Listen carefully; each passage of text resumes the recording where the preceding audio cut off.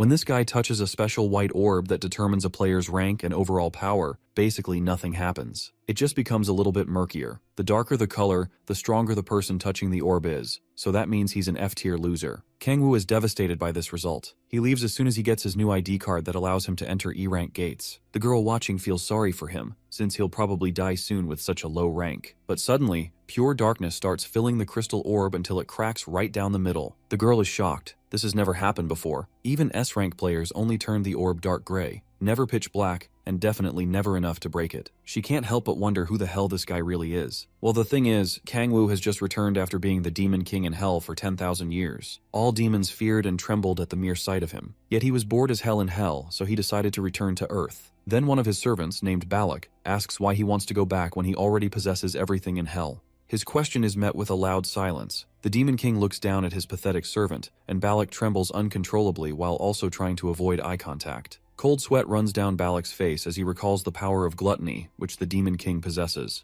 This power allows the Demon King to absorb the bodies and powers of demons he lays his hands on. It also brought about the downfall of the 7 princes of hell, who were too strong to kill each other. Back in the throne room, the lesser demons are quivering with fear because they believe their ruler is upset with them. The menacing aura of the power of gluttony looms over Balak, and he looks like he has accepted his fate. Then the Demon King responds and asks how he has it all, stating he has been in hell for 10,000 years. He tells them that the same boring view and daily slaughter that went on in the realm only made him more sick of the place. He takes off his helmet, and we finally meet our pathetic protagonist, Kangwoo, who was kicked out of the first chapter of his own story. Rage fills his face, and he states that there has to be something for him to have it all. Balak assumes that Kangwoo is hungry and asks some demons to prepare a meal for their king. The servants rush in with a tray, and Balak tells Kangwoo that although the food may be trash, he should consider the loyalty of the pathetic servants. Balak opens the tray and offers a disgusting octopus head to his king. Kangwoo refuses to eat it and tosses it against Balak's head. Something so filthy and repulsive is definitely not what any normal person wants to eat. He starts to let out a powerful, furious energy and says that he wants to eat kimchi jjigae. Confusion sets in as the demons wonder what Kangwoo is talking about. They start screaming like brain-dead idiots and assume that the meal is the ultimate food for their king. They assume that kimchi is a dish full of red raw meat, but Kangwoo lets the fools know that it isn't. Balak joins in with their stupid assumptions, ready to rip apart any monster to serve its innards to his king. Kangwoo, on the other hand, is just tired of being surrounded by complete idiots. The demons don't have a concept of what a meal is and just feast on their enemies after winning a fight. Balak thinks that killing the 7 princes of hell is good entertainment for Kangwoo, but all the boy wants to do is read novels like a normal person. He then slams his fist on the ground and addresses Kangwoo, asking to be killed since he's too weak to satisfy his king. If only the fools can pay attention to Kangwoo for once, it'll be bearable to have them around. Seeing that there's no hope for his servants, Kangwoo wishes to at least have someone he loves. Then he hears a lady walk into the room and ask him if she isn't someone he can love. Her name is Lilith, and she is the queen of succubus. As she approaches Kangwoo's throne, all the other demons can't help but fall for her beauty. In front of Kangwoo's throne, she asks her dear king if he isn't satisfied with her heart. We see her face, and it's obvious why Kangwoo will never fall for such an ugly thing, especially with those tentacles. Lilith tries to put on a cute appearance, but Kangwoo is completely disgusted and turned off by this repulsive demon's presence. She offers to spend the night with him, but he sees it as a threat and orders her not to try it. Lilith grabs his arm with her tentacles, and Kangwoo looks like he'll puke at any moment. The lesser demons watch as she flirts with their king and are envious of him, wishing they could get in on some of that action. Meanwhile, Kangwoo is trying his best to get her filthy tentacles off of him. The succubus that was known for consuming the essence of men was not the beautiful lady people thought her to be. Kangwoo covered his eyes and begged her to just go away. Balak's cute look is more bearable for him compared to how Lilith looks. Inasmuch as looks aren't everything in a person, Lilith is just a different ballgame. Kangwoo then clenches his fist and decides that he must return to Earth. Lilith and Kangwoo are completely shocked after hearing what he just said. They call out to him, hoping that he isn't serious and just pulling their legs. But after being in that hellhole for 10,000 years, nothing is going to change Kangwoo's mind. As Balak and Lilith wait for his response, he tells himself that the preparations are finally complete. Kangwoo walks away from his throne and says it's finally time to receive the rewards after 10,000 years of hell. He then orders Balak to prepare something for him. Balak looks at him with a sad expression, hoping that his king will change his mind. But Kangwoo threatens Balak to get it done as soon as possible. Balak shrieks like a wimp and apologizes for provoking Kangwoo. He orders the lesser demons to call in someone known as Amon and to prepare the armors of the 7 princes of hell. Moments later, Amon, the creepy-looking shaman, shows up and begins his incantations. A chill air fills the room, and a bright light begins to illuminate the statues around. The camera pans out, and we see the bright light emanating from the middle of a high platform. Balak then tells Kangwoo that the preparations are complete. Tears fill Lilith's eyes as she watches her king walk away, ready to go back to the world he came from. Balak joins her sob party as Kangwoo drops his armor on the floor. You can see the despair in their eyes as they hope that their king isn't really leaving them. Regardless, Kangwoo ascends the platform and shows no sign of hesitation.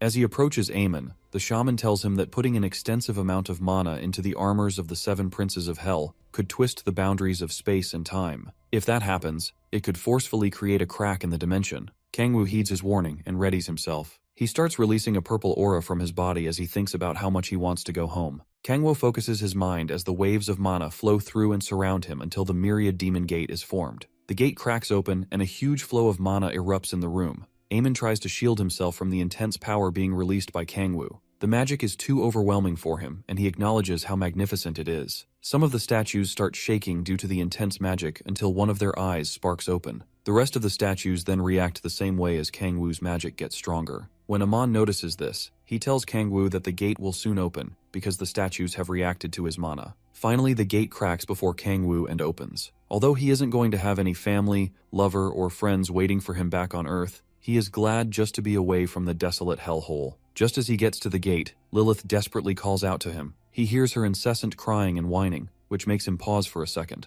Balak tries to calm her down as she asks Kangwoo if he is really leaving her. While avoiding eye contact, Kangwoo tells her not to cry. The last thing he needs is to see that hideous face again. But Lilith immediately starts blushing stupidly. His kind words completely change her mood and make her feel like she can start making happy noises. Weirdly enough, bubbles start coming out of the holes on her body until liquids start gushing out. That horrific sight definitely left Kangwoo scarred for life. You can see the complete disgust on his face while Lilith talks about how much she wants to join him. Without a moment's delay, he jumps through the gate before he witnesses any more repulsive things. Lilith rushes to the entrance of the gate and calls out to him, saying that she will follow him no matter what happens. Kangwoo smirks slightly and throws up the middle finger to her. He hopes to never meet the deranged woman ever in his life again. He slowly descends into a control room, thinking about how much he just wants to return to the Earth he knows. He then lands beside an orb and gets giddy at the thought of going back home. The orb suddenly starts releasing an electrical surge, and a window pops open, saying that a nuclear crack has been detected. The walls of the room are surrounded by defensive barriers, and another window pops open, stating that the Gaia defense system has started operating.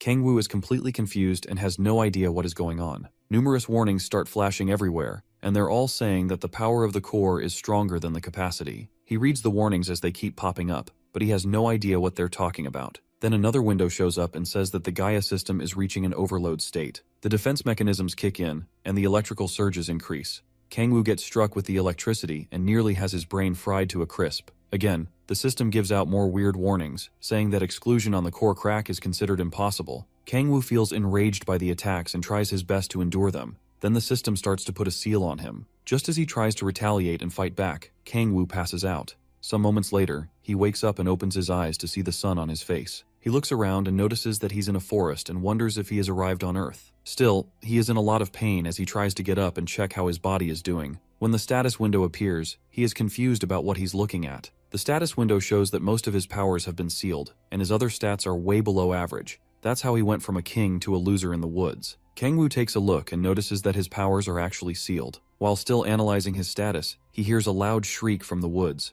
Kangwoo quickly turns back and sees some ugly goblins approaching him. The goblins rush towards him, ready to dice him up, but he doesn't remember seeing creatures like this on Earth the last time he was there. Kangwoo charges up a spell to get rid of the vile creatures, but is shocked when his ability suddenly vanishes. Then he recalls that magic is weak inside the Myriad Demon Palace. At this point, the goblins are already on top of him, and there's only so little he can do. He keeps his composure and clenches his fist, ready to use something else he has in store for the monsters. In the blink of an eye, Kangwoo slices the goblins like kebabs before they can have the chance to land an attack. From his arm grew a demonic blade that he used to defeat his foes. The shadow of one more goblin looms over him as he keeps his gaze focused on the monster. The system window then tells him that he has defeated an E-class normal monster. He gains extra experience as he slays the last goblin and levels up to level 4. The dead bodies of his foes are lying all around as he tries to understand the kind of monsters he just encountered. It's not just that, but the experience points and leveling up don't make sense because he can feel himself getting stronger. He looks back at the pile of dead bodies scattered around the ground and remains speechless. After that, he decides to see what he can find out by collecting data on the place first. Luckily, he still has the power of gluttony,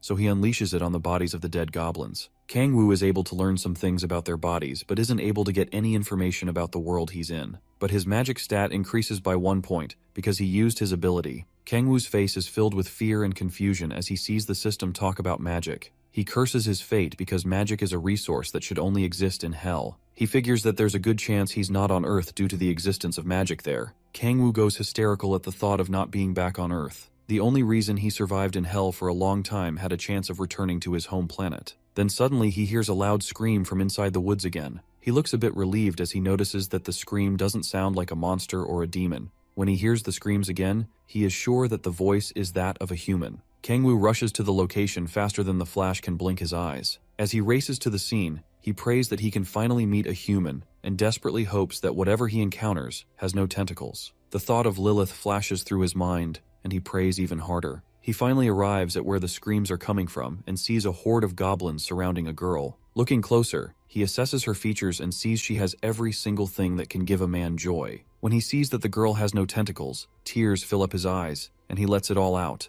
He was finally able to see something that didn't make him want to puke immediately. While he is celebrating, the goblins are about to put an end to the poor girl's life. She closes her eyes and accepts the cruel fate that is about to befall her, but suddenly hears the goblins screaming for their lives. When she opens her eyes, she sees Kangwoo decimating the creatures mercilessly. She has no idea how he was able to kill them so swiftly, but at least she is safe. Kangwoo extends a helping hand to the girl, and she thanks him with the most innocent look a girl can have. As their hands touch, he feels elated to finally feel the touch of an actual girl. Although he's trembling, he tries to maintain a cool composure in front of her. The girl nervously thanks him again and introduces herself as Han Seola. However, Kangwoo is still trembling like a loser, and Seola wonders what's wrong with him. He forcefully drags her hand unexpectedly and proposes to her. Now she is completely creeped out by this weird guy and has no idea why he's being so creepy. Seola doesn't know what he's talking about, and he realizes that he was too excited to think properly for a second. Kangwoo apologizes and introduces himself, but she still remains confused. He asks about her injuries, and she lets him know that it's nothing serious and she's fine. Regardless, her legs are trembling a lot, and she has a really bad wound around her knee. Seola staggers and falls on Kangwoo. Then a phone slips out of her cloak. He sees the phone as it slips out and concludes that he's definitely on Earth. Then, he helps Seola sit down and decides to treat her wound with some simple first aid. As he rips a piece of his cloth to tie up the wound, he realizes that he can easily communicate with her. He ties up the injury and recalls that he forbade demon language in hell so that he wouldn't forget how to speak Korean. At last, he can communicate without stressing himself too much. After tying up her wound, Seola humbly thanks him for looking after her. He returns her smartphone to her, and as she reaches for it, he notices the year is 2023. He is surprised to find out that he has been in hell for 5 years. Kangwoo is shocked to see that monsters appeared on Earth in the span of 5 years, even though he adjusted time well. Then, he decides to rest with Seola since it will be hard for her to move around. While they are resting, Kangwoo thinks about how to get more information about the world he's in. He and Seola start discussing, and she reveals that she ended up in the woods when she was doing a solo gate hunt. Despite the fact that she awakened as a god player, she feels stupid for trying to take on an E-rank gate by herself. All these strange talks about players and hunting are really confusing Kangwoo. He then asks her what her level is, and she says she's a level 6 player. Kangwoo vaguely answers her question when she asks how he ended up in the forest as well. Seola tries to avoid eye contact as he smiles at her. He shifts closer to her, causing their bodies to touch, and Seola goes completely red when that happens. Trying to avoid the awkward situation, she quickly gets up and suggests that they get going. Kangwoo is still worried about her injury and asks if she'll be okay. Her legs are still trembling badly, but she tells him that she'll be fine. He puts his arm around her and offers to support her while they walk, but Seola is too nervous around such a hot guy. Nevertheless, Kangwoo insists on helping her and says he'll escort her. She points him to their destination and leaves herself in his care. The look on his face shows how delighted he is to finally be with another human. Although it's been 10,000 years since he last spoke to a human, he's glad that she isn't so suspicious of his identity. He plans to continue like this and slowly adjust to Earth society. Moments later, they finally arrive at their destination. There, a large portal stands, and Kangwoo is yet to know where it will lead to. He is convinced that moving through such a space rift is not something that can happen on Earth. With no weapons that create such a gate in his sight, he wonders how the large gate is being maintained. Seola then lets go of his hand and tells him to hurry up so they can leave. They step through the portal, and Kangwoo covers his eyes as they move through the space rift. When he finally opens his eyes, he can't believe what he sees. Firstly, he notices a random guy recruiting for a goblin hunting party. But it wasn't just him. There were countless more people doing different things, such as operating a futuristic terminal. There's even someone trying to persuade a thief to join his party by any means. Amidst all this, Kang-woo notices that they all have normal features, and most importantly, not a single person has tentacles. Before him stands a bustling, futuristic city filled with lots of humans. Seola looks at him as the beautiful sight of the city makes him tremble. Joyous tears pour down from his eyes because he's so happy to finally be back home. Seola sees how tattered his cloak is and thinks nervously for a moment. She then calls his attention and humbly asks him to come eat together at her place. Kang-woo can't believe his ears, because it's like a dream come true. Not only does he finally get home, but the first hot girl he meets is already asking him out. Seola, with her cute demeanor, tells him that she's really thankful and she wants to repay him with a meal. It's like things can't get any better for him,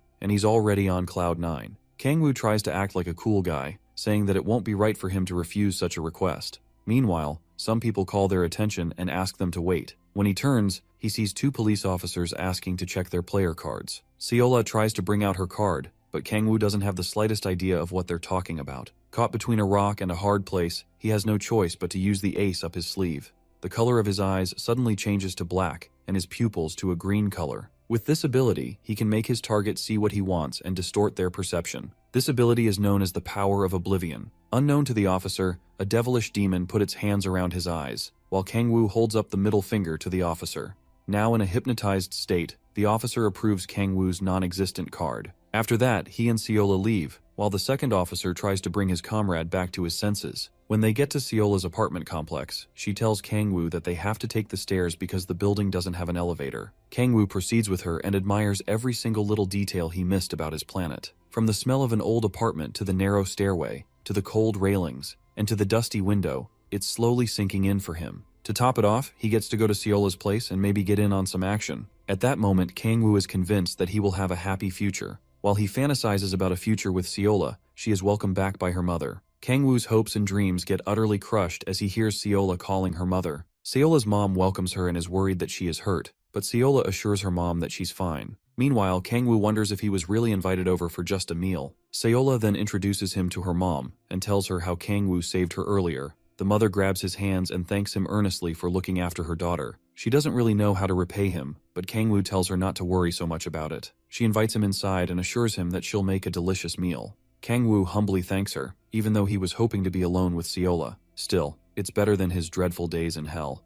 Seola's mom heads off to the kitchen and asks her for some help in preparing the meal. As Seola heads off to change, she checks her phone and sees that her mother texted her earlier. The mom tells her to always be in contact whenever she's going somewhere dangerous. Kang-woo notices the phone in her hand and remembers that he needs to gather some intel about Earth. He then asks Seola for permission to use her phone and lies about losing his own. Seola tells him to make himself at home as he uses her phone, and she hands it over. Kang-woo starts acting like a child with a new toy as he traces his fingers along the screen of the phone. After that, he goes to the table and decides to get serious with his mission. He starts searching for news articles from the year 2018 and finds something interesting. 5 years ago, the world was turned upside down. Strange gates start to appear on Earth, and horrendous monsters emerge from within. Firearms are useless against these vile creatures, and the Communist Chinese army is utterly useless against them. A world organization of emergency operations is formed under America's lead, and Korea is the 9th country to join. The first player appears from America, but no one knows who she is. However, the number of players started to rise all around the world, and people wondered if they were the hope of humanity.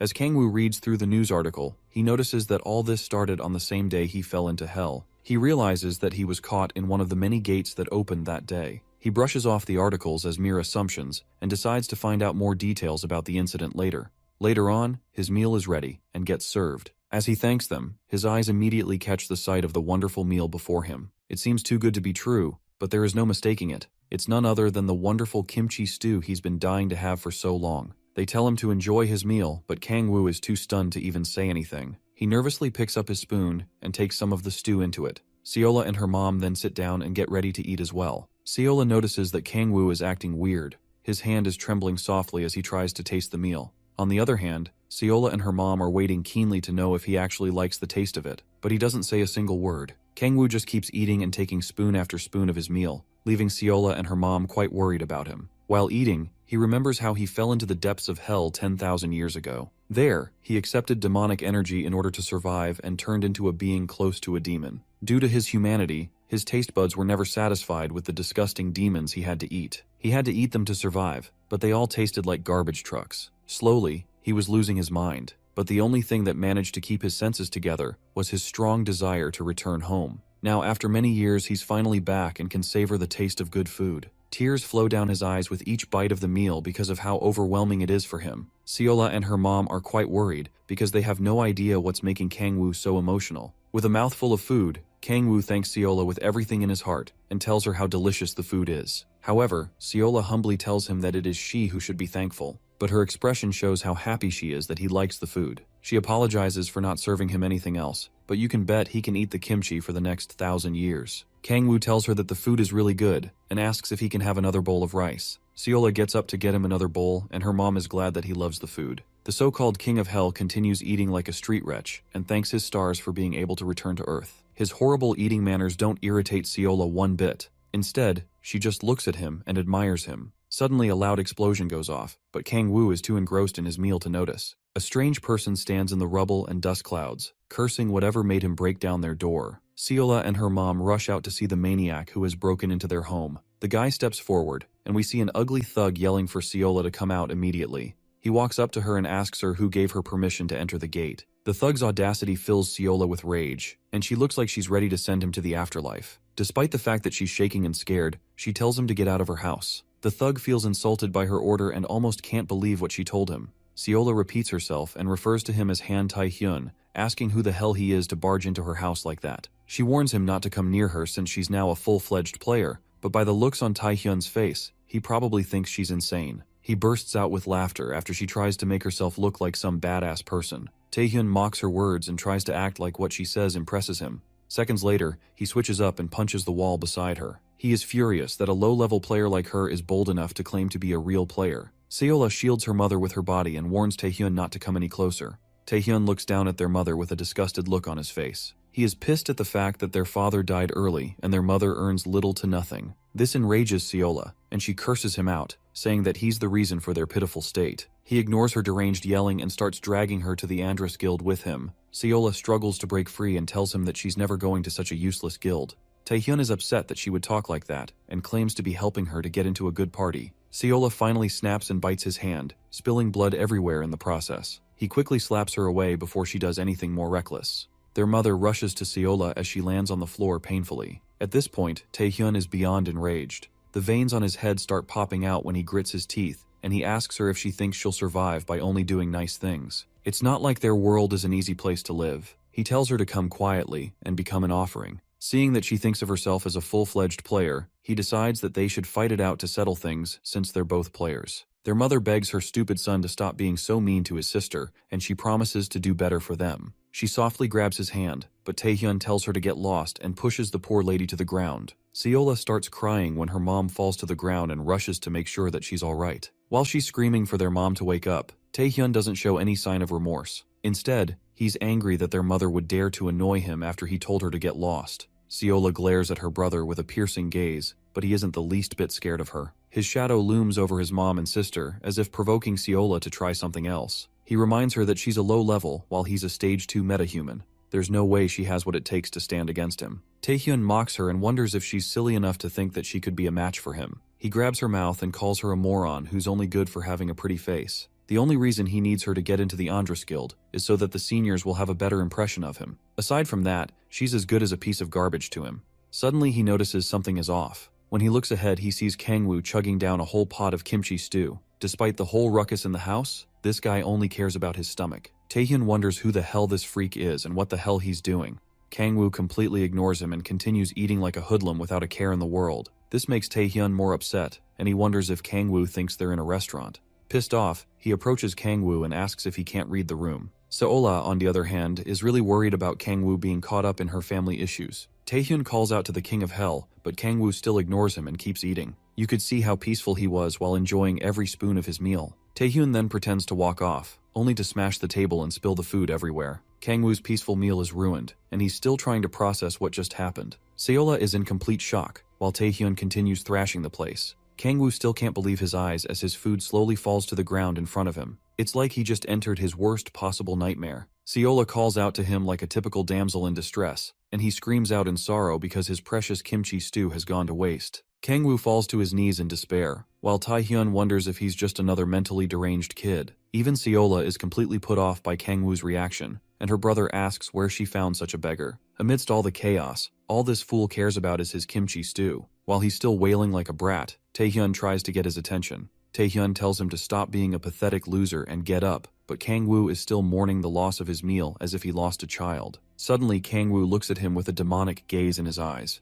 Taehyun gets caught off guard as he feels an ominous and demonic aura from Kangwoo. You see, this is why you never interrupt a man and his favorite meal. Kangwoo is ready to rip his limbs apart for wasting his food, and Taehyun looks completely scared. Taehyun only gets more furious as he bites his lip and clenches his fist. His fists get engulfed in bright blue flames, and he's prepared to put Kangwoo out of his misery. If only he knew who he was about to face. He brushes off the thought that Kangwoo is a demon and asks him if he's crazy. Taehyun quickly blocks off an unexpected attack and sets his sights on where the magic came from. There, Seola stands with a magic staff in her hand, and she begs Kangwoo to run away while she deals with her brother. But she is baffled when Kangwoo unleashes his demonic blades from his arms. He swiftly rushes towards Taehyun, ready to slice him like a shish kebab.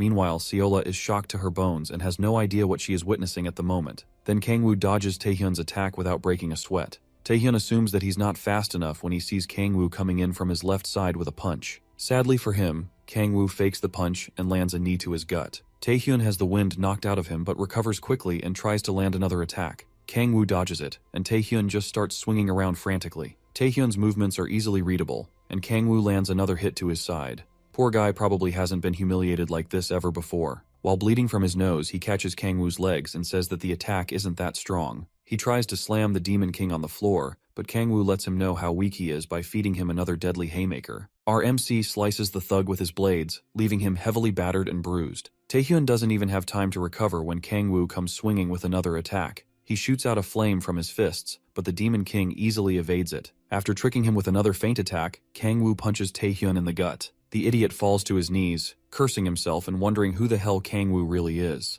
Taehyun struggles to get up when Kangwoo pins him down with his foot on his head. He still hopes he can do something, but Kangwoo isn't done teaching him a lesson. The Demon King stabs him with his blades, and Taehyun screams out in pain like a little girl. Kangwoo tells him to suck it up and be a man and stop acting like a little baby. This is just the beginning of his torment. Kangwoo plans to make him pay for every single drop of kimchi stew he spilled. Taehyun doesn't understand why this guy is crashing out over a pot of kimchi stew, but he can't fathom what Kangwoo has been through for the past 10,000 years. Kangwoo grabs him by the hair for insulting his precious meal. With deadly killing intent in his eyes, he asks Taehyun if kimchi stew doesn't mean anything to him.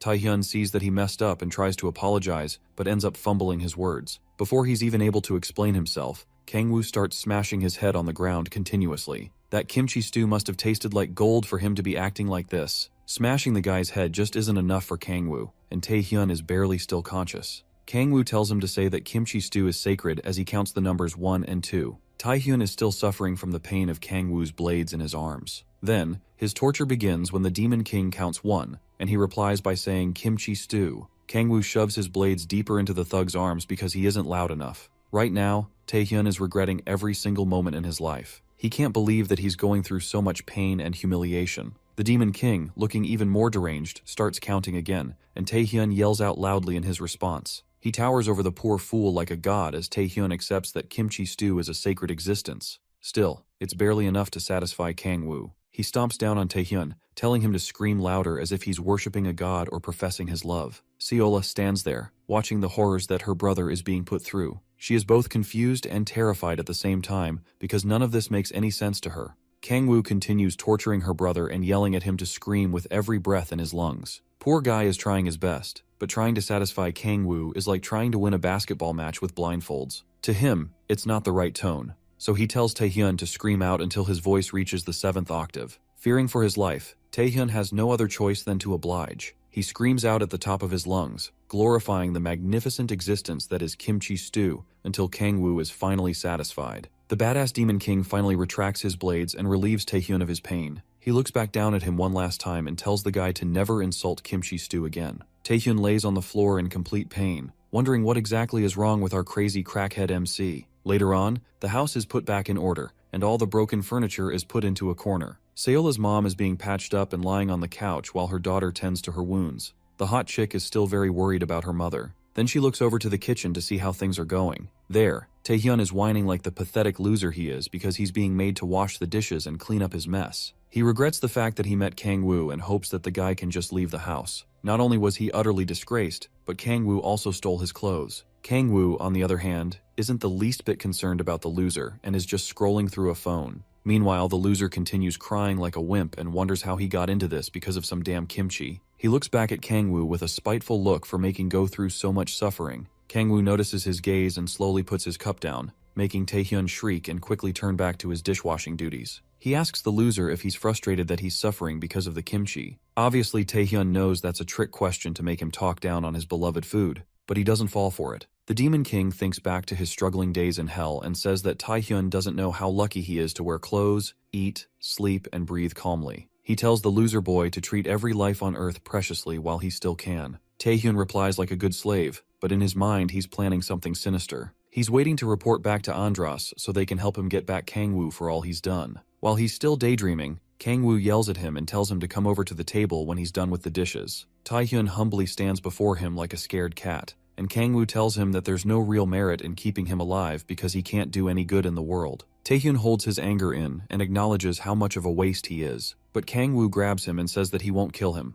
From the look in his eyes, you can tell that Taehyun will be wishing he was dead when the Demon King is done with him. Kang-woo stares at him with a menacing look, and Taehyun is overwhelmed by the devilish aura. Suddenly, the loser sees a demon before him when Kang-woo activates the Demon Oribus's power of dread. The Demon Oribus takes Taehyun in his arms and instills unimaginable fear in him. Taehyun cries out and pleads for the demon to get away as he stares down at him with his third eye. He screams out like a wimp as the shadow hands start to crawl all over his body. Meanwhile, in reality, Kang-woo is just standing over him while he cries out and begs as soils himself. Kang-woo gives him a final warning, telling him that he shouldn't dare speak of what happened in the house. The Demon Oribus is known for taking its target's soul and engraving a fear that can never be gotten rid of. Not only that, but it also makes the target a slave of the Demon King. Kang-woo then tells the fool to get lost after looking at his pathetic and miserable state.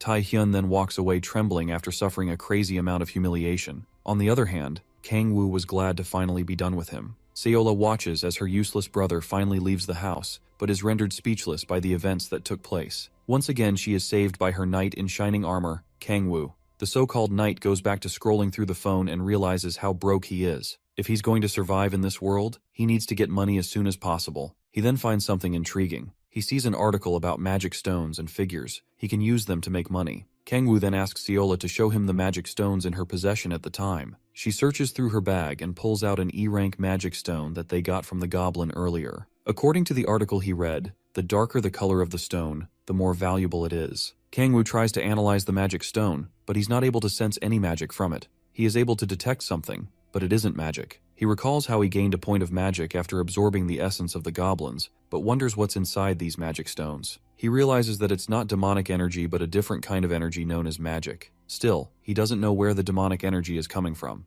Kang-woo returns the stone to Seola and decides that he needs to collect more of them to fill his pockets in the meantime. To do that, he needs a player card and recalls his encounter with the police officers. Seola tells him that there are no player support centers nearby, but the closest one to them is the Seoul Station branch. She needs to go there as well and asks him if he would like to tag along. Seeing the state of their household and her mother, Seola tells him that she is trying to earn money to help her family. She feels foolish for trying to enter the gate recklessly and thanks Kang-woo for helping her out and teaching her a lesson. The Demon King genuinely hopes to help other people just like her and admits that he's finally met an angel after seeing only vile demons for years. Seola then says that she's trying to learn the basics once more and unlock her second awakening. He wishes her well but has no intent of helping her out just yet. After that, Seola goes to get ready so they can start heading out. When she heads into her room, Kang-woo thinks about how traveling around with her will only reduce his hunting efficiency. As brutal as it sounds, he knows it's the honest truth. Right now, he needs to focus on regaining his powers and ignore everything else that can hinder him. Meanwhile, Seola picks out a white robe to change into. The Demon King goes to the window and stares outside, thinking of how much he needs to regain his powers in order for him to survive in this world. He tells himself that he has to do his best just like he did all those years in hell. Seola then comes out and asks him if he has his ID, but it's obvious he doesn't. She decides that they have to go to the city hall first to get one for him. After some time, Kang-woo stares at his new ID while on a train ride with her. He seems to be really troubled that he was able to get a new ID without stress. When he went to collect the ID, the lady there asked if he needed anything else. Kangwoo told her no, but he was surprised that there was no missing report on him. He is sad that after all those years, no one knew that he disappeared. His mind spirals into deep despair, and he recalls the horrid days in hell again. Luckily, Seola calls back his senses and snaps him out of his daydream. She points out the window, telling him that they'll soon arrive at the player station. Kangwoo looks out the window and is captivated by the beautiful and elegant view of the city. Seola shows how excited she is at the wonderful view as well. Kangwoo slides his ID back into his pocket and says that things will be different from now. He turns to Seola and acknowledges how wonderful the city looks. Their train finally arrives at the player support station, and they exit the train. She points the way to him, and they arrive at the headquarters of the player support center. The building is really huge, with countless players going about their different businesses. While Kangwoo is still taken aback by how massive the place is, Seola says that she has something for him. She hands out her old phone to him so that he can use it to contact her later. Kangwoo thanks her and blesses fate for allowing him to encounter such an angel in his life. She then heads off to register for the basic lectures, and they bid each other farewell. Seola says she'll be a bit late and suggests that they have dinner together later on. Our boy doesn't hesitate to accept the invitation, and just like that, he secured another date with the hottest girl on the block. Kangwoo takes in the view of the building again, looking at the numerous players walking around. He then sees a terminal where he can insert his ID and get a ticket. Kangwoo walks up to the terminal and inserts his card into it. The machine confirms his identity and prints out a waiting ticket for him. After that, it tells him to move to the testing room with the ticket. The ticket suddenly starts glowing, and he gets confused. A waypoint pops up on the ground, pointing him to where the testing room is. He heads there and waits on a bench for his turn. Two other players start talking behind him, and the gray-haired guy says he got the D rank after taking his test. His friend assures him that he'll get a B rank on his next test, but the guy just laughs it off. He believes it's nothing compared to players like Baek Kang-hyun or Cha Yeonju. While the guys are talking, Kangwoo surfs the internet on his phone. He overhears talking about the Big 5 guildmasters, who got an S rank on their first awakening. One can even get scouted by these Big 5 guilds if they become an S rank, but the guys talking believe they still have a long way to go before attaining such a feat. Kangwoo then recalls the Big 5 guilds and their guildmasters, from Mir's Kim Jae-hyun, to Red Rose's Cha Yeonju, to Hanul's Baek Kang-hyun, Sanari's Jung Hyung-ju, and Onuri's Cha Min-hyuk. These guys made the top 5 guilds in Korea, and Kangwoo believes he'll bump into them when he fully recovers his powers. He is convinced that he'll definitely run into them while checking out his stats. His face shows how desperate he is to quickly regain his powers because his stats are less than pitiful. Although he believes that if he uses the traits of a player, he'll be able to become stronger than his past self. Finally, his number gets called, and he's invited into the testing room. After waiting so long, Kangwoo walks in and is told to take a seat again. It seems they have to test the power of your patience first. Anyway, the room is bustling with a lot of players, and he goes to a desk where one of the workers attends to him. The lady confirms his identity and then gives him a marble ball that will be used to test his powers. The ball is supposed to change color based on his rank. The higher his powers are, the more gloomy the marble will look. However, Kangwoo is worried that his powers might come out too strong. He places his hands on it, and the marble starts glowing with a very bright white color. He thinks he is messed up,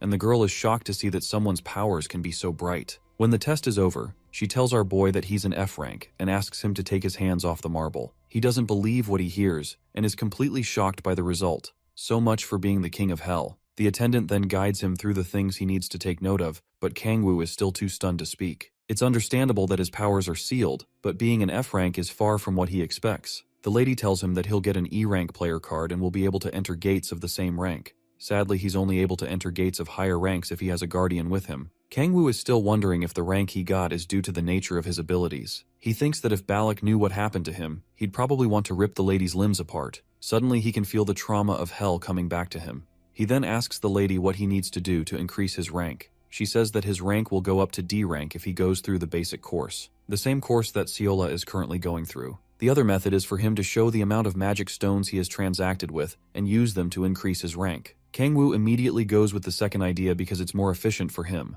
With the power of plot armor on his side, he can rack up the stones easily. While he is about to leave, the lady tells him to wait for his player card. She offers to help him register for the basic course, but he tells her not to worry about it. She feels bad for him and thinks that his low rank is too shocking for him. When doors open and Kangwoo leaves, the attendant thinks to herself that he'll die easily if he goes into the gate. To her, it's better that he gives up on being a player, especially for someone who's an F rank. Suddenly, she notices that the marble ball is slowly turning back. The ball turns fully dark and starts cracking, and she wonders if it's broken. It then shatters as she reaches for it, but it doesn't make sense to her because she's sure that Kangwoo's rank was F rank before he left. She stares at the shattered ball with fear in her eyes, trying to understand what just happened. Even when Baek Kang-hyun took the test, his color was only dark gray. She calls the receptionist to help her change the marble and shoves off the idea that someone could actually have a full black color. Later on, outside the building, we see players in front of a gate trying to recruit others to join their different parties. Just like a classic RPG game, people need tanks, healers, and mages, but no one likes thieves. Kangwoo sees a young boy who's a thief trying to join people's parties, but none of them are accepting thieves. He feels sorry for the poor lad and wonders why everyone is rejecting thieves.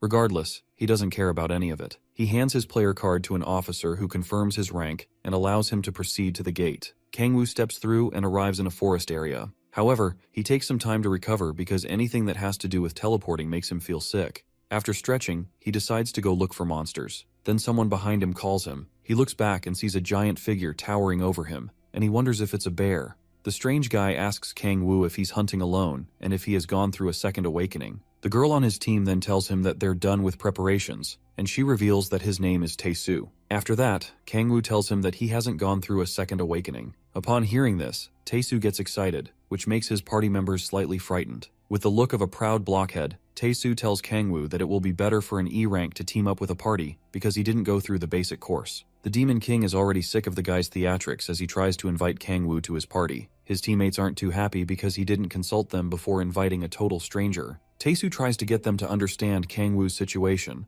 but he does so in a threatening manner. Since they are feeling so anxious, he decides not to accept magic stones from them in order to add Kangwoo to their party. They accept his offer, but Kangwoo tells them that he plans to hunt without a party. The last thing he needs is a group of lackeys slowing him down. Tae-soo, being a meathead, ignores what he says and goes straight into introductions. He asks Kangwoo for his name, and the Demon King introduces himself but still tells the blockhead that he has no plans of joining a party. Tae-soo laughs at him and tells him to talk casually. Despite looking like an old man, he says that he's only 24 years old. Kangwoo doesn't believe him because he looks old enough to be the father of a nation. Tae-soo then pulls out his player card, which confirms his year of birth. Kangwoo accepts to talk casually, but wonders what the hell happened in the 5 years that he was gone. He thanks Tae-soo for his offer once again and tells him that he already has plans of his own. At this point, even Tae-soo's teammates look quite worried. The blockhead decides to leave Kangwoo since he insists on being a solo player, but he warns the Demon King to be careful of a strong goblin known as the Hobgoblin. It's a boss monster that's leagues higher than the regular goblins and much tougher to fight. Kangwoo thanks him for the advice and admits that Tae-soo is quite a nice guy. Tae-soo heads off with his party and they bid each other farewell. Kangwoo says that he would have traveled with them if he was really a beginner F-rank player. However, this is something he's better off doing alone. With that settled, he heads into the forest to start hunting. He bolts through the forest with lightning speed and notices tracks of goblins along the way. Moments later, he arrives at a camp crawling with lots of ugly goblins. He breezes into the place, taking down his first unfortunate target before the others notice him. Quickly, he releases his arm blades and slices up the next goblin, saying that he's found a jackpot. The goblins are scared to the bone but firmly grab their weapons and get ready to fight him. As the gentleman that he is, he extends a hand to monsters and asks for the battle to begin. The poor goblins rush towards him with a burning rage, but they're no match for the King of Demons. One by one, Kangwoo hacks and slices off their heads before they can get a chance to land a single attack. More and more goblins leap toward him, but none of them are a match for the King of Hell. The vile monsters aren't even a worthy challenge for him, and he continues ripping through the horde easily. The battle rages on endlessly, and these goblins don't even know when to call it quits. It's like their brains have rotted too much for them to know that they have to run away. After some time, the goblins start to realize that they are fighting a futile battle and start trembling. After slaughtering so many of them, Kangwoo realizes that there are still a lot of goblins left. Regardless, he is excited that there are a lot of foes he can play with, so he continues his onslaught without hesitation. Moments later, he is finally worn out after fighting so much. Before him lay countless dead goblin bodies, and he acknowledges how hard it was to defeat all of them. Then he sees the system window pop up with a message. It tells him that he has gained experience points from defeating the goblins, and his level increased by 4 points. Kangwoo also notices that he can stack up on demonic energy points by leveling up as well. After that, he touches one of the dead goblin bodies and unleashes the power of gluttony on the rest of them. With his power, he detects traces of demonic energy, but sees that it's not coming from the magic stones. The amount of demonic energy within the bodies of the monsters also differs depending on their time of death, meaning that if he's able to consume freshly dead monsters, he can gain demonic energy quicker. So, he begins absorbing the energy, and is glad that he can easily sell the magic stones and acquire the demonic energy he needs at the same time. After absorbing the energy, all that's left for him is to pick up the magic stones before he leaves. While gathering the stones, he starts fantasizing about how much chicken he can get for selling all of them. As if that's not enough, he thinks that picking off the flesh of the goblins and taking out their bones is the same process as eating chicken. He starts drooling and thinking of going to grab a bite with Ciola once he has the money. The thought of Ciola feeding him like a lover makes him go crazy, and he starts raking in the stones like a vacuum cleaner. The place suddenly starts rumbling loudly, and the air seems off. Kangwoo quickly notices that something is right and turns to see what's causing all the ruckus. Out of the woods comes a very massive goblin, and Kangwoo wonders if that's the hobgoblin that Taesu spoke of. With each step this monstrosity takes, the earth trembles beneath its feet. The monster looks beyond terrifying with its deadly gaze. It sets its sights on Kangwoo and completely goes haywire with a loud scream. The Demon King is taken aback when he sees that the monster is able to use magic. The hobgoblin charges straight for our boy, giving him a tiny window to react fast before an attack lands. Kangwoo whips out his blades and gets ready to tussle with the beast. He maintains calm composure because he's confident that his demonic energy is way stronger than the hobgoblin's magic power. But he isn't all that safe just yet. The monster swings down its sword at Kangwoo, but the Demon King is able to dodge in the nick of time. Despite its huge size, the hobgoblin is still quick enough to keep its eyes on Kangwoo and goes in for another attack. Kangwoo is caught in a tough situation, but he's still able to block the attack while in midair. However, the goblin still follows him up, ready to squash our boy like a bug. It swings down its sword again, causing nothing but chaos and destruction on the battlefield. Kangwoo luckily blocks the attack with his blades. The problem he faces now is the sheer brute strength of the goblin due to the difference in their weights. He parries the monster to the side and tries to go in for another attack, but the hobgoblin blocks him with its shoulder pad. Since Kangwoo's stats are still quite low, his attack bounces right off, and the recoil sends him flying backward. This dire situation tells him that he needs to find a bigger gap and do it quickly. The goblin swings frantically at him, but Kangwoo is able to evade each attack well. Regardless of how big the monster is, the goblin is able to keep up a barrage of attacks without leaving an opening. Kangwoo continues dodging the attacks and hasn't seen an opportunity to land a blow yet. Each attack nearly decapitates him, and he admits that the hobgoblin is on a completely different level from the measly goblins he fought earlier. It is expected of a boss-level monster. He jumps out of the way as the goblin attacks him again, and it ends up slicing a tree in half. At this point, the monster is basically destroying its own territory, and there are no subordinates to support it. To Kangwoo, it's just another prey waiting to meet its futile end. He then tosses one of the skulls of the dead goblins over the monster's shoulder. The hobgoblin sees the skull of its dead comrade, and immediately gets enraged by Kangwoo's mockery. It charges towards him, but this is all part of Kangwoo's plan. Kangwoo clenches his fist, gathering overwhelming strength and anger. He then unleashes the Demon Crossel's power of rage and pushes all that power into the hobgoblin. The end result? The monster is completely unfazed, or so you thought. It suddenly gets even more upset and ready to decimate Kangwoo. The Demon King is glad that his plan worked as the hobgoblin swings at him again. He is able to dodge the attack, but all the trees behind are felled in one swoop. The hobgoblin continues its irrational attacks without a care for its surroundings. Kangwoo then explains that the skill he used is made to amplify the target's power several times, but it turns the target into a flipping maniac as well. With its senses gone, the monster keeps swinging around aimlessly, destroying anything within its sight. The chaos goes on, but Kangwoo escapes each attack easily. The situation makes it easier for him to dodge. He rushes in for an attack because his foe has left so many openings without caring for its defenses. He swiftly slices the monster's leg, bringing it to its knees, but the goblin is yet to give up. Now even more furious, it swings down at Kangwoo, but the Demon King already has this win in the bag. Kangwoo stabs through its head, killing it and making it the first monster to ever be defeated by a buff. Kangwoo is glad to be done with the tough battle and says it was quite frustrating for him. While complaining about how easy it would have been with his powers, the system pops up a message in his face. Thanks to clearing a monster hideout by himself, he is rewarded with 150% bonus experience points, and he gains 3 levels. Also, he unlocks his second awakening special ability because he is at level 11. Kangwoo celebrates this massive win, and we see that the second awakening ability is known as Insatiable Hunger. This will allow him to absorb more demonic power from defeated targets using his power of gluttony. Together with the benefits of being a player, he is sure to get stronger with this ability. Without wasting time, he looks at the defeated hobgoblin and decides to test out his new power on it. Kangwoo activates the power of gluttony, and a dark shroud envelops the dead body of the monster. He notices that the smoke is darker and wonders if it's an effect of his special ability. The ability gets activated, and he begins to absorb more demonic energy. His demonic energy stat then increases by 3 points. With this, he's sure to get stronger by defeating stronger monsters. After absorbing the energy, he decides to see how the increase in demonic energy affects his strength. Kangwoo meditates on his powers and is shocked by what he discovers. He's not twice as strong, but the power is 3 times greater than what he expected. He wonders why it's increasing so quickly because unknown spikes in power can be quite dangerous. In his meditation, he enters the Myriad Demon Gate. Within its shallow waters, Kangwoo notices that the seal on the gate has gotten weaker. He remains confused as to why this happened because, other than the awakening, he doesn't notice any special changes. A thought pops into his head seconds later, and he thinks that every time he unlocks an awakening, the seal on the Myriad Gate will get weaker. Our boy slightly smirks before his expression changes into a completely deranged look. If he keeps increasing his level like this, he'll definitely be able to regain his original powers. This gives him a reason to want to explore higher-ranked gates and level up as fast as possible. He sees the Hobgoblin's magic stone and picks it up. With an even more insane smile on his face, he sets his next goal for the 3rd awakening at level 20. Later on,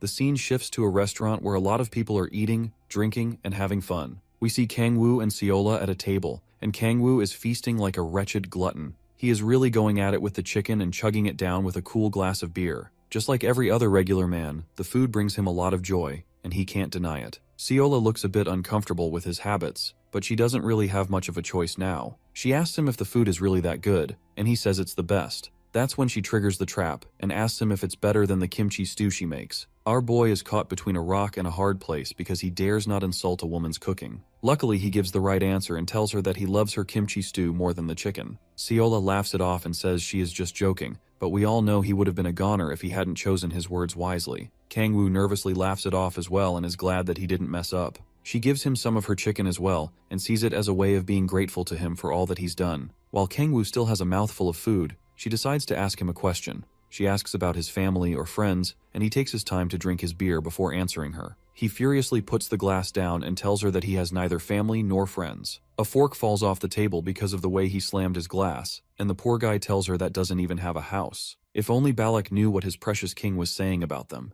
Seola shows concern by asking him where he sleeps, and Kangwoo tells her that he has nowhere to go. While he picks up the fork, Seola looks very troubled and upset. Shen then offers her place to him since there's nowhere else for him to go. Kangwoo is surprised at her kind gesture and asks if she's really sure about this. While she grabs another fork, she tells him not to worry about it because he has no idea how much he has helped her. So he takes her up on her offer and wishes both her and himself good luck on it. They're both glad that he won't have to sleep in the streets for the night. However, Seola feels like there are a lot of things weighing down on Kangwoo's chest, and he has yet to let them out. After that, Kangwoo remembers that he has something to give her. He slides a bundle of cash over to her and says it should be about 3 million won. Seola is shocked and wonders why he's giving her that much money. He tells her to take it as a fee for allowing him to stay with her, but she humbly rejects his kind offer. She says that it would be wrong for her to take it, especially after all he's done for her. Kangwoo insists on being generous, considering that her family isn't in the best place financially as well. She tries to reject it again, but he further insists and tells her to take it as money for groceries. That way, it will prove to be useful to both of them. After thinking for a bit, Seola accepts the money and thanks him for it. Kangwoo gets mesmerized by her cute eyes and tells her not to worry about it. Seola then promises to use the best kind of meat to cook some kimchi stew for him. Trust Kangwoo to get very excited at the thought of being able to eat his favorite meal every day. He calls her an angel and vows to earn more money by selling magic stones to make her happy. It's almost like they're already married. When Kangwoo is done celebrating, he then asks her if there are any D-rank gates nearby. Seola tells him that there's one nearby, but she hasn't gone into it because it's filled with lizardmen. Upon hearing about the lizardmen, he decides that he has to go there the next day. He's determined to defeat stronger monsters in order to unlock his awakenings quicker and earn lots of money as well. While grabbing a piece of chicken, he starts wondering if lizard meat is good and asks Seola. Later on at night, the lights of a room come on in Seola's apartment, and she tells Kangwoo that he can stay there since the room used to belong to her brother. As he sits on the soft bed, he thanks her for giving him the chance to be able to sleep comfortably. As Seola leaves, she turns off the lights, and they tell each other goodnight. Kangwoo sheepishly smiles at her until she closes the door. Then, he stretches himself on the bed and thinks of how he hasn't felt such comfort in the last 10,000 years. The quietness and peace he has make it all so much better. As Kangwoo goes to sleep, he admits that he made the right decision by returning to Earth. The next day, he heads out to a dungeon gate and sees a horde of players looking for recruits as usual. Since he's now a D-rank player, he notices that there are bus parties recruiting people to help them achieve their 3rd awakening. While passing by, Kangwoo notices the thief from earlier who's always begging to join a party. As always, no one wants the kid around, and even Kangwoo is starting to feel bad for him. Regardless, He goes to get his identity checked with the officers and proceeds to enter the gate. He arrives in another very dark and thick forest, but there's a mystical air around the atmosphere as well. He warms up his body and gets ready to start exploring the dangers that lie within this gate. He then activates the power of silence to make his footsteps as soft as a feather. After that, he runs into the forest. He recalls that Siola told him that lizardmen are sensitive to sound, but they don't have great eyesight. She advised him to approach them silently since they could gang up on him all at once. Kangwoo then quickly discovers some lizardmen, but thanks to the power of silence, they don't notice him. He sees that there are 3 of the monsters, and you can see that his eyes are set to kill. He also recalls that Siola hinted at the lizardmen's weakness to fire and how it's very effective to use it when hunting them. Kangwoo immediately activates the devil Andros's power of hellfire and shoots the flames at his unsuspecting foes. Before the creatures realize what's happening, the fires touch them, and the color of their skin reacts to the flames. In mere seconds, Kangwoo starts roasting the hell out of the lizards, and all the vile creatures can do is scream helplessly. The flames are too hot for them to handle, causing them to jump into the river in an attempt to put out the fire. Sadly for them, Kangwoo reveals it can't be put out regularly unless it is forced away with demonic energy or magic power. The poor creatures get burned to a crisp, and Kangwoo also says that the flames burn away the target's life force instead of their physical body. Due to that, Kangwoo uses the power of gluttony on the physical body to absorb the energy he needs. After absorbing the demonic energy, Kangwoo remembers that Taehyun's guild is known as Andros, and figures that he got the name from somewhere. If things don't work out for him, he's prepared to destroy everything and lay waste to the land. He gets interrupted and turns to see more lizardmen on the trees behind him. They don't look too happy about what has been done to their comrades, but the Demon King just sees this as a sweet moment to obtain more power. After dealing with them, he starts thinking about whether he should hunt more lizardmen in packs or one by one. Suddenly, he hears someone calling out to him and looks over to see who it is. The person assumes that Kangwoo is a beginner because of his equipment and asks him if he wants to join their guild hunt. Kangwoo already looks irritated by their presence, and then asks the group what the name of their guild is. The leader of the party has a proud look on his face when he says that they're members of the Andros Guild. Kangwoo looks at the pendant that the dumb-looking guy is wearing and seems very unimpressed at the dude's attempt to look cool. He turns away to leave and tells them that he's not interested in joining them. The dumb-looking party leader gets pissed that Kangwoo has no interest in them. The girl beside him asks what they're going to do because their master won't like the situation when they return. The guy then decides that they will beat up Kangwoo and drag his half-dead body out. This is what happens when a party is being led by a complete buffoon. They all have sinister looks on their faces and are looking forward to causing trouble for Kangwoo. The leader slashes his arm braces together and tells his teammates that they're going to teach the Demon King a real-life lesson. You see how stupid this sounds. Meanwhile, Kangwoo is blazing through the forest and burning all the lizardmen he comes across.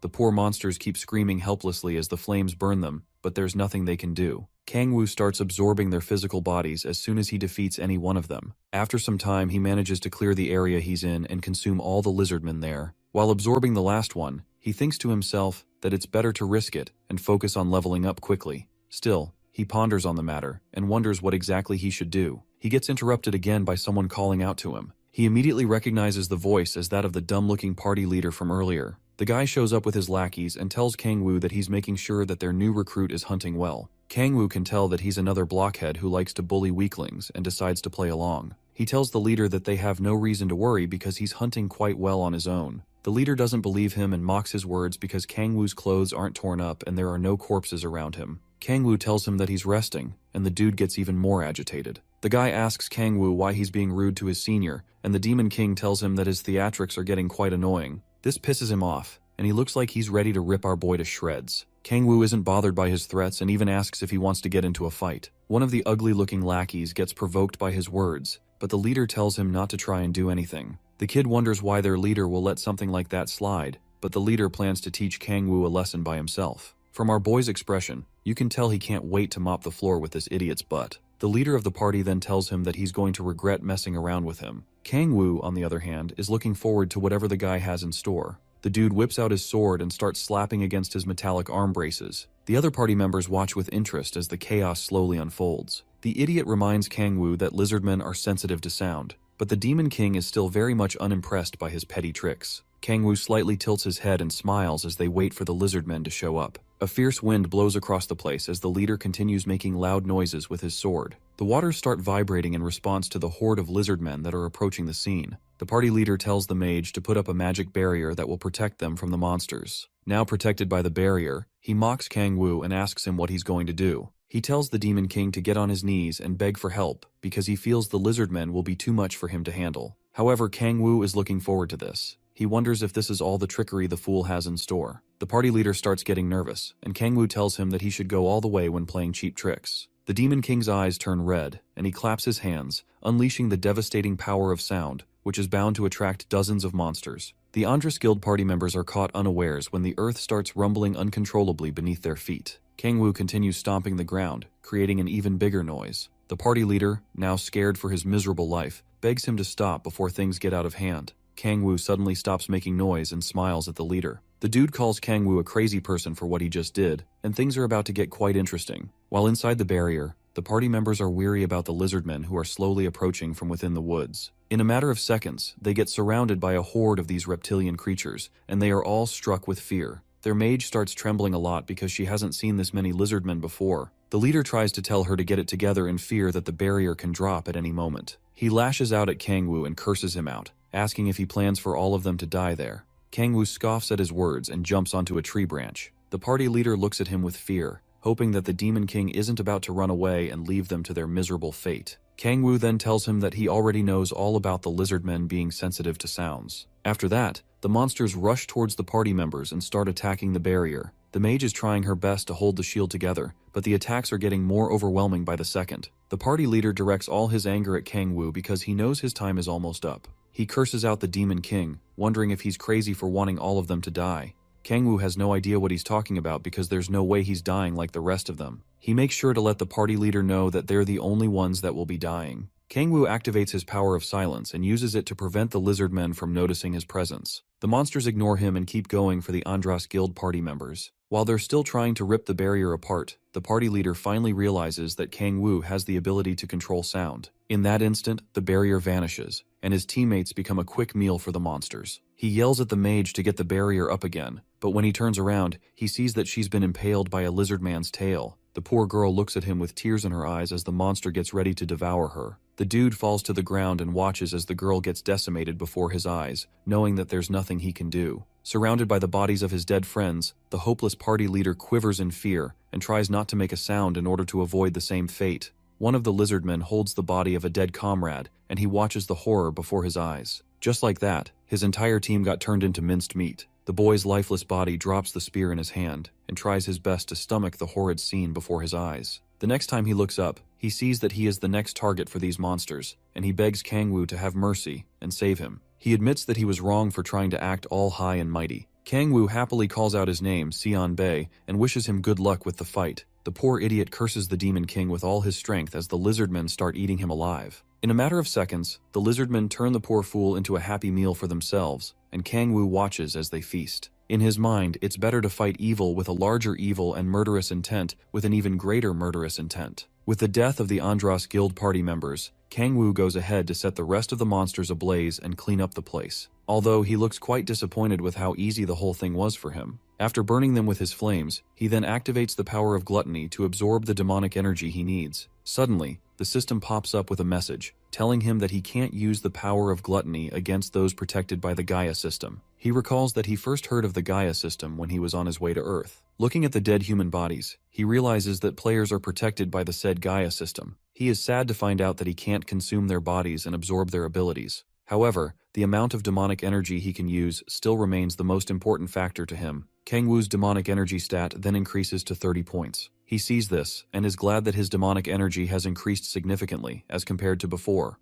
It's not just the quantity that is affected. Kang Woo activates the power of Hellfire and sees that the quality of his demonic energy has also increased. Now, all he has to do is level up. Excited for his third awakening, he picks up the last magic stone close to Sun Bei's dead body. Kang Woo's third awakening isn't so far off, considering how much he had just hunted. He then heads deeper into the forest to hunt more before taking his leave. 3 days later, in Siola's apartment, our boy is chugging down a pot of his favorite meal as usual. He tells Siola how delicious her cooking is, and she asks him if he's going hunting again. He says he is, and that he will be back around dinner time. Siola is worried that he's pushing himself too hard because he hasn't taken a break in the last few days. As she sets down the kettle to boil some water, Kang Woo lets her know that he's fine. She also lets him know that she'll be done with her lessons after a few days, and that she'll be going goblin hunting starting that day. She's unsure of how things will go, but she wants to reach her second awakening as soon as possible. Kang Woo assures her that she'll get there in no time. After that, Seola offers him one more cup of tea to refresh himself before leaving. Our boy has no choice but to accept her offer because he's a big simp. Suddenly, Seola remembers something she forgot and asks him if he had heard about the news from the gate recently. She says that there have been rumors of players known as cow players around. It could be just a rumor, but she advises him to be careful when venturing into the gates. Cow players are known for faking their ranks and attacking players. Kangwoo feels these rumors are springing up because of his encounter with the Andres Guild party. He was sure that he looked around the last time to make sure there were no witnesses. Their bodies look like they were killed by the lizardmen, so if the rumored cow player is him, then he has nothing to worry about. Still, he feels he can't be too sure, and he should prepare for the unknown and focus on leveling up. After hunting for some time, he finally reaches level 20 and unlocks his third awakening. The system tells him that the third awakening feature is now open, and he sees that his magic has increased to a whole other level. Kangwoo tests it out by unleashing the power of Hellfire, confirming his suspicions. Every time he levels up, the seal on his myriad demon gate weakens and demonic energy seeps through, making his abilities stronger. He then notices a magic stone and decides to inspect it further. Thanks to his third awakening special ability, he can now absorb the magic inside the magic stones by converting it to demonic energy. Kangwoo absorbs the energy from the magic stone and is surprised by how much energy he is able to get, as much demonic energy as he can get from a whole monster. With this, he can stack up on demonic energy twice as fast, but he will have to give up on making money with the magic stones. He brings out his phone to check his earnings and sees that he has earned a lot in the past few days. With this, he won't have to go to the magic exchange anytime soon. He also notes that he'll have a lot of free time to use his special ability a little more. Kangwoo takes off his shirt and wraps it around his waist as he gets ready to do some more hunting. He basks in the sunlight for a while before squatting down and launching himself into the air with the power of the sky. While trying to get a clear view of the woods, we see that the power of the sky grants him some wings to keep him afloat and easily move through the air. He remembers that he hasn't encountered the boss of the lizardmen. Unfortunately, Kangwoo can't get a clear view of the forest, and since he doesn't have enough demonic energy, he can't use the power of governance at the time. He suddenly hears a voice calling out and recognizes that it's Taisu's own. When Kangwoo approaches the scene, he sees two players who look like thugs, giving Taioso a tough time. Kangwoo deems that this isn't a normal situation and wonders what all the fuss is about. He then sees Taisu standing in front of that poor thief from earlier who was begging to join people's parties. Taisu is filled with a lot of fury and asks the two players why they're attacking their own teammate. The two bullies get irritated by Taisu's loudness because it can possibly attract the lizardmen's attention. While they continue bickering, Kangwoo sees that the poor thief has been betrayed and figures that the two bullies are the cow players he heard about. He is glad that the rumors aren't about him. On the other hand, the red-haired bully suddenly attacks Taisu and tells him to shut up. Taisu blocks the attack with his hefty shield, but the impact slightly pushes him backward. He is really pissed at the two players but looks like he's been worn out as well. The two bullies are frustrated because of how tough Taisu is,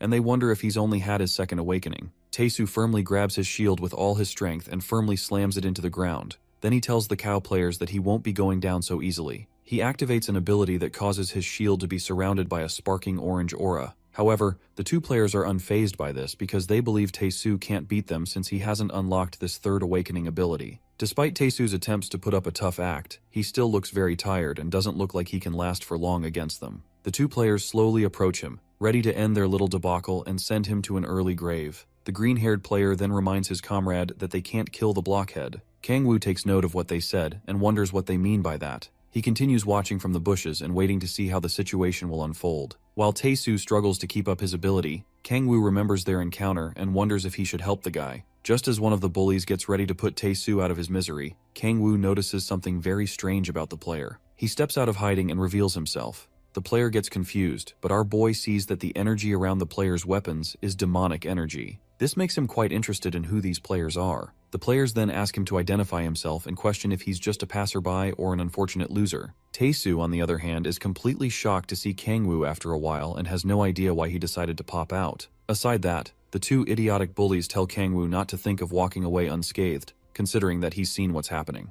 The green-haired player then tells his ugly comrade that they don't need to capture Kangwoo alive, which means he can do as he pleases. At this point, Taisu is even more confused when he hears them say that they've fulfilled their quota by capturing both him and the useless thief. Of course, this makes the red-haired meathead very happy. He points his axe at Kangwoo, ready to slice up the Demon King, and rushes towards him to attack. The Demon King isn't the least bit bothered as the fool closes in on him. Taisu calls out to Kangwoo in fear, but the player is already inches away from slicing off the Demon King's head. Kangwoo just slaps the fool across the face, and his comrade watches as the idiot falls to the ground. He quickly gets up, and his teammate wonders what the hell he's doing. The red-haired guy tries to explain that something is off, but he doesn't see Kangwoo getting close to him. Before he can react, the Demon King lands a swift attack and continues to pummel the fool. Tae-soo is quite surprised to see Kangwoo beating up the guy so easily, and wonders if he's the same Kangwoo that he knows. The other bully rushes in to save his comrade and whips out his sword. Just as he's about to slice off Kangwoo's head, our boy hits him with the power of destruction and knocks his lights out. The impact sends the guy flying into a tree, and he gets the air knocked out of him. The guy helplessly falls to the ground, and all his comrade can do is watch like a loser.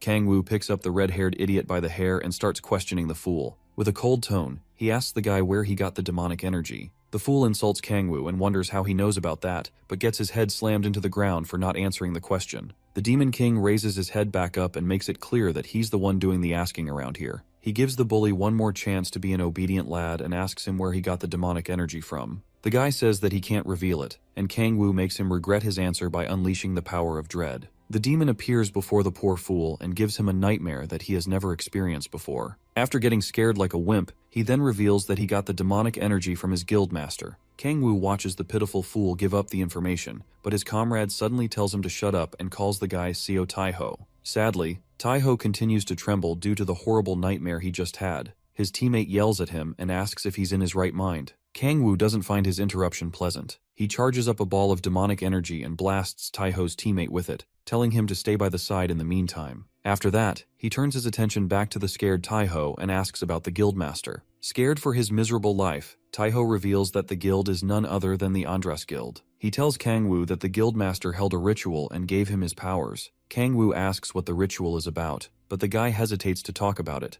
He decides to torture the fool some more to get the information he needs. Taiho starts trembling a lot and tries to talk about the ritual. Suddenly he starts writhing in pain and foaming at the mouth. He screams in pain until he coughs up a lot of blood and gives up the ghost. Kangwoo is beyond angry right now. He says that the guild must have planted a device in Taiho to prevent him from talking about the ritual. After that, Tae-soo approaches him and asks if he is really Kangwoo. At the same time, the thief finally wakes up from his slumber and wonders what's going on. Kangwoo confirms his identity to Tae-soo, and the brute is glad that it's really him. They both notice the thief has woken up, and Tae-soo refers to the boy as Tae-hyun. Tae-soo introduces the loser to Kangwoo and tells him that the Demon King saved them. The brute wonders what Kangwoo is doing there because he thought he was at the E-rank gate. Kangwoo plays it off nervously and says that he was just there for an errand. Tae-soo then figures that the Demon King isn't a beginner player, and figures it's the reason Kangwoo rejected his offer earlier. He thanks Kangwoo for saving their hides from those insane bullies. While Tae-soo is shaking Kangwoo's hand crazily, Tae-hyun tries to thank Kangwoo as well, but he's too timid to speak loud enough for someone to hear. Tae-soo shows how glad he is to find out that Kangwoo is a high-level player and promises to return the favor for saving him. After the Demon King thanks him, he calls their attention to the Andras Guild and says that their reputation isn't exactly the best. While they look at the two dead bodies, Tae-soo says that he's really surprised that the guild had cow players as their members. He picks up his phone to report the matter and says he'll alert the Hwarang Corps. According to him, the Hwarang Corps is a player unit under the management of the government. Once Tae-soo tells them about the Andras Guild using cow players, they'll look into the matter immediately. Kangwoo thinks about what he said and tells him not to report the matter for now. Both Tae-soo and Tae-hyun look baffled and wonder what Kangwoo's reason is behind his decision. Kangwoo then tells them that he'll take care of the Andras Guild himself because he's got that dog in him. Tae-soo pauses for a moment and then accepts Kangwoo's decision since he respects the Demon King. Kangwoo tells them to forget about what happened there, but suddenly Tae-soo gets on his knees. Our boy is confused and wonders why this brute is pulling some silly theatrics again. Tae-soo then offers himself to Kangwoo and wants them to work together to make the Andras Guild pay for their crimes. The Demon King is completely weirded out by this and just doesn't understand what this blockhead is talking about. Tae-soo admires the fact that Kangwoo wants to punish the Andras Guild with his own hands. At least, that's what he believes. Even the dead bodies around are creeped out by his attitude. He feels that Kangwoo's sense of justice is like the ones he sees in movies and talks about how much he loves movies. It still doesn't change how creepy he's looking, especially for the fact that steam is coming out of his nose like a depraved fool. Tae-soo then slams his hands on the ground and tells Kangwoo that he has fallen in love with his sense of justice. In order to repay his debt, he once again asks Kangwoo to let him join in his journey and promises to repay him along the way. At this point, our boy is beyond creeped out, and he just sees Tae-soo as another version of Balak. As if he's not dealing with enough, the thief butts in and also says he wants to thank him as well. He calls himself a Dodak Bung and promises to repay Kangwoo one way or another. Kangwoo is more concerned about the weird thing he just called himself and asks the loser what it means.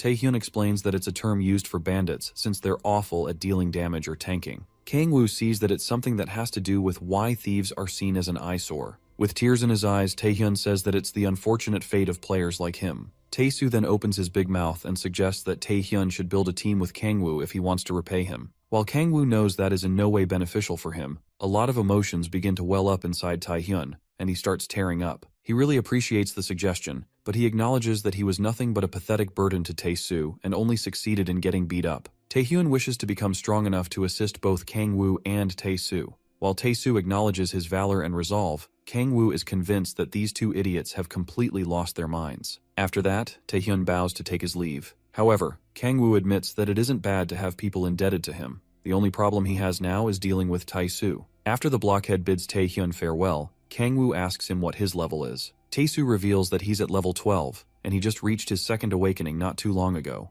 In terms of his basic education, his first awakening ability is C rank, so he leveled up by hunting. Kangwoo is quite impressed with this and asks what rank his second awakening ability is. Taesu tells him that the ability is an A rank, and Kangwoo admits that the blockhead has more potential than he thought. Still, he wonders why the blockhead hasn't joined a guild yet. Taesu then says that he was still considering joining a guild, but feels there's no need for that now. Kangwoo's expression shows that he has no idea what this idiot is talking about. Sadly for him, Taesu says that he's made up his mind to follow him while giving that fiery, dumb impression of Balak. Regardless, he's still a pretty decent companion for Kangwoo. It's known that a player who receives a high rank for their second awakening will most likely possess better abilities for their third and fourth awakenings. After recalling that Seola will have her second awakening soon, Kangwoo accepts Taesu's request and takes him into his team. Then Taesu asks for his contact details in case a situation arises where his help is needed. While putting his contact details on the phone, Kangwoo asks him for a favor. The blockhead eagerly awaits his new comrade's request, like a baby waiting for a lollipop.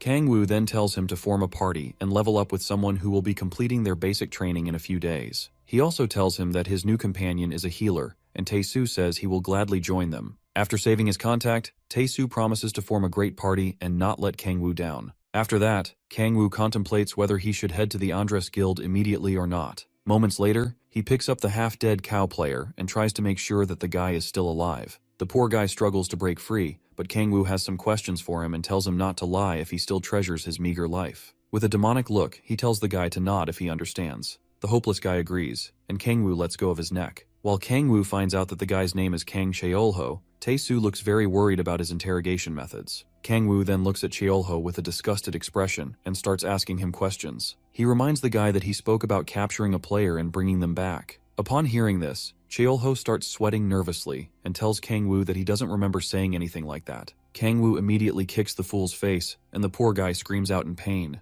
The fear in Cheolho's eyes shows that his senses were definitely back after that kick. Kangwoo picks up and asks if he remembers now, and he tells the Demon King that the people are meant to be captured alive to be offered as sacrifices. The poor good-for-nothing continues trembling in fear while Kangwoo ponders on the words he just told him.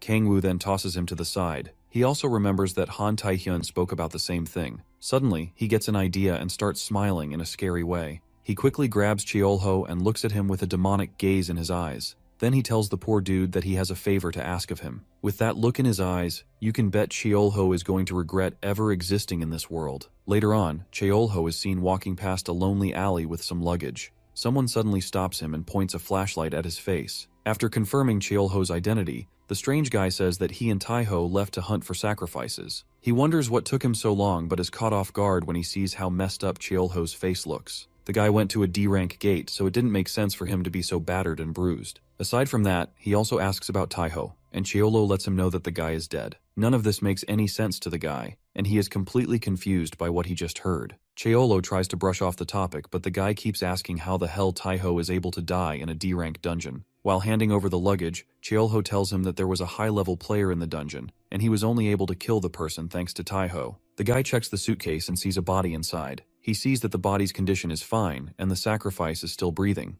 However, he tells Cheolho that he's acting weird, but Cheolho says that it's because Taiho died. The dude tells him to forget about all that and says that it's better to have fewer people. With the sacrifice, they'll be able to get baptized, and Cheolho can have all the demonic energy for himself since Taiho is dead. Regardless, the poor guy still looks quite uncomfortable and worried about something. His weary expression grows more when the strange guy asks if he can't use a little bit of power this time. The guy then assumes that Cheolho probably killed Taiho so that he could have all the power to himself. Cheolho gets pissed off by his remarks and yells at him to just take care of the sacrifice, and he takes his leave. While he runs out, the guy wonders where he's going. Cheolho just ignores him and keeps running, trying to get away from there as fast as possible. After that, the dude takes the luggage into the building while thinking that Cheolho is probably more sensitive to Taiho's death than he thought. Later on, the guy with the suitcase walks into a weird room where it looks like a cult meeting is taking place. The guy on the altar is the guild leader, and he tells the guy that he's late. The lackey explains what Cheolho told him and talks about Taiho's death,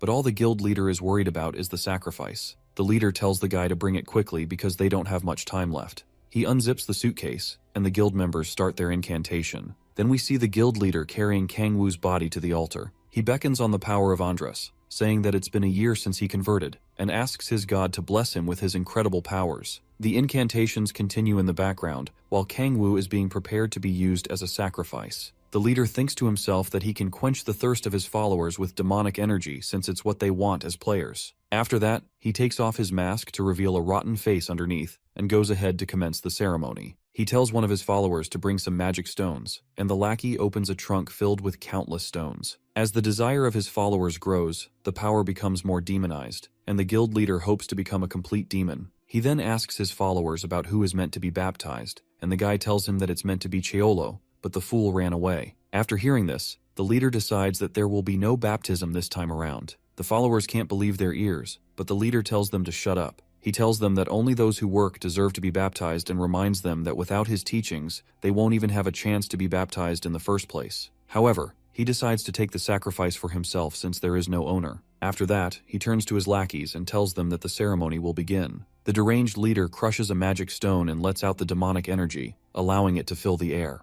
A lot of strange inscriptions on the floor start glowing around the altar as the ceremony takes place. With so many magic stones in his possession, he'll be able to hold more ceremonies and keep feeding himself the power to get stronger. A sudden crack in space appears, and demonic energy starts flowing out uncontrollably. The leader wants nothing more than to absorb all of it into his body, but it'll be too dangerous for him, and will result in his death. This is why he needs a medium to absorb the energy. If he lets the sacrifice absorb the energy until they die, he can drink the blood of the corpse, and he'll have all the refined demonic energy he needs. So he begins feeding the energy into Kangwoo's body. Poor guy doesn't even know that he's digging his own grave at the moment. He prays that the demonic energy will consume Kangwoo and take his life. What a stupid prayer, to be honest. Kangwoo continues taking in the energy while pretending to be in a lot of pain. The guild leader wonders if his special ability is an A rank because of how pretty well he's lasting. Of course, this only makes him more delighted because the longer the medium can last, the more demonic energy he can obtain. The veins on Kangwoo's face start bulging out, and his body starts trembling from the pain. He keeps absorbing more energy, and the deranged leader is surprised at how incredible this medium is. At this point, he's beyond excited, and he tells Kangwoo to keep screaming pathetically and absorb as much energy as possible. The rate of energy absorption keeps going up,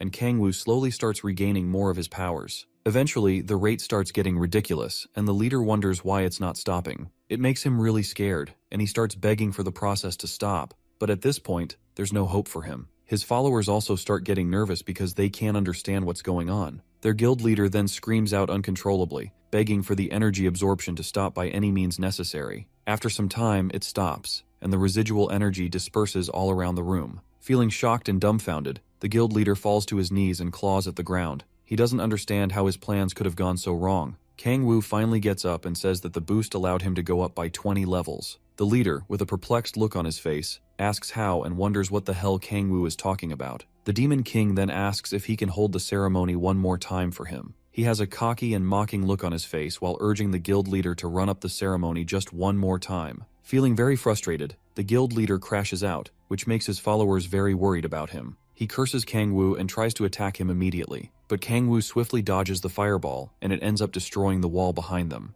The Demon King mockingly commends his feeble attack, and this makes the guild leader start throwing out spells haphazardly. The barrage of fireball spells keeps going on non-stop because this guy is crashing out as if he caught Kangwoo sleeping with his wife. After the horde of attacks, he looks up to see if the Demon King is dead. Sadly for him, Kangwoo is unscathed thanks to the amount of demonic energy he currently has. Things are really convenient for Kangwoo right now, but this deranged leader isn't too happy about all this. He tells his followers to stop standing around like NPCs and attack Kangwoo. All of them start charging towards our boy while their leader moves to the side like a wimp. Kangwoo whips out his arm blades as one of the followers approaches him and rushes the poor idiot before they even have a chance to attack. After slicing up that person, he quickly deals with the rest of the annoying lackeys. With his eyes fixed on the leader, one of the lackeys refers to their master as Cho Deo-kyun. The deranged guild leader starts laughing with a sinister look on his face and conjures up another powerful flame spell known as the Power of Hellfire. As soon as Kangwoo sees his cheap trick, he starts bursting out with laughter. Deo-kyun gets enraged by his mockery and still doesn't understand how Kangwoo is able to handle demonic energy. Regardless, he feels that the Demon King's power is not able to surpass his own, but Kangwoo shows him what the true power of Hellfire looks like. Deo-kyun is completely shocked and has no idea how Kangwoo is able to conjure up such a powerful spell. He starts trembling and finds it impossible for someone to bear more power than him. His body starts trembling even more, and when he looks at Kangwoo, he sees the face of a true demon. He quickly realizes that he has no chance of beating the Demon King and puts out his little flame.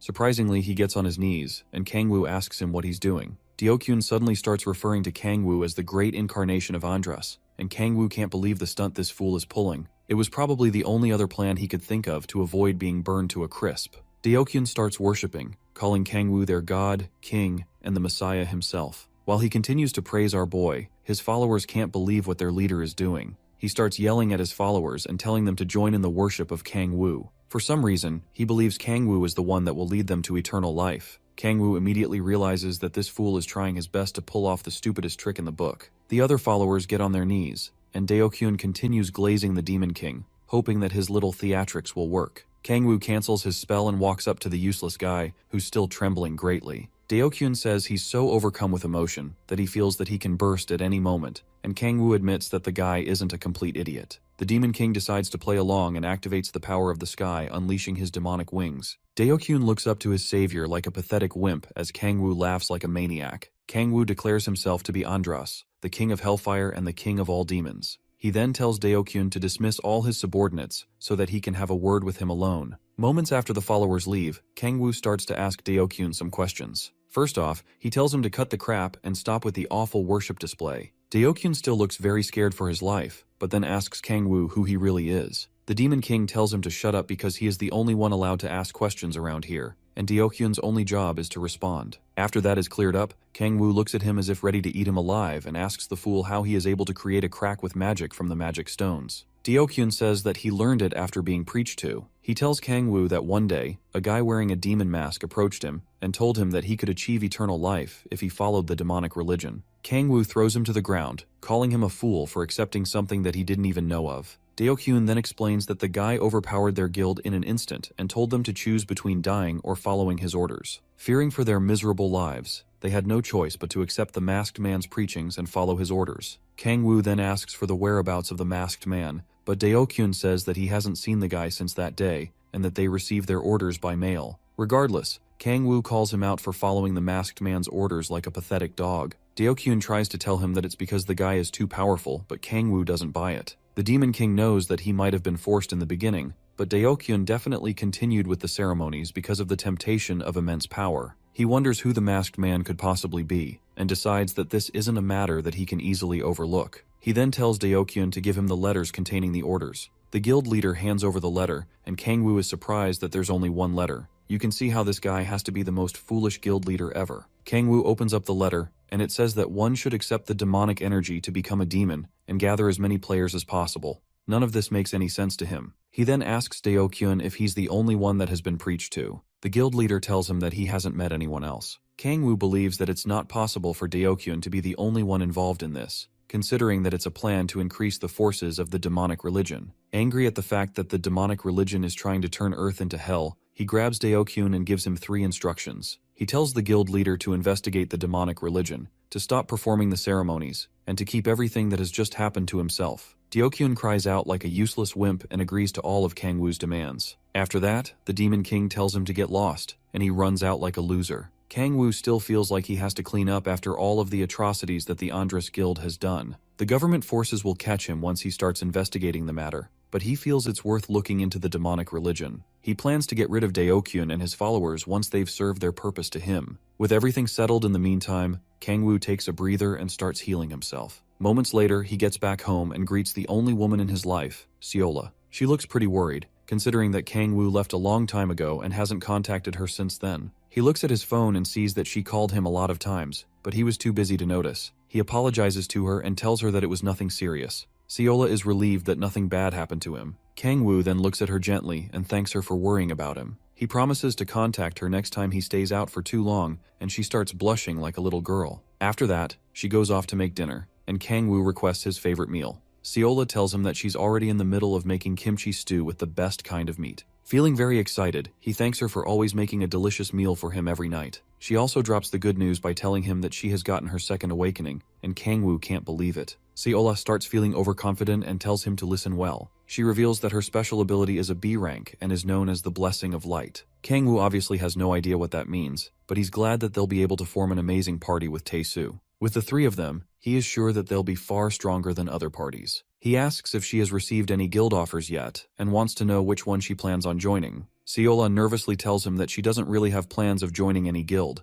Instead, she wants to help him out in any way she can. Kang Woo thanks his stars for meeting such an angel, but tells her that it's not a good idea for them to team up now. He goes ahead to crush her heart more by saying that her current self won't be of much help to him. Seola ends up really sad, and he feels bad for having to break the news to her like that. Regardless, he feels she'll be much more useful to him later on. Due to his overwhelming strength, he won't be able to gain enough experience from battles if he forms a party now. In order to train himself properly, he wants to form a party with people who are compatible. Kang Woo then tells Seola that he knows a tanker who she should form a party with and level up with for now. When she gains enough experience, they can all form a party together and try out a higher rank gate. Seola gets pretty excited when she hears this and agrees to form a party with Tae-soo. He feels they'll be able to level up quickly due to their high rank special abilities.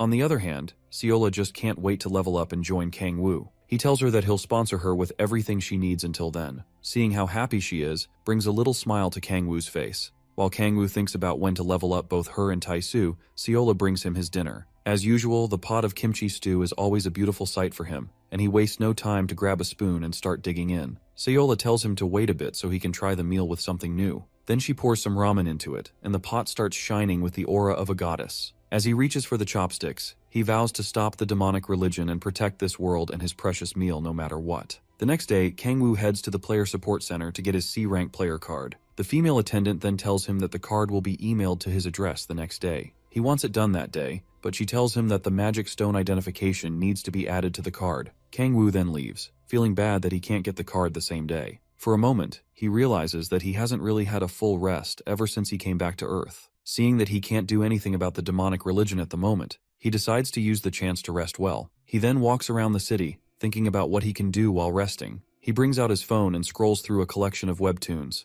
Kang Woo remembers that he used to read them a lot before he was dragged into hell. He decides not to go back to that same habit and tells himself that he needs to enjoy everything that he can. He suddenly notices a PC store nearby and heads inside. It's not a sight that he has seen before, and he's shocked at how awesome the place looks. Kang Woo gets on one of the gaming computers and sees that he can even order some food from the menus. He goes ahead to order a plate of ramen because he heard it tastes better in PC rooms. While he waits for that, he decides to play one of the most popular games there. The game has a tactical RPG style, where one needs to form a party consisting of different roles. He picks a role that represents how chaotic he is, like how he causes an uproar on the battlefield. After that, the game starts, and he can't believe how great a game can look. In the game, he gets gold every time he kills a monster. His teammates quickly notice that he's a noob, and the chat screens start looking like the Call of Duty lobbies on Xbox. Later on, someone comes to deliver his ramen to him, and they leave it on the table for him. While his teammates are still crashing out, Kang Woo starts enjoying his delicious meal. The texts keep popping up,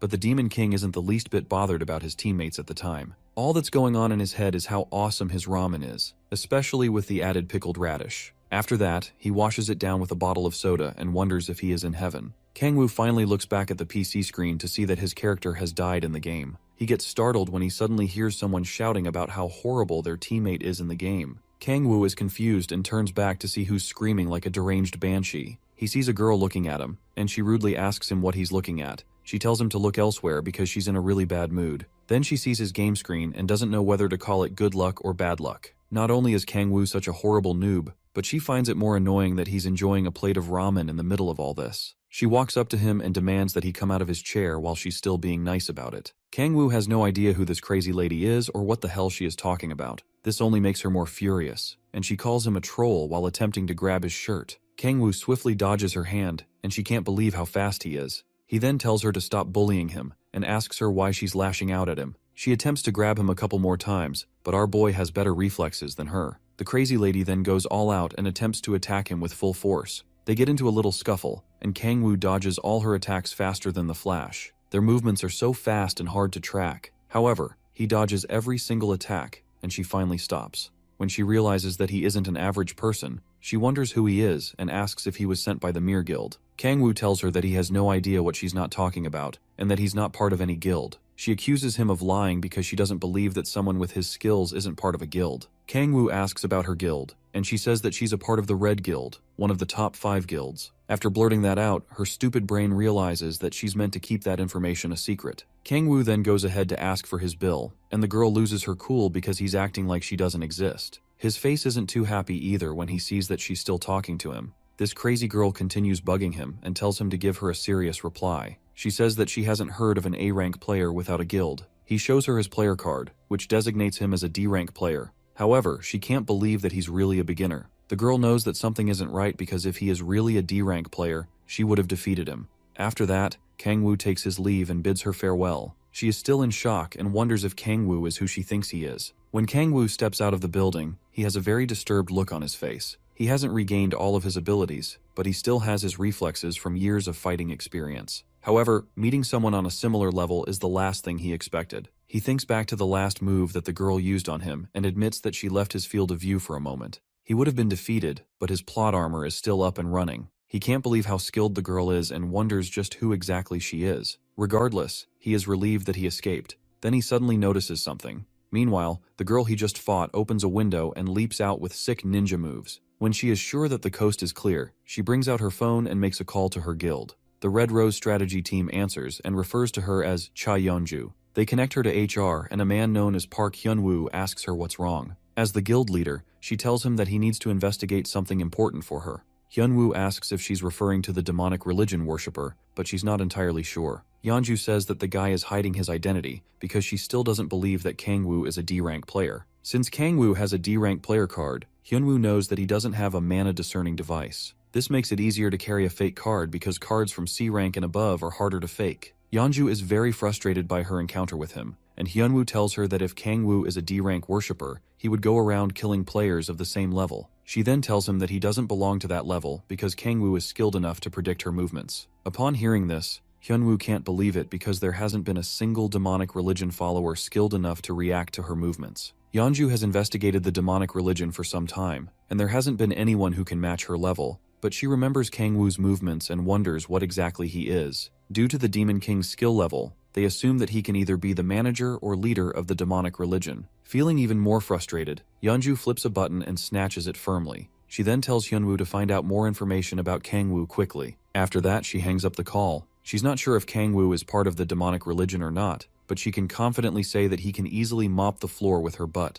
Meanwhile, Kang-woo notices that his button got ripped off his jacket. So much for having swift reflexes. While still in the quiet alley, Yeonju says that if Kang-woo is really a D-rank player with such high talents, then there's no chance of her maintaining her position as a high-rank player. On the other hand, Kang-woo decides that it's time for him to go to a C-rank gate as soon as he gets his player card. He turns his head back for a brief moment as if he noticed a hostile presence nearby. Later on, Yeonju returns to the PC arcade and sees that her rank has gone down, thanks to Kang-woo being a good-for-nothing noob. She swears to kill him for messing up her winning streak, and Kang-woo feels the ominous vibe all the way on the other side of the city. The next day, Kang-woo heads to a C-rank gate. From the brochure, he sees that the gate has enemies like trolls. The officers stop him at the entrance and say that he's only allowed to enter if he is C-rank and in a party of 5 members. They tell him that the boss monster, the chief troll, has appeared inside the gate, and solo play is forbidden whenever the boss monster shows up. However, Kang-woo sees this as a lucky opportunity for him. The boss monster just suddenly appears as soon as he gets his license. The plot armor is on another level. Around the area, some players decide to disband for the day due to the appearance of the boss monster.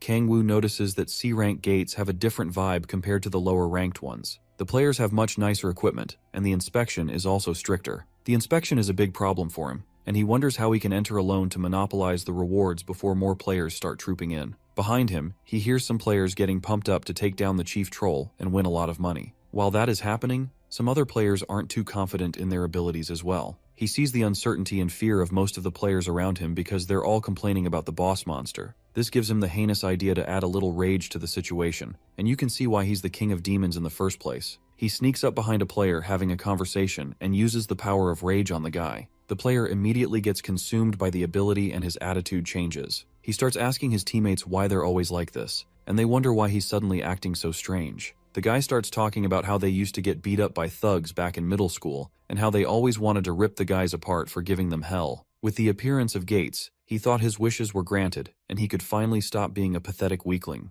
But he suddenly starts screaming and asking why they have to bend to the will of monsters. His teammate gets worried by his weird behavior, and doesn't notice when Kangwoo also uses the rage ability on him. The young man's attitude changes as well, and he starts saying that they should massacre all the monsters and stop trembling in fear. Another random player joins the madness and says that she won't forgive the monsters for killing her younger sibling. One of the guys with a scar on his face looks around and sees the madness that's slowly unfolding before his eyes. This riles him up, and he joins them, saying that he's going to make those who belittle him kneel before him. Everyone starts yelling about killing the monsters, and the whole place quickly turns into a madhouse. The guards start getting worried and wonder why the players are causing a ruckus. Before they know it, the players start swarming them and demanding for the gate to be opened immediately. The players eventually start storming into the gate like mindless zombies. One of the guards then reports the matter to their headquarters. While he's communicating with his subordinates, Kangwoo slips past them and proceeds to the entrance of the gate. Seeing all the crazy players work together is really a lovely sight for him. Now he can enter the gate and reap all the rewards that await inside. Kangwoo steps through the portal and arrives in a desert environment. The area is so huge and completely different from the areas he has been to earlier. Kangwoo shields his face from the scorching sun and realizes that finding the boss monster will be difficult in such a huge space. He then checks his stats and sees that he can use a special ability now. His demonic energy stat is just over 50 points, so it will be enough for him. After checking the stats, he leaps to the top of a huge hill. On top of there, he activates the demon Astaroth's power of observation, and this allows him to get a broad view of the entire area. With the load of information he has, he scans through the area and sees a huge mob of trolls. Among them, he comes across the location of the chief troll. After that, he dispels the ability, because it seems to take a toll on him. While trying to figure out how to approach the horde of enemies, he sees a group of players rushing straight into the vast sands of the desert. He sees it as a good opportunity to use them as part of his plans again. While the players are handling the meager enemies, he heads straight for the chief by himself. As he leaps through the place, he sees some trolls and decides to lure them. Kangwoo lands and activates his special ability to begin his onslaught. With his powers, he conjures a long demonic staff and starts putting on a show. Like a second-rate martial artist, he starts spinning it around until he locks his eyes on his prey. Then he tosses it straight at the chief troll and kills the boss monster in an instant. The system awards him with extra experience points for defeating the boss monster and contributing the most to its defeat. After that, he gains 4 levels. Not only did this end so quickly, but even he can't believe how easy it was. How the hell does a boss monster even die in one shot? Kangwoo wonders if the chief troll is really a boss monster or just a cheap knockoff. He looks at the status window to confirm, but he still doesn't understand why a C-rank gate boss is so weak. After more analysis, he realizes that he just has that dog in him and has become a lot stronger than he was. He then rolls up his sleeves when he sees that hunting safely isn't really an option for him anymore. He jumps down from the hill and lets out his arm blades, ready to tussle with the rest of the weaker trolls. He decides to change his plans and enjoy the slaughter like the maniac he is. The trolls start rushing towards him without delay, but Kangwoo stands firm, ready to welcome them. The thrill of the moment causes him to start smiling, and with a demonic look in his eyes, he declares to wipe them all out at once. In the blink of an eye, he swipes through the horde without making a sound.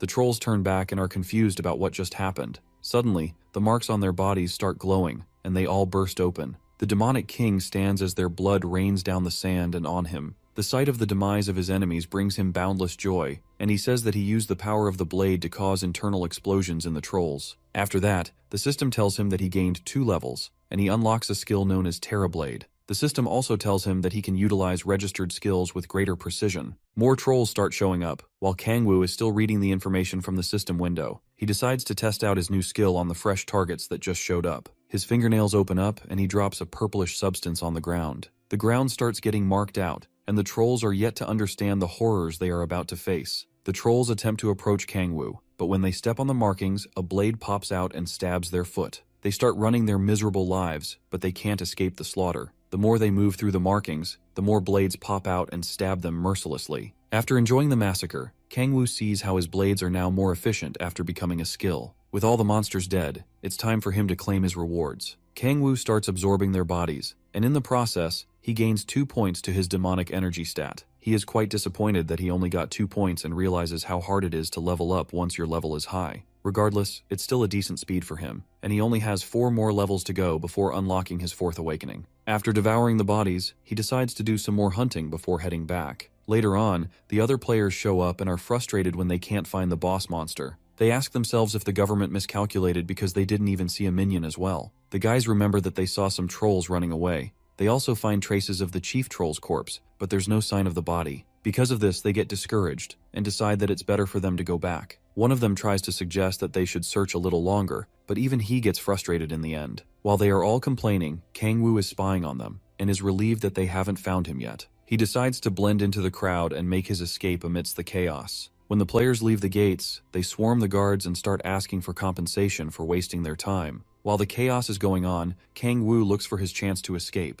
but someone yells for the crowd to shut, and he turns to see what's going on. A group of soldiers approaches the scene, and they are recognized as the Hwarang Corps. Everyone starts getting nervous because the appearance of the Corps means bad news. The troops then make way for a lady with white hair to pass through. The players notice her presence and refer to her as the commander of the 3rd unit of the Hwarang Corps, Baek Hwayeon. She looks like the kind of person who's always having a bad day, and you don't want to mess with her. She slams her sword on the ground and tells everyone to be quiet. Her eyes scan through the area, and she tells them that there have been reports of a cow player appearing at D-rank gates. As the corp members start approaching each player, Baek tells them that they'll be conducting inspections on all players who have reached their 3rd awakening. Kangwoo looks very nervous right now because this is a bad situation for him. Frustrated at the current situation, he wonders what he has to do to escape Baek and her soldiers. He keeps his eyes on her and prays that he hasn't been caught. Baek has her eyes firmly fixed on everyone, in case someone decides to try something funny. The soldiers try to calm down everyone by telling them that it's not a complicated inspection. They only plan to search for players on their investigation list. Nevertheless, Kangwoo knows that he did some bad things, and he hopes that he's not on that list.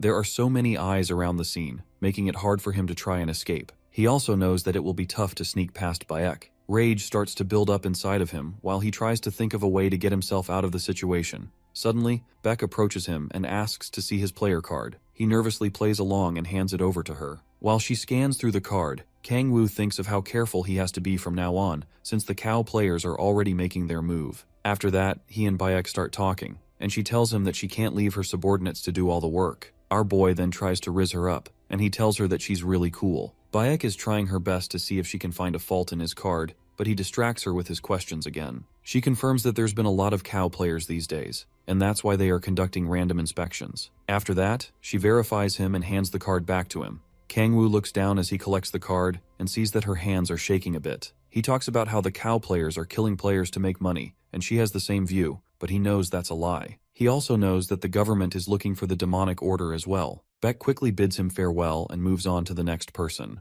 As she turns to leave, Kangwoo asks for the name of the suspected person so that he can report the player if he comes across them. She thanks him for the offer but tells him to leave the work to the professionals. Kangwoo agrees in order to make himself look any more suspicious. Seeing that he just achieved a C rank level, she tells him that it'll be better to level up in D rank gates, and he thanks her for the advice. Baek calls Kangwoo a good person and hopes to see more people like him in the future. Kangwoo accepts the compliment but knows if there are more people like him, then the entire planet will be in chaos. After that, he watches Baek as she moves to investigate the next player. After that, he calls Tae-soo and asks to meet up with him. A few days later, he meets up with Tae-soo and Seola at a cafe. Tae-soo finally gets to meet with Seola and asks if she's the healer that Kangwoo spoke of. She greets him but hesitates to shake his huge hands because she doesn't want to get crushed. Tae-soo starts looking at them like a creep and says that she and Kangwoo look good together. After their greetings, they sit down to discuss, and Kangwoo tells Tae-soo that he wants to take Seola and hunt at D-rank gates. The blockhead quickly agrees, since having a healer will be favorable to him as well. The situation then gets awkward when he calls Seola his sister-in-law. She starts blushing like a little girl, but Tae-soo tells her not to worry about it and asks her to explain her special ability in detail. Aside from healing, her ability also allows her to buff her teammates' strength, stamina, and dexterity. Tae-soo is quite impressed by this, and wants to know if healing and buffing can be done simultaneously. Seola says she can do both, but the only problem is that her attacks are weak and pathetic. However, Tae-soo is still impressed.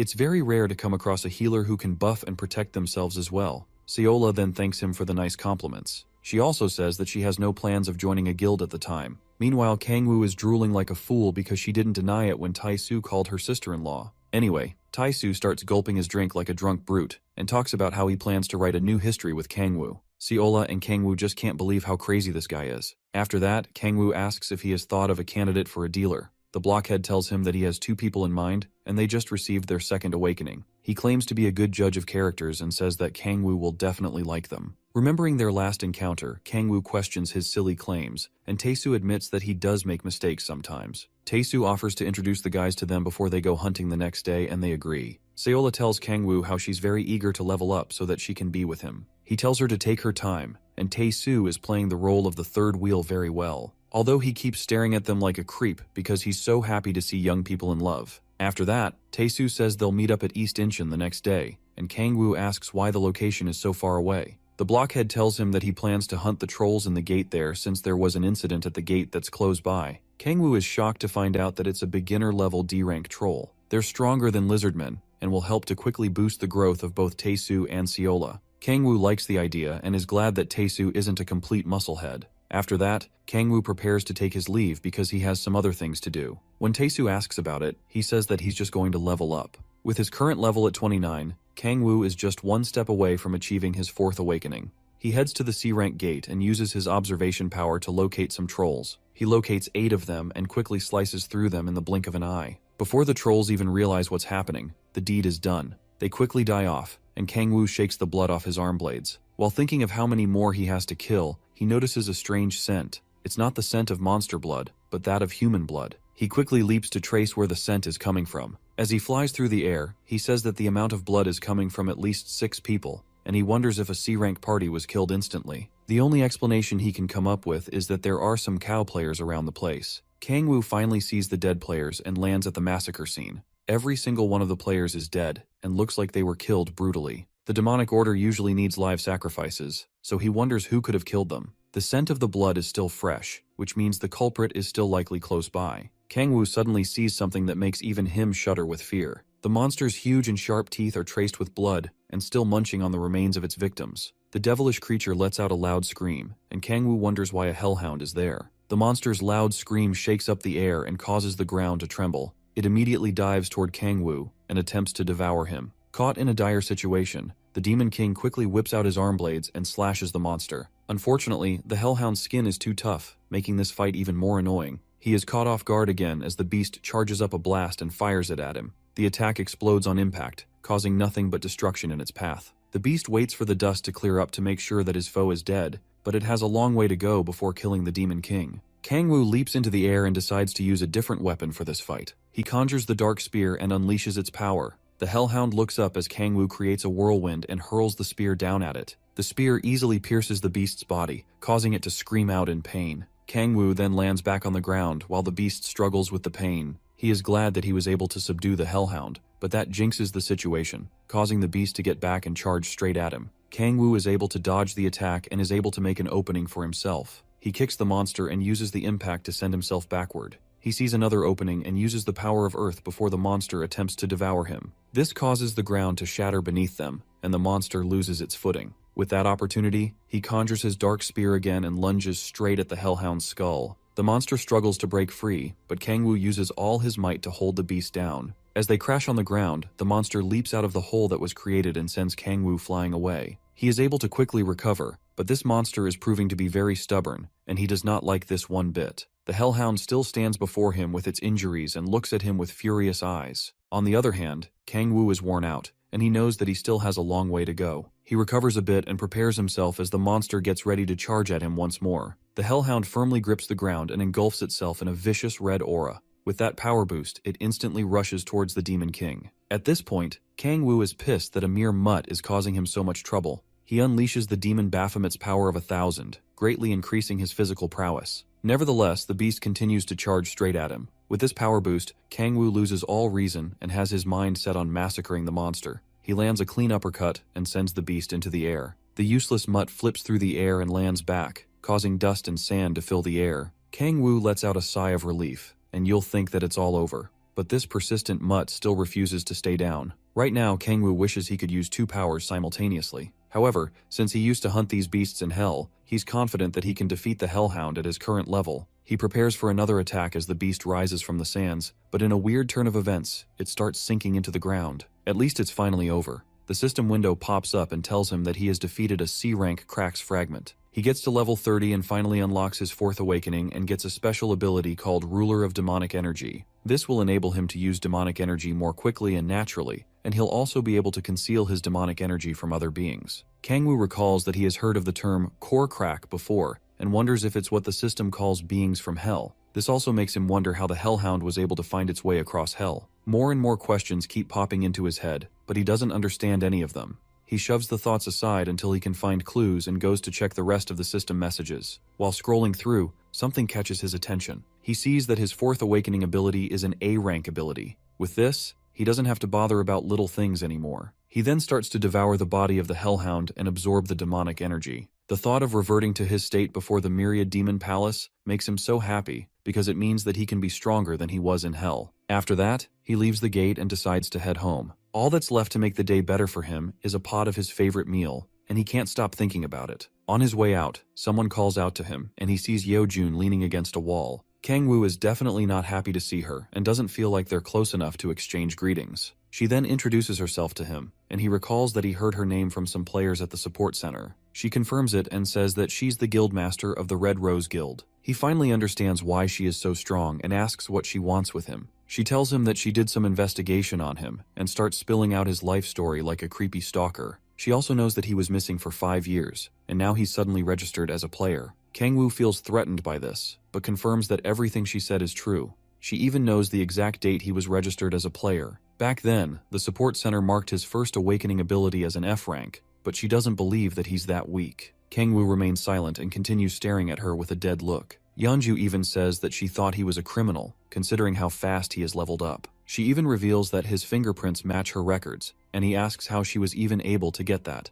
She tells him that his fingerprint was recorded when he registered for his license. Due to this, she's able to confirm that he's not using a fake identity. After going through her phone, she comes to the conclusion that Kangwoo has great talent and may even surpass her. Not only her, but he may even have greater talent than Baek Kang-yoon. Kangwoo thanks her for the sweet compliments, but he still wants to know what exactly she wants. Yeonju thinks momentarily, and then tells him that she'd like to sponsor him with her authority as the Guildmaster of Red Rose. That definitely isn't what he expected to hear, and she asks him what he was expecting. Kangwoo says that he thought that she would ask him to join her guild, but she tells him that she can't let someone so suspicious join her guild right away. She also says that he wouldn't have hidden his powers if he planned to join a guild, but Kangwoo feels like he wasn't. Yeonju then explains that she plans to give him financial support and help him to level up faster. Kangwoo starts mocking her by asking if she plans to help him in the game they played last time, and she completely loses her cool. Luckily, she calms down by reminding herself that she's a guild master and not a deranged witch. Kangwoo is just joking with her, but she hasn't forgiven him for how he prevented her from leveling up in the game. He goes even further to talk about her low bronze league, but she says it's because she always gets matched with useless noobs. Jokes aside, he then asks her why she's so eager to sponsor him, and she says it's because he's going to get stronger. She is impressed by how fast he has leveled up and how he has done everything while hunting by himself. With her sponsorship, he'll get a pass that will allow him to enter gates from A rank and below without restrictions. Not only is this really good for him,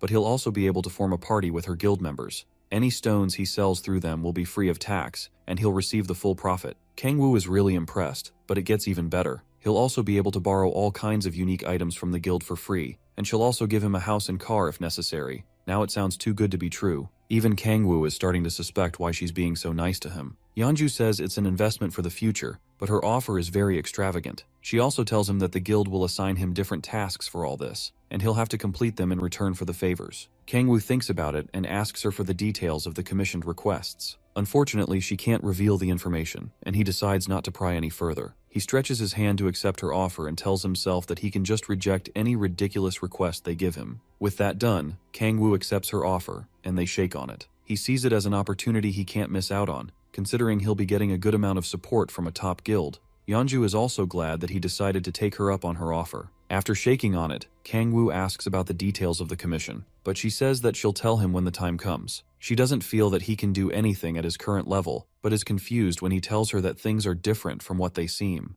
With a gleaming confidence, He tells her that he's stronger than he looks, but she doesn't look impressed. Yeonju then laughs it off and tells him that his weakness isn't the reason that she can't give the details of the commission. The main reason is that she doesn't have enough evidence yet, and she can't discuss it until she does. Kangwoo doesn't get what she's saying, but she hands over her phone and tells him to put his number in it. While putting in his number, he asks when he can get the equipment, and she says whenever he wants. After that, he decides to grab the items immediately. They both head towards Yeonju's guild house, and she says that it's located at Seoul Station. Later on, in the middle of the city, the people walking around are shocked when they see a really cool sports car nearby. Even a little kid begs his father to buy the car for him, but he obviously has no idea how capitalism works. It's the cleanest and finest looking car they've ever seen, and some of them are surprised to see the model in Korea. Yeonju walks to it and gets inside the car. Then she tells Kangwoo to get in, but even he can't believe how awesome the car looks. When he gets in, he asks her how much the ride costs, but she can't remember. She tells him that it's probably around 10 million won,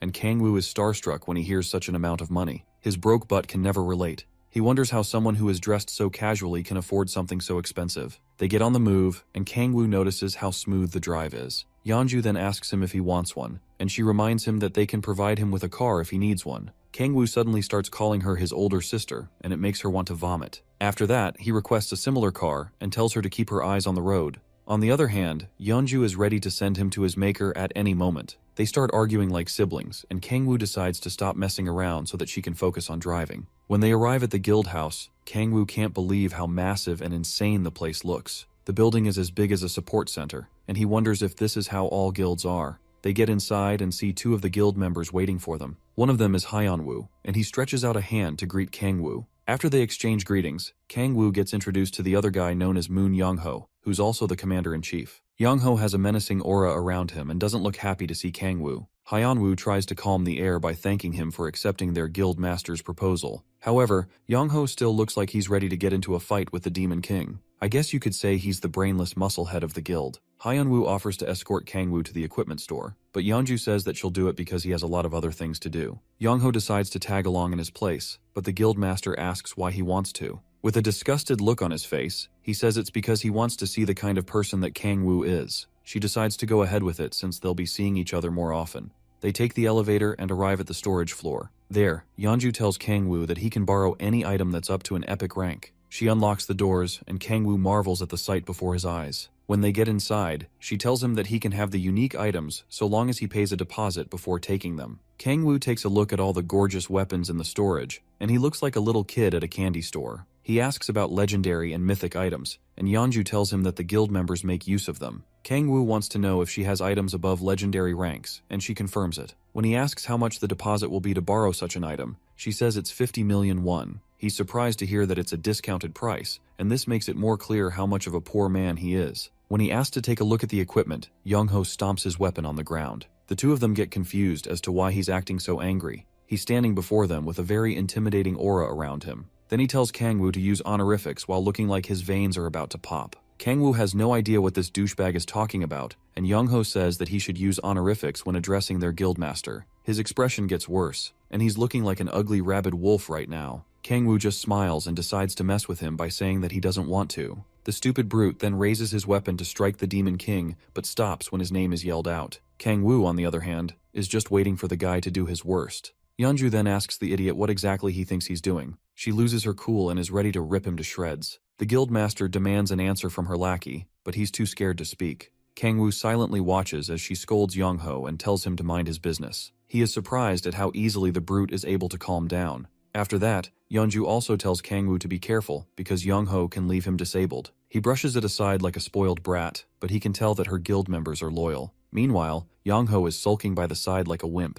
He hears Kangwoo referring to the guildmaster as Nuna, and this makes it hard for him to keep his cool. Kangwoo decides that he doesn't want the foreign car anymore, and asks if he can borrow a piece of unique rank equipment. She says she can lend it to him, but only after an internal meeting. Then suddenly the musclehead interrupts them again. He is angry that Kangwoo refers to Yeonju as his older sister and starts crashing out like a deranged person. He tries to strike at Kangwoo and causes destruction all around the room. Youngho looks completely shocked when the dust clears up and he sees Yeonju blocked his attack. She looks ready to send him to the afterlife, and Kangwoo can't help but enjoy what's happening. Youngho tries to explain himself, but she shoves his weapon to the side, and he loses his balance. Kangwoo has a smug look on his face when she tells the idiot to get out. She also tells him that if he oversteps his boundaries once more, he'll be taught a good lesson. Young-ho then apologizes for being a nuisance. With that done, she apologizes to Kang-woo for her comrade's rude behavior. As Young-ho turns to leave, Kang-woo asks Yeonju for some kind of unique armor that will be easy to move around in. While she thinks about it, Young-ho comes back and offers to give Kang-woo his armor if the Demon King defeats him. Yeonju finally snaps and gets ready to send this idiot 6 feet under since he doesn't know when to stop acting like a brat. Kang-woo stops her and says he thinks it's a pretty decent proposal. This makes her confused, and she has no idea what our protagonist is scheming in that devilish head. She recalls that he has a lot of potential and will surpass her, but at the same time, Young-ho is at level 67 and has also unlocked his 6th awakening. She doesn't feel that Kang-woo is at the level to take on her commander-in-chief. She tries to stop the two of them, but Kang-woo tells her it's fine. The devilish look in his eyes already tells that he's very eager to teach this stubborn fool a lesson. Young-ho also wants to fight him and make him never disrespect his guildmaster again. Yeonju doesn't understand what Kang-woo is trying to do, but he's also already slowly warming up for the fight. Then we see that Young-ho is a good-for-nothing simp who was saved by Yeonju a long time ago. Now he feels like Kang-woo is trying to steal his woman. Meanwhile, Yeonju is very worried about Kang-woo, but the Demon King doesn't even care. Later on, they head into the training room, and Kang-woo compliments on how great the facilities are. Yeonju tries again to tell Kang-woo that this fight is insane, but he isn't bothered at all. While he's warming up, Young-ho tells him to start whenever he's ready. This idiot really feels overconfident, and he tells Kang-woo to attack him however he likes within the first 3 seconds. Kang-woo wonders if he's serious and tells him to stop acting so pompous and grab his sword. Young-ho ignores him, and he gives the idiot another opportunity to hold his sword. Regardless, the commander says that he has no intention of using his full power against someone like him. Kang-woo laughs at this and decides to go ahead since that's what the guy wants. He starts charging up power underneath his feet and bolts towards his foe in the blink of an eye. He lands a straight kick on Young-ho's gut, and the poor guy isn't even able to react in time. Young-ho gets sent flying into a wall, and he crashes on impact. The air gets knocked out of him, and his eyes go blank. He lands back on his knees and groans because of the pain. On the other hand, Yeonju can't believe what she is witnessing. Young-ho is able to stagger and get up, but he has no idea what kind of attack that Kang-woo used on him. With his face writhing in pain, he knows the only reason he survived is because of the power of his armor. Seeing that he has no other choice, he finally brings out his sword and gets ready to face Kang-woo. He still doesn't understand how someone who has only been a player for 3 weeks can be so strong. Kang-woo, with a mocking tone, looks at him and reminds him that he promised to give him the first 3 seconds. Young-ho asks what he did to him, and Kang-woo says that he's just much stronger, but the idiot doesn't believe it. The dude is biting his lips and still trying to recover from the pain, but he can barely stand upright. Kang-woo laughs at him for thinking that he was a noob. He insults the guy for whining like a wimp because things aren't going according to his plan. After mocking the fool, he tells him that the games are over and decides to get serious. Young-ho grits his teeth in anger, but that's pretty much all he can do. He sees that the love of his life is watching and knows that he can't afford to look like a fool in front of her. He firmly grips his sword and unleashes the power of the blade.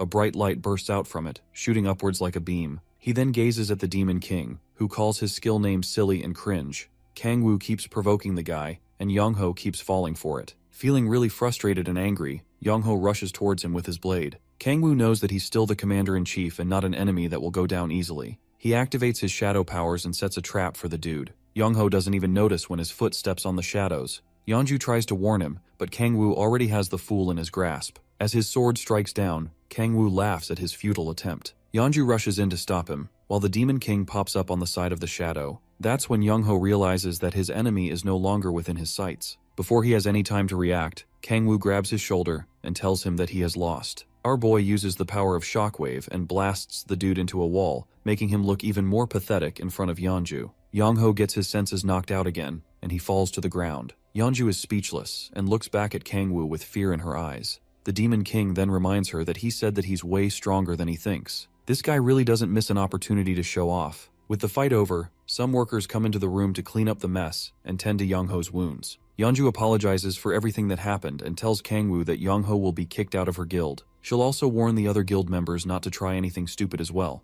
Kang-woo tells her that it's alright because he's just happy to have the guy's armor at the moment. The armor is known as gargoyle armor, and it has a unique rank. It also has really awesome stats that will be very useful to him. The thought of having such a unique item makes Kang-woo feel like he's on cloud 9. While Yeonju is beyond frustrated with what happened, he takes note of the fact that her underling went ahead to disobey her orders. The fool also put something so precious on the line and lost it like a piece of garbage. He wonders if this is what it's like to be blinded by love. He then tells Yeonju that if something similar occurs again, he will have to reconsider their cooperation. She promises that her guild members will treat him with respect from now on. After that, he addresses the size of the armor, and she tells him that she'll have it refitted and delivered to him when it's done. He places it on the display table and leaves it in her care. Kangwoo then leaves to attend to other matters, and she reminds him to send in his measurements for the armor. Yeonju lets out a sigh of relief when he leaves, and she wonders if he is even human. She is really disturbed by the fact that a 3-week-old player is able to defeat her commander-in-chief. This makes her think that Kangwoo might actually be a world ranker. There are currently 8 world rankers across all countries, but Korea doesn't have one. She says that there were rumors of Baek Kang-hyun becoming one, but he never succeeded. While she's still lost in thought, Hyunwoo enters the room to talk to her. She tells him that the gargoyle armor now belongs to Kangwoo, and she plans to hold a meeting to kick out Youngho. Hyunwoo is disappointed to hear this, but she tells him that it's necessary so that such actions don't repeat themselves. After that, she then asks him what information he has for her. Hyunwoo informs her that the government has successfully implanted a spy in the demonic order. With this, they'll be able to get some more information about the demonic order. Yeonju then tells him to find out more about this and with much more detail. Meanwhile, Kangwoo is in the middle of the city, checking out his stats on the system window. He sees that his demonic energy is growing along with the others. If he can strengthen his body with the effects of the other stats, he won't have to rely on the demonic energy so much. He also doesn't have a need for intelligence and wisdom stats since they don't help with his dumb brain. The problem is, he can't get the stats he wants. After getting the second awakening, the stats related to his special abilities are supposed to go up. However, the amount of demonic energy he hasn't gone up, but the other ones keep increasing. He doesn't have a clue why this is happening, and wonders if it's because of how high his demonic energy is. Basically, it's way higher than the others, and he can do things that other high-level players can't do. It also seems that the higher the stats, the lower the figures get. This leads him to believe that the level 30 range doesn't boost the demonic energy status. Seeing that thinking too much won't do him any good, he decides to brush it aside, saying that he still has time to reach his 5th awakening. He then decides to see Seola and Taesu. When he gets to East Incheon Gate, he sees Taesu screaming his name like a lunatic. Kangwoo tells him how embarrassing he is, and tells him that he's done with what he wanted to do. Taesu then introduces him to the 2 players he spoke about earlier. The handsome Jigachad is Kim Si-hoon, and the little girl is Choi Yoonbi. Kangwoo notices how good-looking Si-hoon is, and even calls the guy gorgeous. It's kind of sus, but we'll forgive him.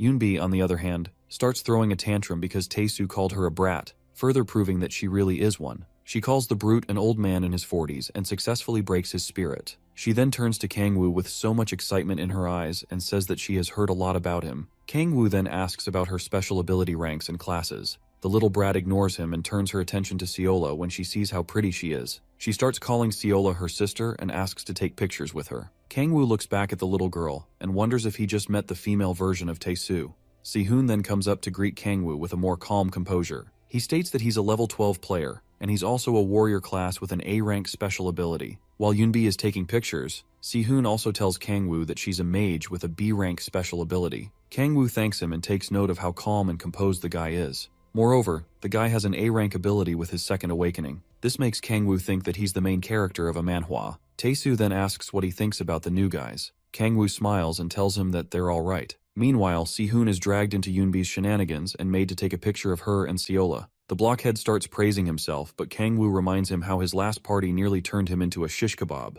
Taesu spins it around by saying that the universe made it that way so that he could meet Kangwoo. The Demon King doesn't even have words for this guy's stupidity. Taesu changes the topic and asks for his opinion on the new party. Kangwoo says that it's not bad, considering that they have the basic roles needed for a party. It's the best setup for a 4-member party. Not only that, but 2 of the members have A-rank special abilities, and the other members have B ranks. This makes it a very decent party for hunting. Kangwoo then says that he'll be tagging along in their hunt for the day. He plans to watch them and let them know if there's something they're lacking or anything they can improve on. Taesu thanks him with his loud, annoying voice, making Kangwoo even more tired of him. Kangwoo also tells them that he'll only step in when things get dangerous, so they have to be alert. These guys have a lot of potential for growth, and he doesn't plan to carry them all the way. Later on, the scene shifts, and we see some ugly trolls shrieking and running towards the party. More and more rush out from within the woods, but Taesu smashes into them with his mighty shield. With the monsters flying backward, Taesu smiles and ridicules them. The poor creatures start trembling in fear. Then Yubin rushes out and uses her lightning magic to roast them.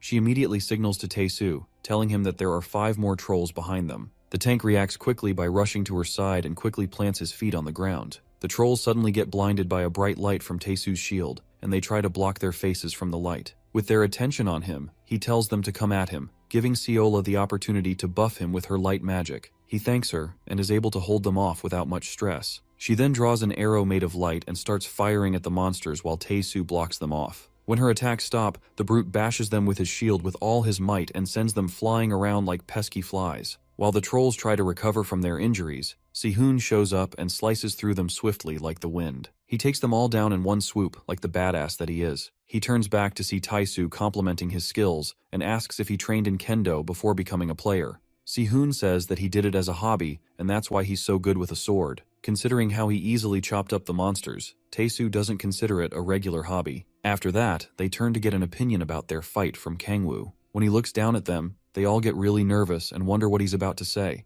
Kangwoo gets down from the tree and says he'll point out a few things to fix. They are all nervously waiting for him, but he tells himself that there's actually a lot they have to fix. Firstly, he compliments Tae-Soo's good senses, but tells him that he wastes too much of his strength when he tries to do everything with it. He was tossing the trolls right from the start, and it will be a problem if a boss monster suddenly shows up. Kangwoo then tells him to stick to his role of enduring attacks. Next up is Seola, and the poor girl is shaken up when she hears her name. He compliments her for buffing the tank to enhance his strength, but tells her that it's a bad idea for healers to attack. Using the arrow of light isn't a good decision on her part. Seola apologizes and feels very bad, but Kangwoo says they'll fix everything step by step. After that, he faces Yoonbi and reminds her of how she was scared of the 5 trolls that showed up when she was finishing up the other monsters. He then says that she can just knock out the monsters with a weak attack and leave the main damage dealing to Si-hoon. Last but not least, he faces Si-hoon. Kangwoo looks at him for a bit and then says that he has nothing to fix. At the moment, he's fulfilling his role with no flaws.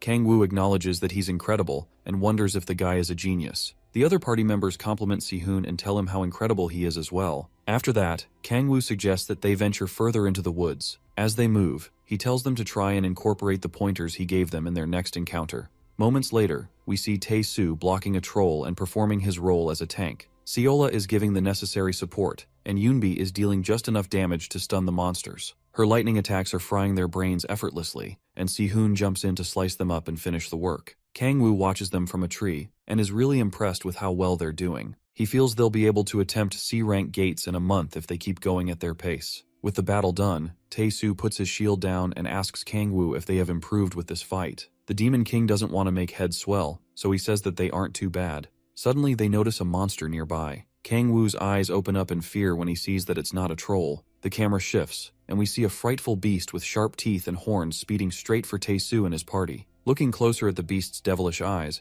Kangwoo sees that it's a demon wolf. Tae-Soo raises up his shield to block the monster's demonic charge, but it doesn't look like he'll be able to defend against it. Kangwoo attempts to step in when he sees that they're facing a demonic monster, but he suddenly stops in his tracks. He is surprised when Si-hoon steps in and starts attacking the monster viciously. Si-hoon is able to create an opening and tells Tae-Soo to stand back. He slices the monster and dodges its attack. Si-hoon engulfs his blade in a blue aura and continues to give the wolf a tough time. The fight is going well, but he isn't fast enough to block the wolf's counterattack. The demon wolf slaps him to the side and gets ready to devour him. Just when it looks like its curtains closed for his poor life, Kangwoo steps in and shows the wolf what a true demon is. With his enhanced powers, he punches the wolf into the ground and shatters the ground. On the other hand, Si-hoon is amazed at how powerful Kangwoo is. As blood drips from his fist, the system pops up with a message, stating that he has defeated the monster and his level has increased by 1. Kangwoo picks up Si-hoon like he's a little princess and asks if he's alright. The rest of the party members rush to the scene to make sure that he's fine.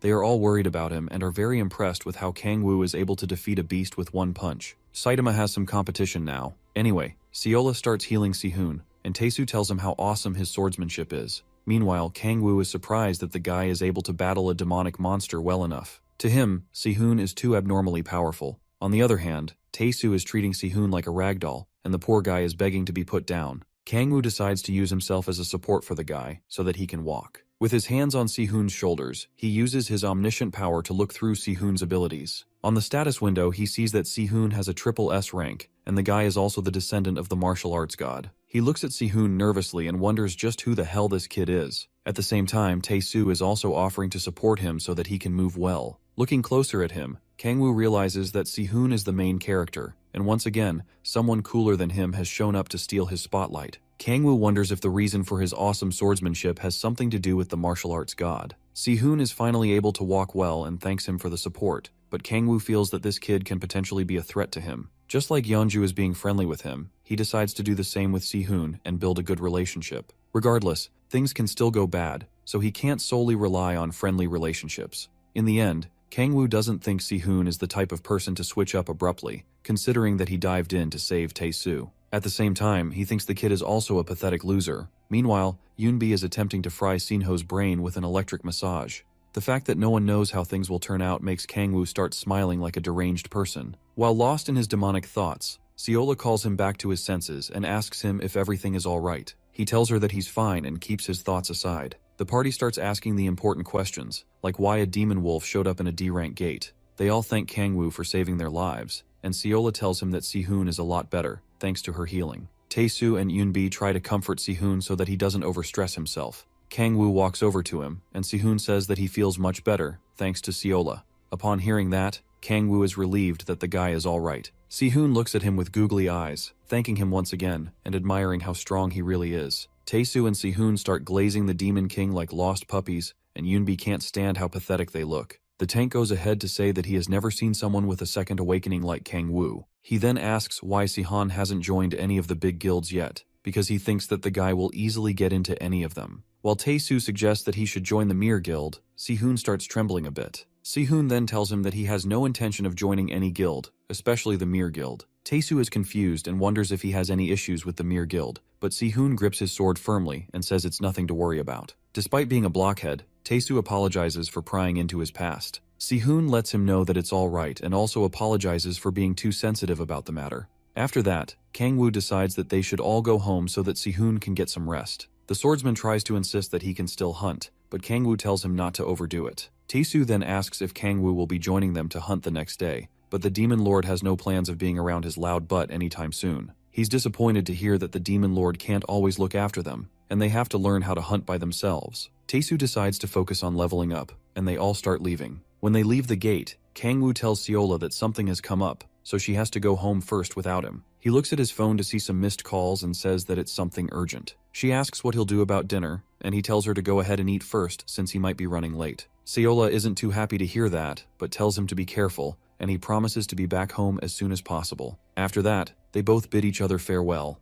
When Seola walks off into the crowd, he decides to begin whatever crazy plan he has. Meanwhile, Si-hoon is looking through his phone while standing at a bus stop. While looking through the bus routes and thinking about the Mir Guild, Kang-woo approaches him, saying he has something to discuss. With a serious look on his face, he says it's something really important. Then he suggests that they head to somewhere more private to discuss the matter.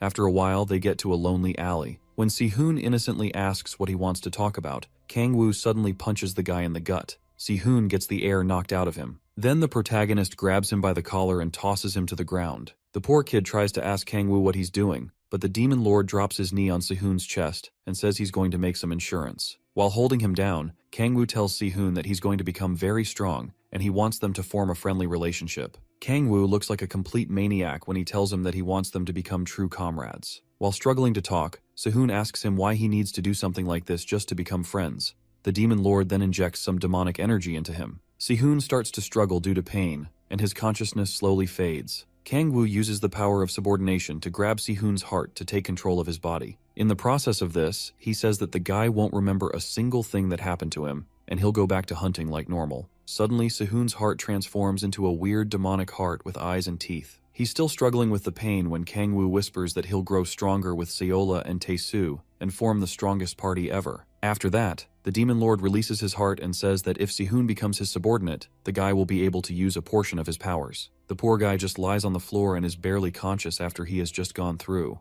On the other hand, with a sinister look on his face, the Demon Lord says that they'll become very good comrades. Moments later, Si-hoon finally gains back his senses and scrambles to get up. He can't remember what happened and has no idea how he got into the alley. The only thing he remembers is that he was waiting for the bus earlier. He checks the time on his phone and recalls waiting for the bus an hour ago. Si-hoon tries to remember what happened after that, but only ends up with an agonizing headache. Unable to remember anything else, he assumes he blacked out because of his fight with the demonic wolf. He frowns and grits his teeth, feeling that he's far too weak. Si-hoon struggles to get up and tells himself that he has to get stronger and he has a long way to go. Images flash through his mind, and he remembers Kim Young-hoon, the vice guild master of the Mir Guild. Upon seeing Young-hoon's face, He smashes the wall beside him and vows that his blade must reach the Vice Master's throat. While he staggers through the alleyway, Kangwoo watches him from the top of a building. The system pops up with a message, saying that the soul subordination he used on Sihoon worked. He decides to issue commands later on since he now has the insurance he wants.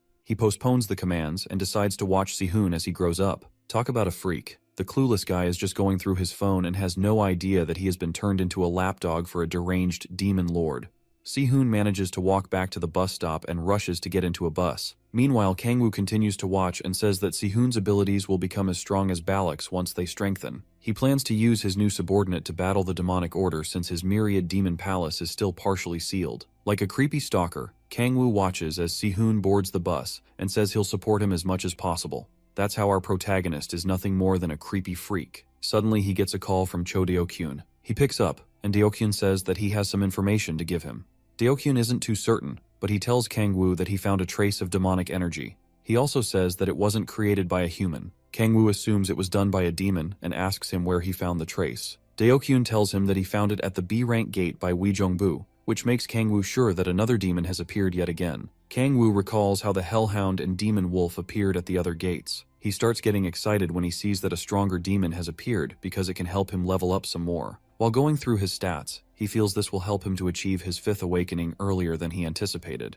The next day, a train arrives at Weijongbu Station, and he gets ready to exit. He's slowly growing tired of boarding the train like a pesky civilian, and feels like he needs to get that car soon. While checking some information about the kind of monsters that will appear inside the gate, he overhears a player saying that there's something weird inside the gate. The person says that some sort of monster mutation occurred, and due to this, no one is allowed to enter regardless of how large the party is. We see a lot of players in front of the entrance to the gate, and they're all complaining about not being let in. The guards try to explain that the monster mutation has caused the gate to be inaccessible, but the players are still complaining. An announcement comes from the speakers, telling them that 10 players have died due to the strange occurrence. Due to this, they'll be restricting players' access to the gate. Upon hearing this, the players start getting worried because 10 players is a high casualty rate even for a B-rank gate. On the other hand, Kangwoo knows that the demon is already rampaging inside the gate. Regardless, he didn't think it would cause players to get restricted. The news reporters then ask the guards to explain more about the monster mutation. Since the gates are being blocked, the reporters insist that they must know something about what's inside the gate.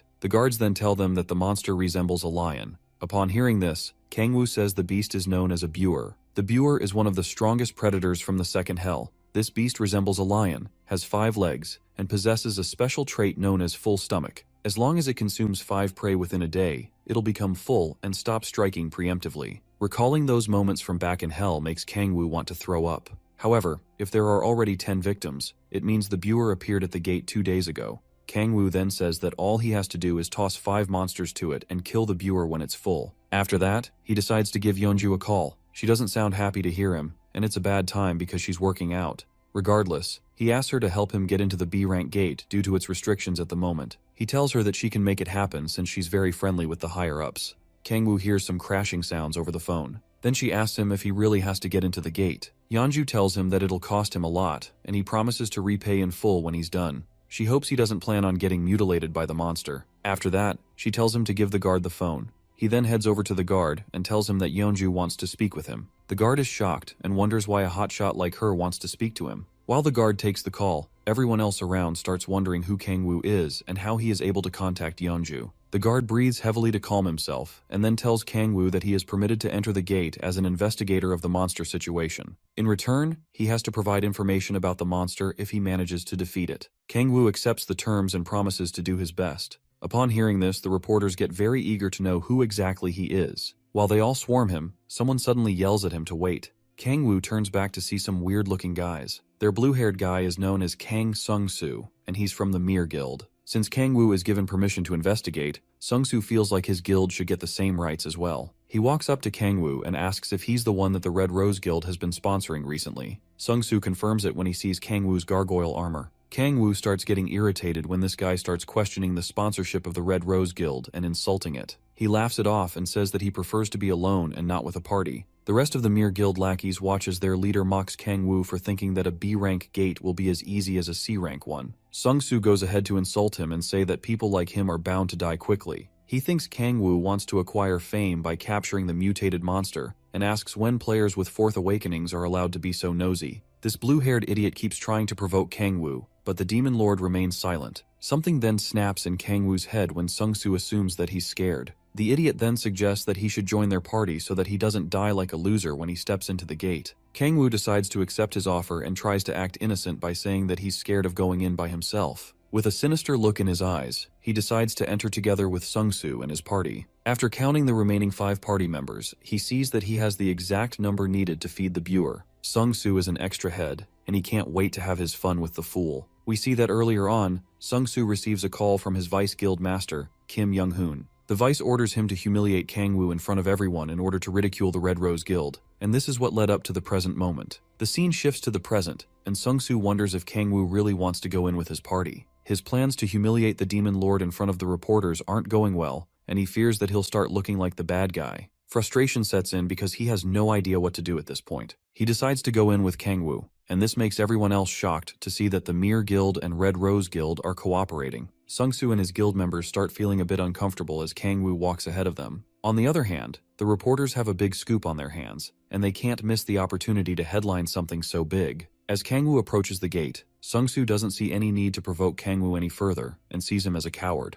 Unknown to him, Kangwoo plans for this to be the last alliance between the 2 guilds. When they get into the gate, Kangwoo suggests that they merge their 2 forces to capture the mutated monster. Sung-soo spits in his path and asks if he has any self-esteem. He wonders if Kangwoo is really stupid or just pretending. Kangwoo remains silent as Sung-soo hurls insults and calls him a pathetic loser. The party members start insulting Yeonju and the Red Rose Guild while praising their own guild and their vice guild master. Kangwoo stands back, listening to them go off, and starts to think about the Mir Guild. Their guild master, Kim Jae-hyun, is also the owner of a company known as Mir Electronics. He awakened as a player alongside his son, Young-hoon, and used the finances from his company to level up quickly and founded the Mir Guild. The party members continue their chatter, and Kangwoo thinks about how their guild must be loaded with money. The thought of making the 2 guilds go head-to-head so that he can pick up the piece crosses his mind. But he decides that he has enough, and Yeonju is still very useful to me. At least with Yeonju, he gets to drive fancy cars and have unique equipment. This means that the Mir Guild is the only option when it comes to destroying one of them.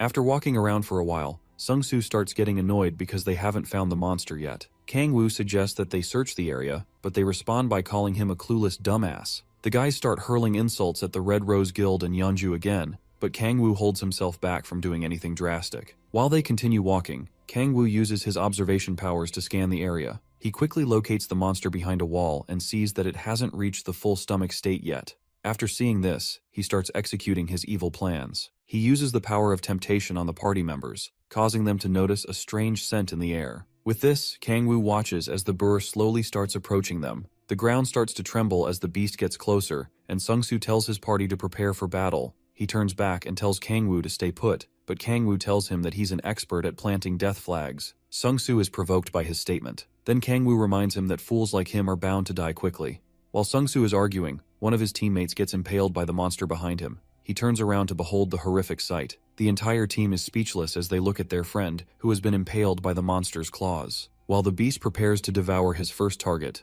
Kangwoo marks the first one down and laughs at the futile attempt of the rest. Sung-soo orders the rest to get information, and they start attacking. As their arrows and spells close in on the monster, it suddenly disappears before they can hit. The attacks hit the wall, and they see that the monster has swiftly dodged to the side. Sung-soo tries to keep his team in position, but the beast quickly swipes its second target in the blink of an eye. By the time Sung-soo turns around, the beast has already started to devour the unfortunate soul. Kangwoo continues to keep count as the Mir Guild dog starts to lose his cool. He tells the rest of his team to start attacking rapidly. He charges up an attack as the monster approaches him and stomps his staff on the ground. The lightning strikes the burr, giving the rest of the party an opportunity to finish it off. They quickly rush in to slay the beast, but 2 people get killed swiftly. At this point, Sung-soo is most likely pissing himself because he doesn't understand how his team is being slaughtered so easily. Despite getting hit with Sung-soo's full attack, the burr is still moving as if nothing happened. The last remaining party member, aside from Sung-soo, sees that there's no hope and begs for someone to save her. While Kangwoo is enjoying the chaos, Sung-soo tries to get his last teammate to stay in position. Feeling frustrated, he grits his teeth and decides to take on the beast with his final attack. Sung-soo leaps into the air and puts all his power into his spear. With all his might, he strikes down at the beast, but the monster slaps him to the side like the good-for-nothing loser he is. Sung-soo slams into a wall and becomes unconscious. His eyes open up when the beast approaches him,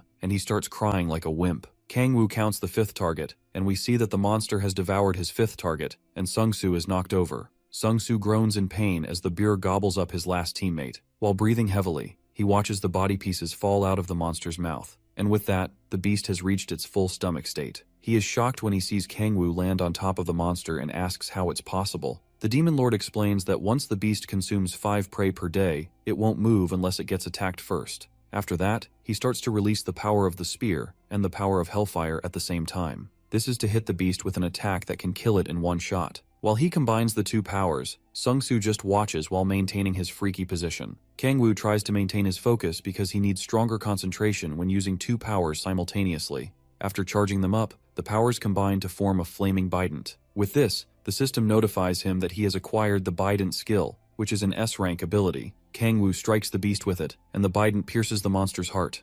The Buer lets out a loud cry and begins to cause havoc. Sung Soo gets thrown around amid the chaos. After a while, the system tells Kang Woo that he has slain the beast, and his level rises by 6 points. With this, he gets to level 40 and unlocks his 5th awakening. His demonic energy stat gets to 60, and he meets the condition of something known as extreme demonic delay. Kang Woo sees the notification and wonders what it is. Looking at the system window, he sees a list of conditions that need to be met for him to become a demonic god. The first is that his demonic energy stat needs to be at 60. Regardless, he doesn't see any relevant information about the extreme demonic delay, but he assumes that it's something that will give him enormous strength. Since he was in hell for all those years, this is the first time he's heard about this power. According to his hypothesis, if he continues leveling up, he can become stronger than when he was the demon king of the 9th circle of hell. The thought that he can become a demonic god is even better. From his facial expression, you can see that this maniac is very hungry for power. After that, he starts absorbing the Buer to gain more demonic energy. As an investigator, he should preserve the corpse, but can't pass up the chance of gaining more power. Kang Woo gains more demonic energy after absorbing the monster, and the stat increases by 4 points. While he absorbs the monster, Sung Soo calls out to him and wants to know what exactly Kang Woo is. Kang Woo turns back and remembers that there's still one more pesky person remaining. He starts to walk toward the guy, and Sung Soo warns him not to come any closer. With a shaky voice, Sung Soo then asks if he plans to kill him. Kang Woo tells him that he still has a role to fulfill, so he can't die yet. He tells him not to be scared because there are some things he wants to ask first. Sung Soo is at a loss for words when Kang Woo asks about who gave the order to provoke him. Looking at the pathetic loser, he knows that Sung Soo wouldn't act so rashly, and it looks like his party already knew about him. However, Sung Soo doesn't answer him. Kang Woo then kicks the idiot into the air and starts smashing his face around the room. After asking again, Sung Soo reveals that Kim Young-hoon gave the orders. Kang Woo then asks why their vice guildmaster put a target on his head. It's revealed that Young-hoon once asked out Yeonju, but she rejected him harshly. Ever since then, he has hated the Red Rose Guild because he has awful Riz skills. Asides that, Sung Soo also says that he wants to change the image of the Mir Guild and prove that they're far superior to the Red Rose Guild. Seeing that the guy is nothing but a hopeless loser, Kang Woo asks for a picture of Young-hoon. Sung Soo hands over his phone,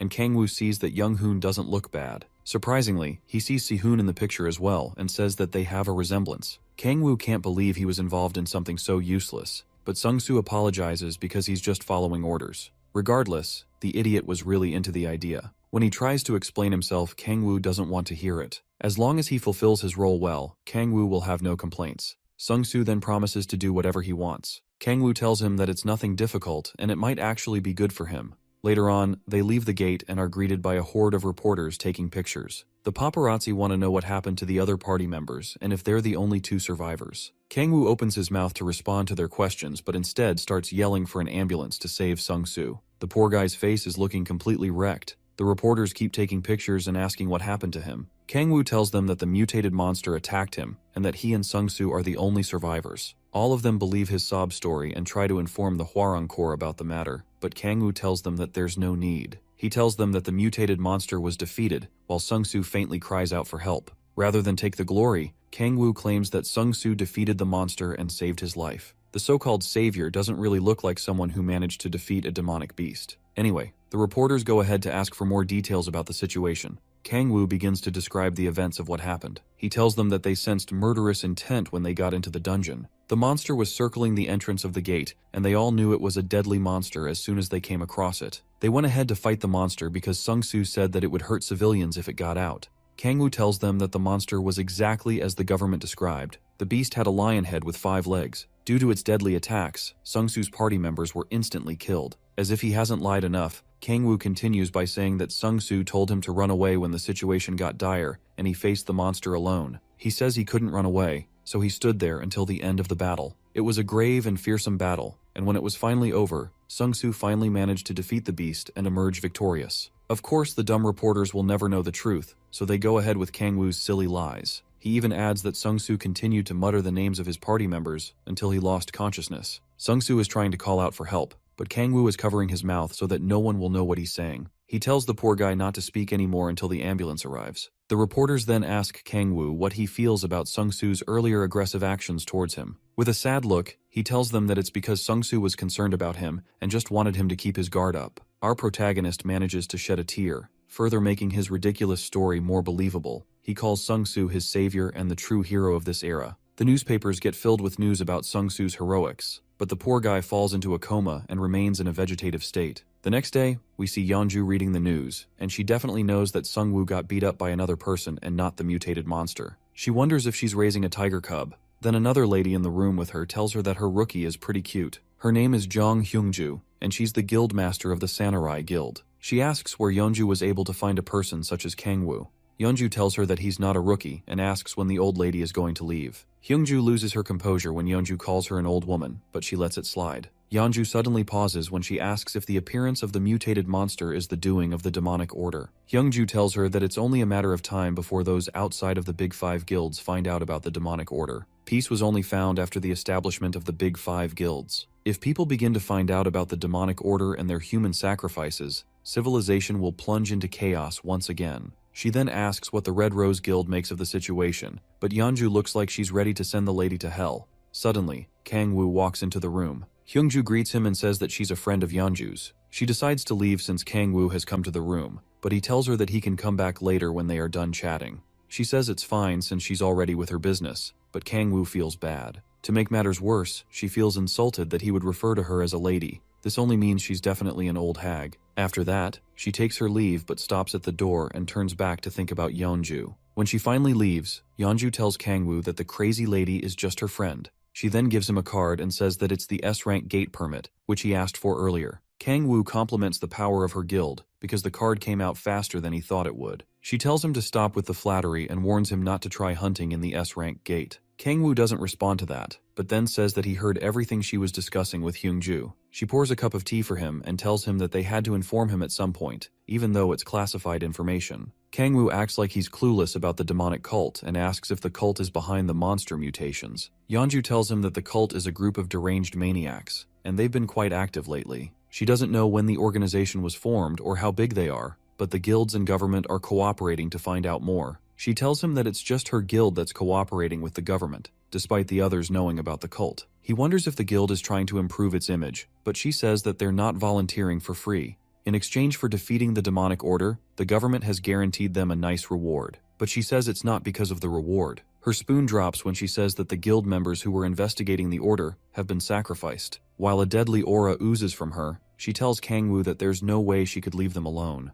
A cold sweat starts to run down Kang-woo's face, and he can tell that her guild has suffered significant damage. Just by looking at her, he can sense her murderous intent, and now he has an idea of what a rancor truly is. The poor girl is grieving, but all this fool can think about is how much her powers make him want to fight her. It's even enough to put a creepy smile on his face. He then asks about the request, which she wanted him to assist with. Yeonju tells him that she wants him to help in defeating the demonic order. However, she doesn't feel they can be called a simple cult, and tells him that having strong players won't be enough. She looks at him seriously, saying she won't stop him if he wants to leave, then asks if he's willing to help her out with her request. Kang-woo pauses for a second, then tells her not to worry while holding up his S-rank permit. He says that she has helped him out a lot, and it will only be right for him to fulfill his duty. Yeonju looks at him, then starts blushing like a little girl and thanks him. Unknown to her, he's only doing this for the amount of demonic energy he'll get to absorb. Yeonju then tells him that she may contact him in the future in case of emergencies. After that, she warns him again about going to hunt in the S-rank gates. Later on, we see a badass-looking car speeding out of the guild building.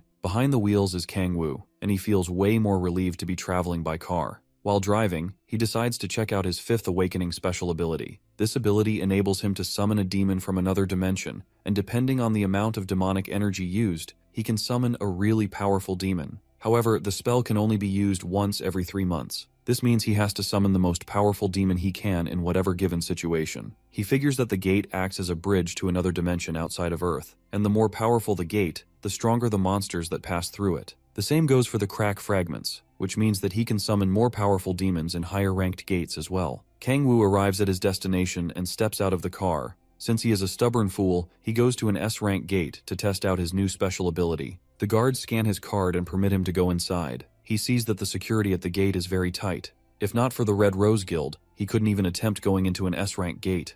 The gates open before him, and he heads inside there. There, he sees a lovely ocean view and vast grasslands. He locates a good spot and sits down. Then he thinks about how great it will be if he can summon a Cerberus because of its high rank. Kangwoo starts to meditate and begins the process of summoning a demon. The ability gets activated, causing him to float in the air, and a lot of demonic energy starts to get released from his body. The process puts a toll on his body, but he's able to endure it. The system begins to create a crack to complete the summon. Kangwoo looks at the crack while sweating profusely and manages to successfully create it. A green light shines from within the crack, and the system tells him that a deeper crack is created due to the effects of the Myriad Demon Palace. He notices the green color and recalls that all the other cracks he had seen usually have a bluish hue. After that, another message shows up, stating that a dimensional gate to the continent of Eleanor has been opened. Kangwoo wonders where the continent is and hopes that this process won't reverse and transport him back to hell. He shields himself from the bright light and looks for where the summoned demon is. The crack closes,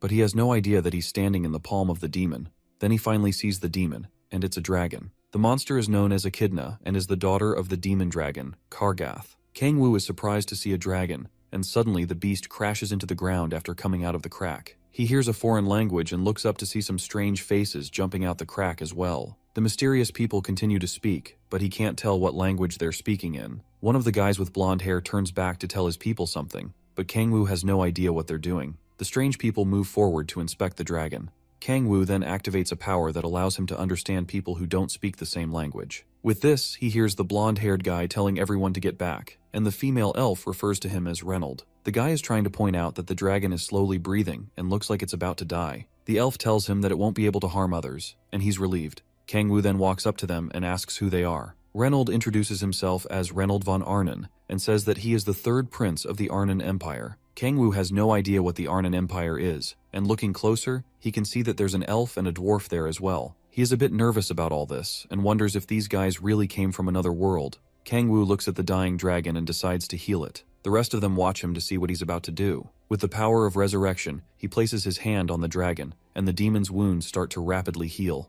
Reynold rushes to stop him but is shocked when they start communicating. Echidna thanks Kangwoo for treating her. At the same time, Reynold has no idea what's going on. The dragon apologizes for showing up in a raggedy state, but Kangwoo tells her it's okay. Reynold suddenly holds a sword to his neck, while the elf aims at him with her bow.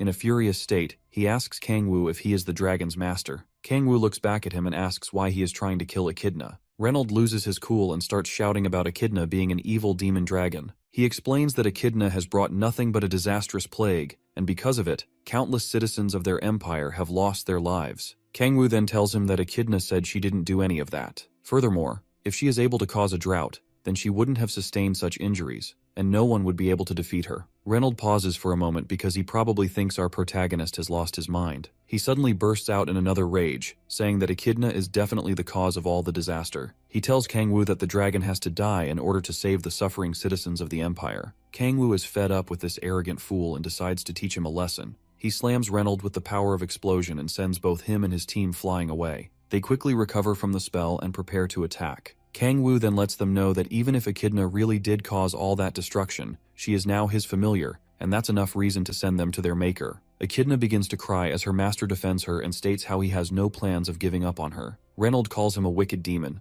but Kangwoo lets him know he really is one. Upon hearing this, Reynold starts yelling like a deranged maniac again and says that he knew Kangwoo was a demon. He then vows in his name to defeat Kangwoo for the citizens of his empire. On the other hand, the Demon King can't believe how ridiculous this prince and his band of lackeys are. Reynold quickly rushes to slash him, and an explosion goes off on impact. Regardless, Kangwoo survives, but he says Reynold's attack isn't one that he can easily block. As the prince rushes in to land another attack, Kangwoo smashes the ground and uses his power to send them flying into the air. After that, he uses another ability to send molten rocks down at them while they are in midair. The brutish-looking guy uses his iron wall ability to block the rocks and protect his comrades. However, it's too much for him to withstand. While focused on defending the view in front of him, he doesn't see the rocks coming at him from behind. By the time he turns around, he gets battered by them. Reynolds screams out his name, Hans, as the explosions go off. From within the smoke, Kang-woo pops out with his blades to slice him up. Frustration sets in once Reynolds sees that it's not going to be an easy fight.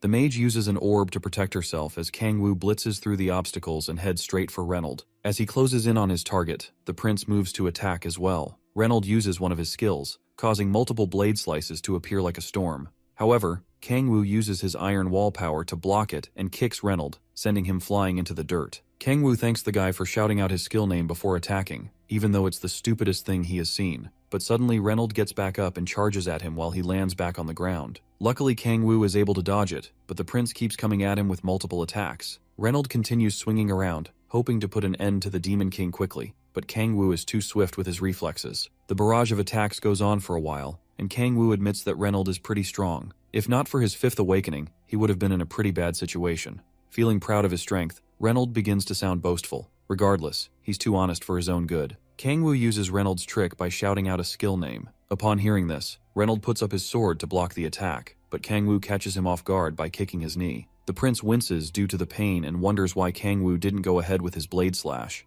This fool really thinks this is some kind of chivalrous fight. Kang-woo laughs at the idiot and calls him a dumb person for being so gullible. Reynolds tells the rest of his teammates to run away when they try to check on him. He tells them that Kang-woo is too strong for them to handle. Feeling like the next best thing, Kang-woo smirks because he knows the fight is over as soon as he injures Reynolds' leg. The mage, who looks like a wannabe damsel in distress, says that they can't just run and leave him behind. Reynolds likewise screams back like the most cliché knight in shining armor, saying that he's okay and that he's leaving the Arnon Empire in their hands. Kang-woo kicks him to the side like a piece of garbage and calls him disgraceful. Reynolds curses his broken leg as Kang-woo moves to finish him off. The Demon Lord always fights this way. He has no sympathy or mercy for his enemies. He only kills to survive because, in hell, emotions are too much of a luxury. The female mage jumps in the way to protect the prince. Kang-woo looks down at the pitiful girl as she begs for mercy and asks that he kill her instead of Reynolds. The prince calls her name Reina and tries to get her to stop acting crazy. On that spot, tears start to flow from her eyes, and she confesses her love for the prince.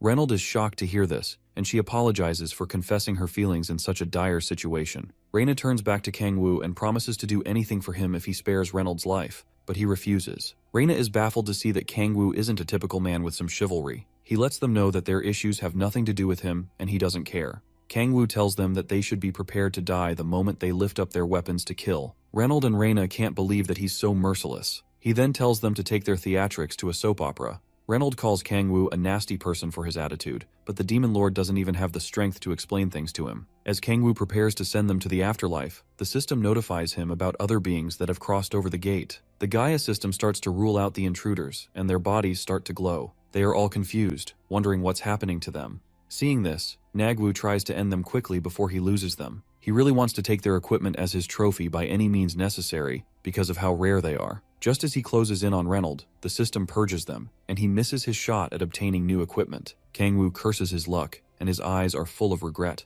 Panic suddenly sets in, and he looks over to the side to make sure that his precious dragon is still there. Luckily, Echidna is still with him and doesn't get thrown out like the others. While thinking about what the Gaia system is and its use, he jumps down from the cliff to approach the dragon. He recalls seeing something about the Gaia system when he was crossing over to Earth. Kang-woo feels that the system might have something to do with the monsters that have been showing up from hell for the past 2 weeks. Suddenly he starts panicking as something clicks in his head. Cold sweat starts to run down his body as he remembers when he crossed over, and he thinks that this is all his fault. While his mind is running wild, Echidna calls out to him. She asks about the whereabouts of Reynolds and his team, and he lets her know that they're gone. Kang-woo shyly accepts her thanks for saving her, and he says it's no big deal. After that, he tells her to stay still while he treats her and heals the rest of her wounds. Looking at how huge she is, Kang-woo asks if Echidna can alter her size, and she confirms that she can. After that, he then asks her about the continent of Eleanor. According to Echidna, it's a world centered around the Arnon Empire. They use swords and magic and have different kinds of mythical creatures like dragons. Later on, the scene shifts to Kang-woo driving his car with Echidna in a smaller form. He wonders if all monsters aside from demons come from Eleanor. Echidna asks where they're going, and he lets her know that they're going to a residence. She has no idea what the word means, but assumes it's his nest.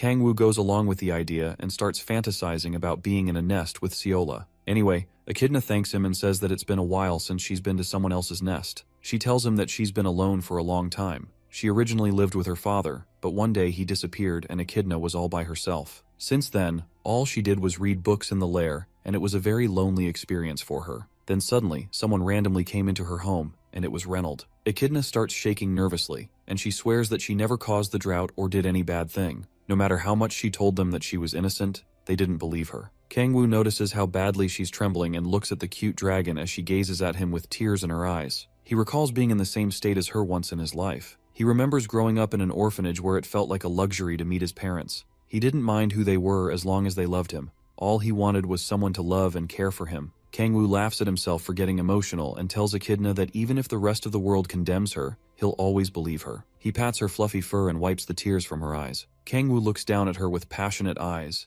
and as they drive off, Echidna promises to never forget his name. When they get home, Seola smothers Echidna with love and says that the little dragon is so cute. Echidna nearly has the life squeezed out of her, but Kangwoo is too busy with his food to care. He didn't think that Seola would accept Echidna so easily, but she tells him that the familiar is too adorable to resist. Seola continues to smother Echidna, while the poor dragon struggles for her life. Eventually, Echidna is able to break free and run back to her master's side, leaving Seola a bit sad. Kangwoo then asks about Seola's hunting progress, and she tells him that the party members are fine and that they're leveling up quickly. Soon enough, they will be able to get their third awakening. He looks up at her as she thanks him for everything. She feels really grateful because, if not for him, she can't imagine meeting great party members and having such a life for herself. Seola then thanks him again, while blushing very hard. Kangwoo tells her that he should be the one thanking her, and he finally gets the feeling of what it's like to be loved. After that, Seola asks for permission to sleep with Echidna, and he wishes it was him getting some of that action.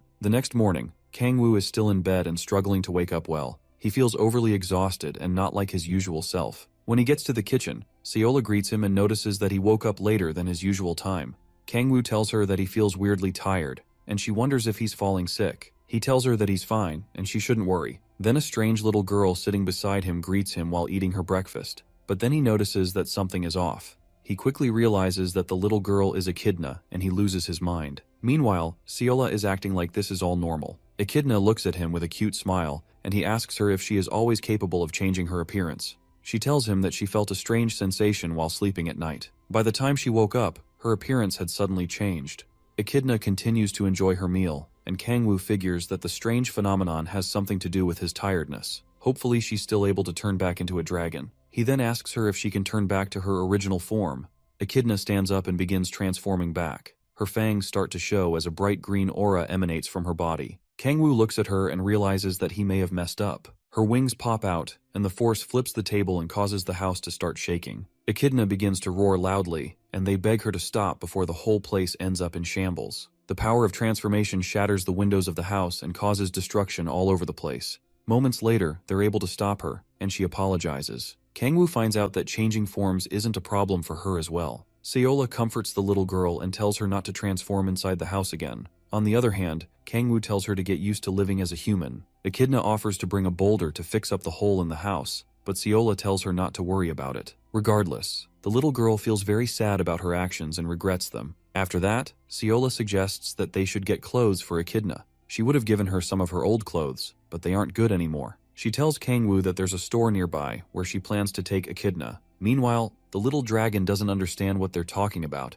The two girls ask Kangwoo to come along with them, but he says it's going to be difficult for him. Seola wonders if he's going to hunt again, but he tells her that it's not that. Feeling very nervous, he tells them that he has somewhere to go, but he doesn't disclose the details about the place. Later on, we see his car at the Red Rose Guild building. While there, Yeonju tries to confirm his stories about his familiar and the guys from Eleanor.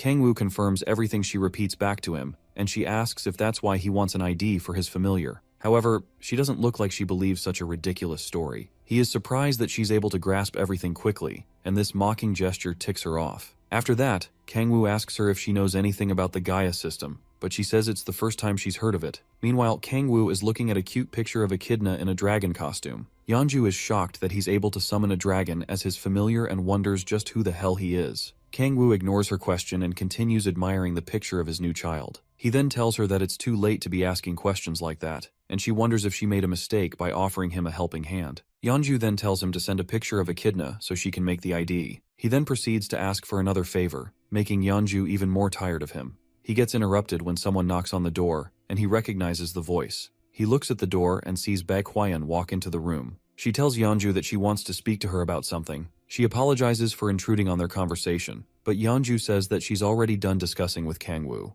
Our boy nervously looks at the hot chick as she asks Yeonju if he's the one that she's sponsoring. They both introduce themselves to each other, while Yeonju tells Hwaeun that her guild has been cooperating with Kangwoo. Hwaeun remembers his name and recalls meeting him at the C-rank gate during their last encounter. Yeonju is shocked to see that they've met before and wonders if Kangwoo beat up a guard, but Hwaeun says that he's a polite and righteous man. If only that were actually true. Upon hearing this, Yeonju feels like throwing up because she doesn't see Kangwoo as a polite person. She then changes the topic and asks Kangwoo what he wanted to tell her earlier. The two women are surprised when he asks for an official S-rank entrance pass. Despite their reaction, Kangwoo keeps a calm look on his face. He tells Yeonju that if he brings his familiar, he can easily go hunting, but his outrageous requests are making her more sick of him. With a mean look on her face, she asks him if he knows what appears at the Suwon S-rank gate. Kangwoo lists all the creatures, such as wyverns, mountain giants, giant ogres, and a very menacing creature known as the El Cuero. Yeonju then warns him to never go near the lake if he goes to hunt there. Kangwoo assures her that he'll be careful, but Hwaeun interrupts them to ask what they're talking about. She recalls that Kangwoo was hunting at C-rank gates just a few weeks ago, so his going to an S-rank gate sounds outrageous to her.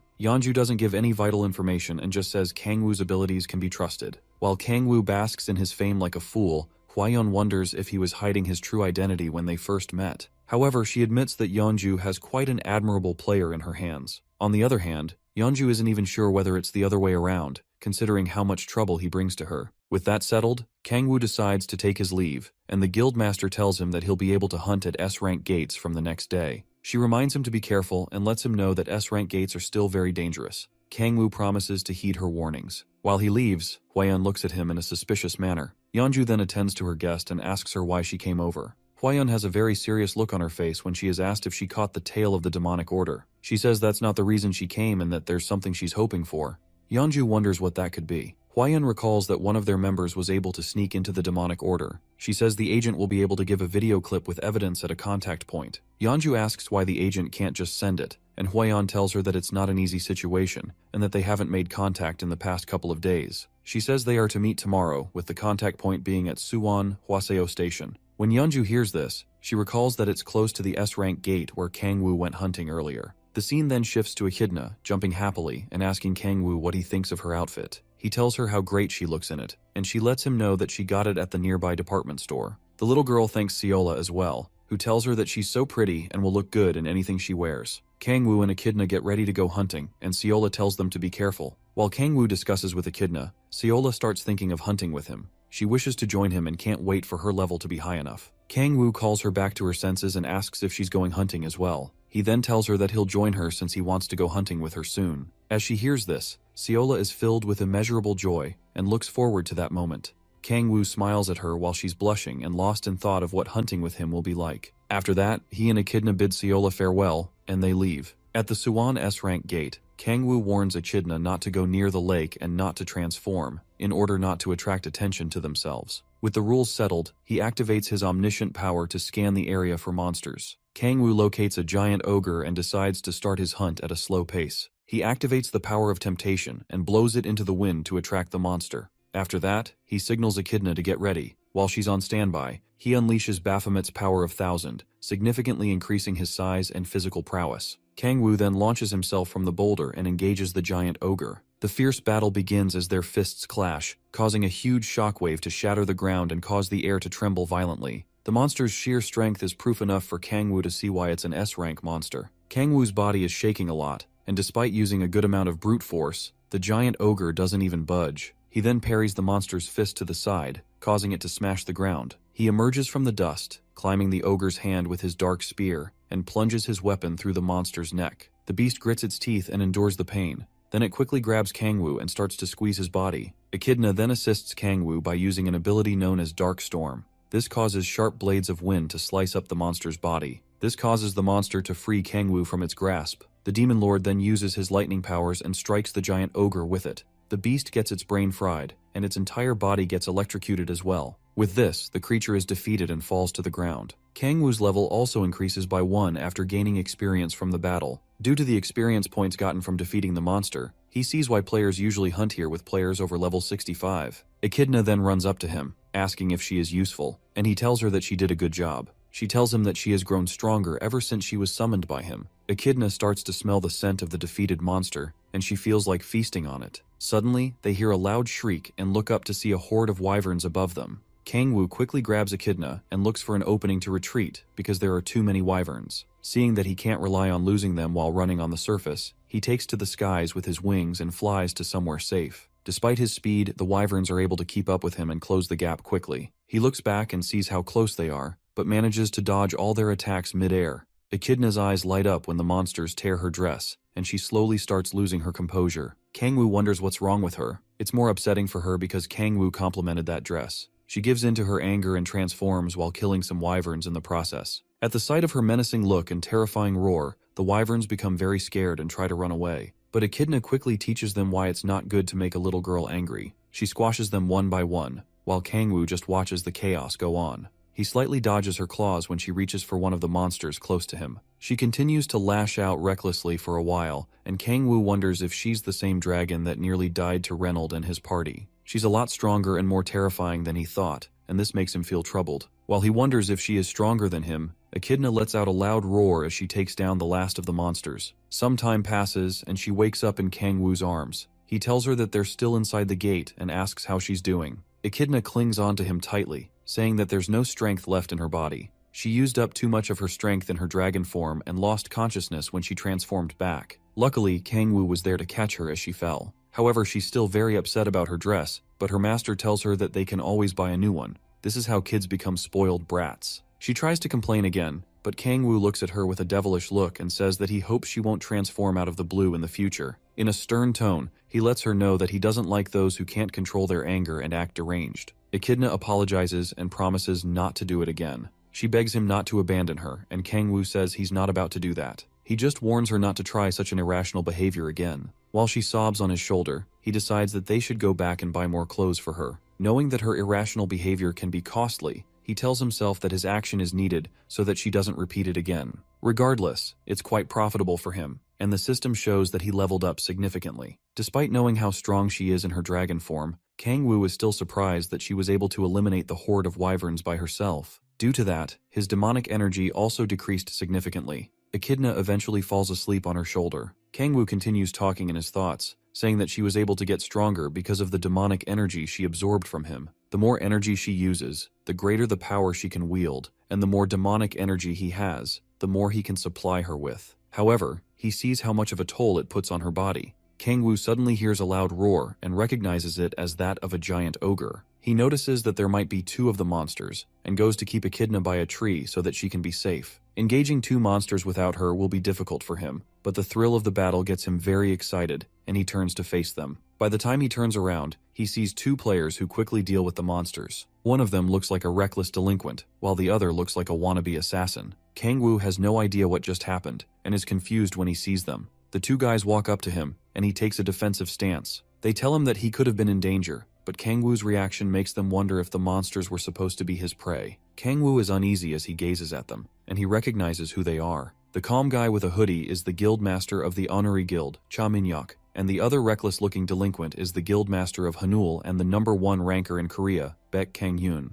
While Kang-hyun puts on a friendly smile, Kangwoo wonders what the chances are of running into 2 guild masters at once. Kangwoo remains silent and guards Echidna as the 2 guild masters talk about how he looks like a newbie who's come to an S-rank gate for the first time. Kang-hyun tells him that he's lucky to run into him and offers to escort him back to the entrance. He also sees that Echidna looks tired, but Kangwoo tells him that they can take care of themselves. The Demon Lord tries to refuse his offer, and Minhyuk calls Kang-hyun a busybody for being nosy. Minhyuk suddenly notices something that catches his attention. Meanwhile, Kang-hyun is still trying to force Kangwoo to accept his kindness. While the 2 are talking, Minhyuk grabs something from the monster's corpse that looks like a red orb. Kangwoo then tells Kang-hyun that he doesn't want to trouble them and that he doesn't have to worry about him. He's still trying to keep a low profile, so it's making him very nervous to be around them. On the other hand, Minhyuk clenches the item in his hand while looking at them suspiciously. Moments later, Echidna opens her eyes when she hears her name being called. Kangwoo is carrying her, and he tells her that they're finally outside and they are going to buy some clothes before it gets late. He grabs his phone to use the GPS and locates the fastest route to get to the department store while looking at the city map.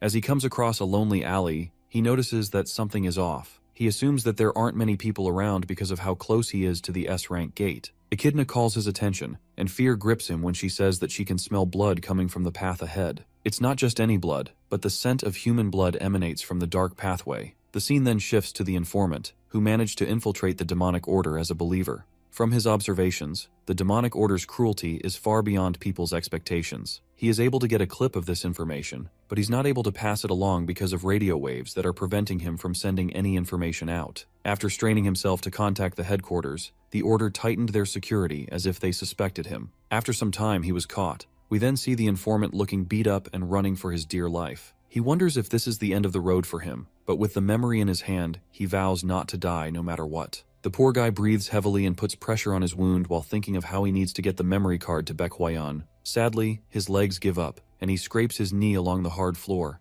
His body starts to tremble and is unable to move no matter how much he forces it. His hands are bloodied and shaking, and he claws at the ground. He knows it's just one more step left that he needs to finish his work. The guy struggles through the pain and tries to reach the gate where the Hwarang Corps are. Suddenly, Kangwoo and Echidna come out of the corner and find him. While the guy struggles to breathe, he looks up at them and firmly grabs Kangwoo's hand. Kangwoo looks down at his palm as the guy places a memory card in it while faintly uttering the word, "Please." Kangwoo is confused when he sees the memory and wonders what it's for. The informant then collapses to the ground. The demon lord tries to get some information out of him and keeps calling out to him, but the poor informant is already dead. All that's left is the strange memory card and the information it holds. Kangwoo decides to find out more through the guy's memories. Using his omniscient power, he sees that the information has unlocked his sixth awakening. After seeing the information, Kangwoo is sure that the dude didn't come from the gate, but nothing else makes sense. The only clue he has right now is the memory card, so he inserts it into his phone to see what's inside. When the card loads up, he sees the video file on his phone. A sudden realization strikes Kangwoo as he looks at his phone in horror. Echidna gets worried as she sees how his body is trembling a lot. Kangwoo's face goes red when he plays the video file and sees that it appeals to pathetic degenerates. You know what I'm talking about. Despite his attempt to feel disgusted, his face shows that he likes these kinds of things. Looking closer, he tries to see if there's something he's missing, but all that's there is a steamy, hot session that's appealing to his urges. He decides that it's not so bad since this is his first time. When Echidna asks what he's watching, he quickly covers the screen and plays it off by saying that it's crucial evidence. Kangwoo's degenerate satisfaction comes to a quick stop when he notices people approaching him. A couple of masked guys suddenly rush to the scene and stand before him. One of them immediately calls him out for watching explicit content, and he tries to act like he doesn't know what they're talking about. Echidna, on the other hand, is completely confused, and hopefully, her purity is preserved. The masked men whip out their weapons and tell him that he can't be left alive after watching the video. Kangwoo wonders if a little degeneracy is so bad, but they don't believe his ignorance. Seeing that they're trying to get back the video clip, Kangwoo slips his phone into his pocket. After the gruesome slaughter, Kangwoo dusts off his hands and heads back to the dead informant on the floor. He looks back at the explicit video on his phone and wonders why the demonic order was so desperate to get it. Like the foolish degenerate he is, Kangwoo loses his train of thought while watching the videos. Suddenly he hears Yeonju and Hwayeon as they jump down to the scene. As his eyes lock on Yeonju, a chilling, cold sweat runs down his spine, and fear takes hold of him. He quickly slips his phone into his pocket and hopes that she doesn't see what he is looking at. While looking down at them, Hwayeon is surprised to see that Kangwoo is there, and her fear grows even more. Kangwoo then asks Yeonju why she's there, and she tells him that she's there for business. Hwayeon quickly jumps down and asks him if he came across the memory card with a video clip. He then brings it out of his phone and shows it to them. Yeonju then asks for it, saying that the card contains something really important. Kangwoo starts sweating like a goat and is a bit reluctant to hand it over. She urges him to hand it over quickly because she needs to use it immediately. Kangwoo obviously takes it out of context, and dirty thoughts about her start to flood his mind. Yeonju gets tired of asking continuously, and he eventually hands it over. She wonders why he's acting so nervous and weird. On the other hand, Kangwoo assumes that there's more to it, and that Yeonju isn't the type to be asking for illicit content. As if his mind isn't rotten enough, she asks him to watch the video with her because it's something he'll need to know. But after hearing that, Kangwoo's mind plunges deeper into the gutter. While he's fantasizing about God knows what, Yeonju asks Hwayeon to check on the condition of the agent. When she checks on the guy, she sees that he's already dead. She closes his eyes as a way of paying respect. After that, Hwayeon asks Kangwoo to tell her what happened there. He tells her he doesn't quite show what happened, but goes ahead to explain his encounter. He tells her that the demonic order started attacking him after he got the card, and she assumes his involvement is just a mere coincidence. Hwayeon then suggests that he should watch the video with them, but she suddenly notices Yeonju acting strangely. Yeonju then shows them the explicit content and asks Kangwoo what the hell it is. Both of them are red all over their faces, and Kangwoo tells her that he's innocent while making sure that Echidna doesn't get spoiled at such a young age. However, Hwayeon isn't even moved by it, and she says that it's a fake video. She explains that they'll have to use a decryptor at their headquarters to reveal the real video. Not only that, but their headquarters also recommends using adult content as fake videos. Maybe the Hwarangkor are the real crackheads in this manhwa. While listening to them, Kangwoo realizes that the real video has something to do with the demonic order. After that, Yeonju starts scolding Kangwoo because he watched the video, but didn't tell her anything about it. Echidna then rushes out to defend him and tells Yeonju to stop being so mean to her master. When she sees the little brat and asks who she is, Kangwoo tells her that Echidna is his familiar. Echidna isn't too happy about meeting Yeonju and makes mean faces at her. However, Yeonju wonders how a little kid is Kangwoo's familiar, and feels his style is more suited to a demonic, scary monster. Hwayeon interrupts their conversation, saying that they need to go to the headquarters immediately to check out the video. By nightfall, the scene switches to a huge building, which is the Hwarangkor headquarters. All units stand at attention as Hwayeon steps in, and she asks a guy known as Park Junseok if the night ops personnel are good. Junseok quickly confirms that everyone is fine. She informs them that the agent, Kang Dong-hoon, is dead, and that they have to devote themselves further to the mission so that his death will not be in vain. While she addresses how the deceased's family will be compensated, Kangwoo watches her and admires her leadership skills. After that, she tells Captain Junseok to start decoding the video and have it ready soon. She requests to speak with General Chang Hyunjae, but she is informed that he is investigating an SS rank gate in Japan. Hyunjae is her superior and the highest authority in Hwarang First Corps. The only person who can face him in the whole nation is Baek Kanghyun. With no other choice, she decides to head over to the investigation room and wait for the decoded video. When the video gets decoded, it is played through a projector. In the video, we see a demonic order follower speaking with his cardinal. The follower tells him that the preparations for their summons will be ready in 3 weeks, and that they received sponsorship from a big guild. The follower hopes that if things go well, the order will reward them with something much bigger. The cardinal stops him and lets the lackey know that they are merely in the first step and calls him out for slacking off. While being stepped on like a piece of garbage, the follower apologizes for his actions. The cardinal reminds him that they still have a long way to go, and that he should keep quiet until preparations for the summons are complete. After that, he notices the camera watching them, and the clip stops there. Hwayeon, Yeonju, and Kangwoo are sitting in the investigation while watching the clip to the end. Kangwoo sees that the cardinal is the one recruiting people into the demonic order and is sure that there has to be more than one of them. Nevertheless, he is able to deduce 3 things after watching the video. Firstly, if the one with the star-studded mask is the cardinal, then he's sure that there's someone with an even greater power to who he answers. Secondly, the order is preparing to summon something on Earth. And lastly, one of the big guilds is sponsoring them. He suggests that they have to investigate the big guilds, and Hwayeon wants to know his reason. Kangwoo lets her know that since the spy has been caught, they'll do everything to hide their plans about the summons. This will make it difficult to find evidence related to the main order. All that's left is to find out which guild is sponsoring them, but the Red Rose Guild is already an exemption from this. Hwayeon is very impressed by his deduction skills and compliments him, causing him to feel like the next best thing on the planet. However,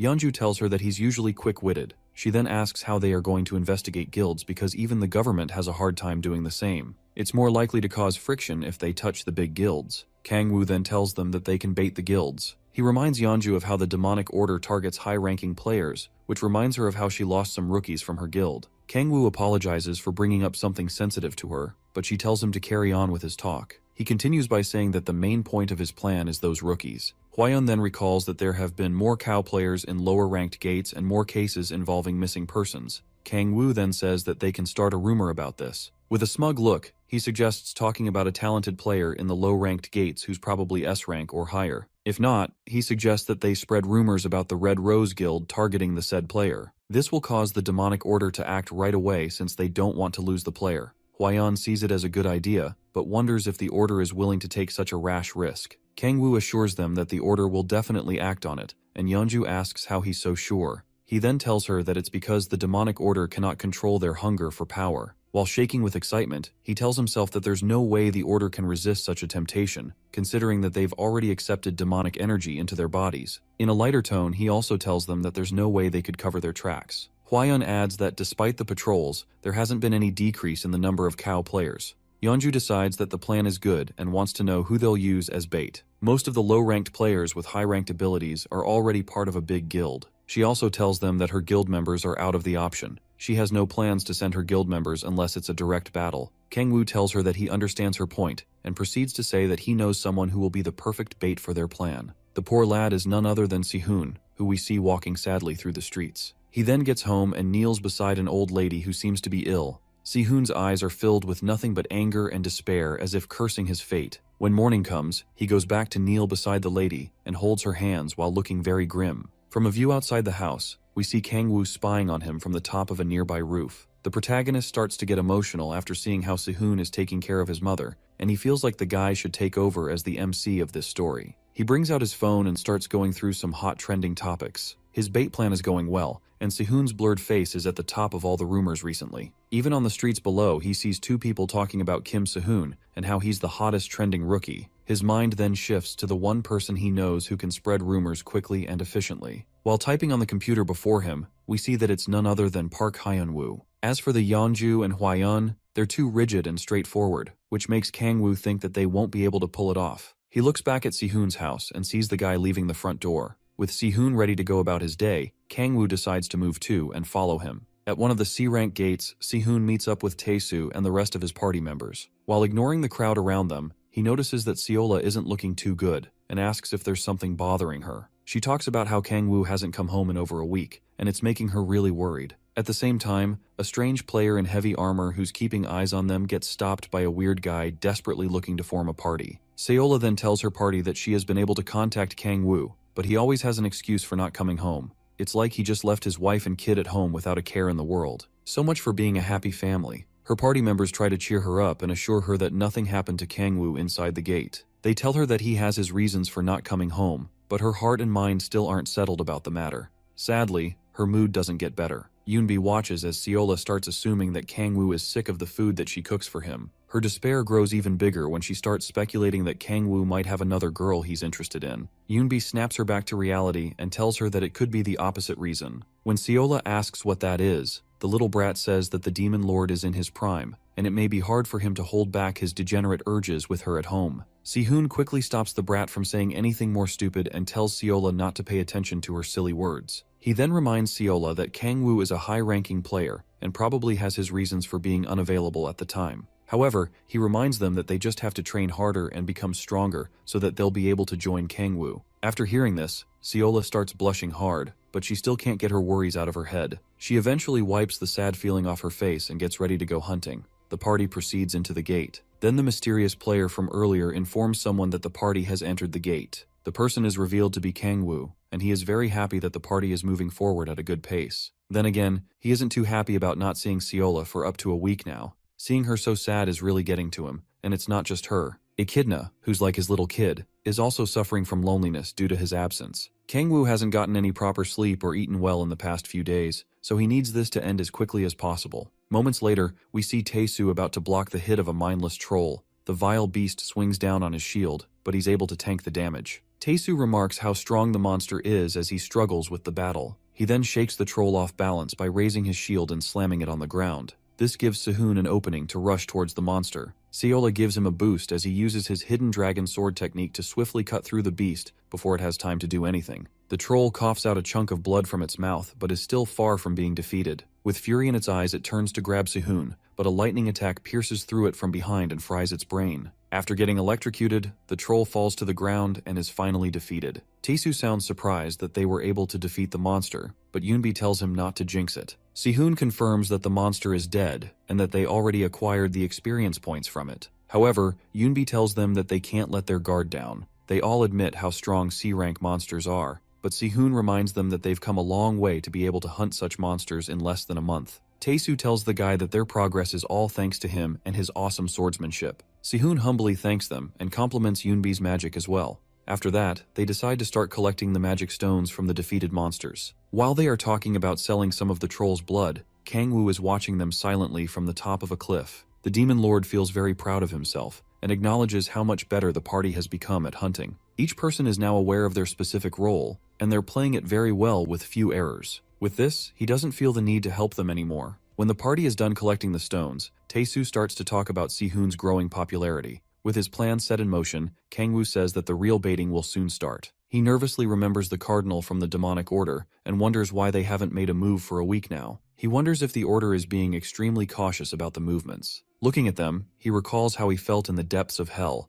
knowing that it's hard to find someone such as Si-hoon. Kang-woo sets his binoculars down and decides to look for the order members since they haven't made a move yet. He then activates his omniscient power and begins to scan the area for them. He sees two bright lights swiftly approaching some trolls, and in the blink of an eye, two players cut through the monsters and keep moving forward. As he discovers the two players, he notices that their levels are high enough to quickly slay the trolls. Not only that, but the players aren't collecting the magic stones and are heading straight in Si-hoon's direction. Upon seeing this, Kang-woo has a horrific smile on his face and is sure that the demonic order has finally taken the bait. Later on, another troll is taken down by Si-hoon's party. The team regroups, and Tae-soo recounts how awesome Si-hoon was in taking down the beast without needing Yoonbi's support. The little brat feels like she'll be jobless at this rate and asks him to take it easy. Si-hoon laughs at her comment but suddenly notices a strange movement. He calls out to Seola, who turns around to see another troll approaching from behind her. While they try to get into formation, the troll is quickly taken out before their eyes. The team is shocked and wonders who is strong enough to quickly take out a troll like that.